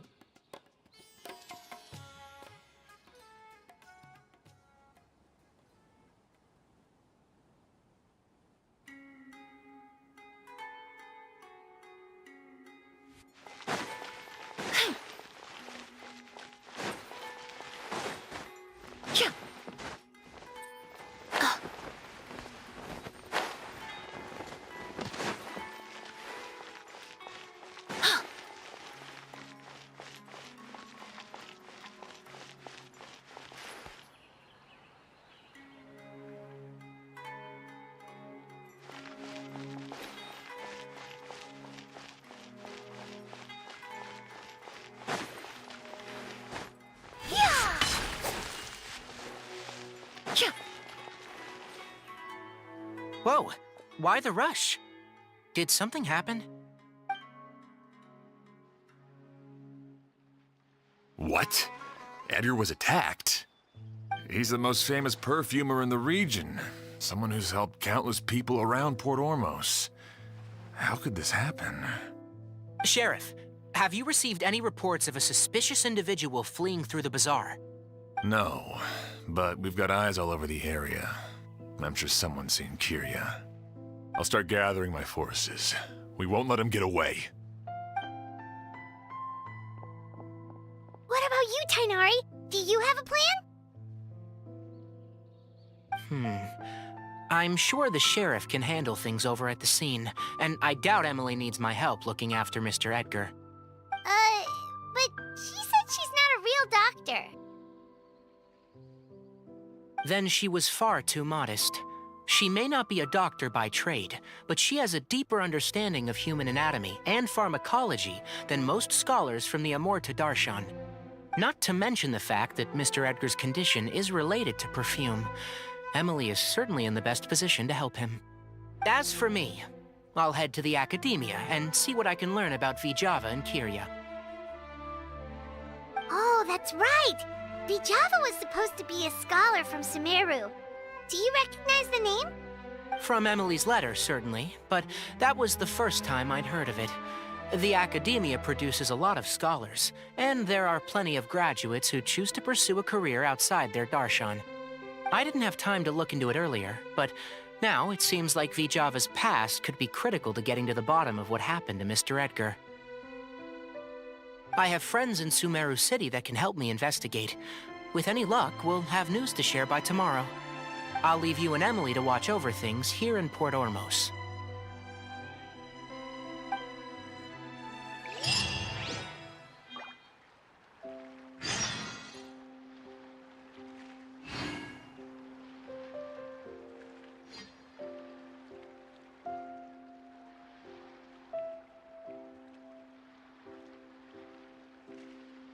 Many ladies in the court of Fontaine like to spray their perfume onto a delicate lace fan, allowing them to generate a pleasant fragrance with each flick of the wrist. It's quite an ingenious method.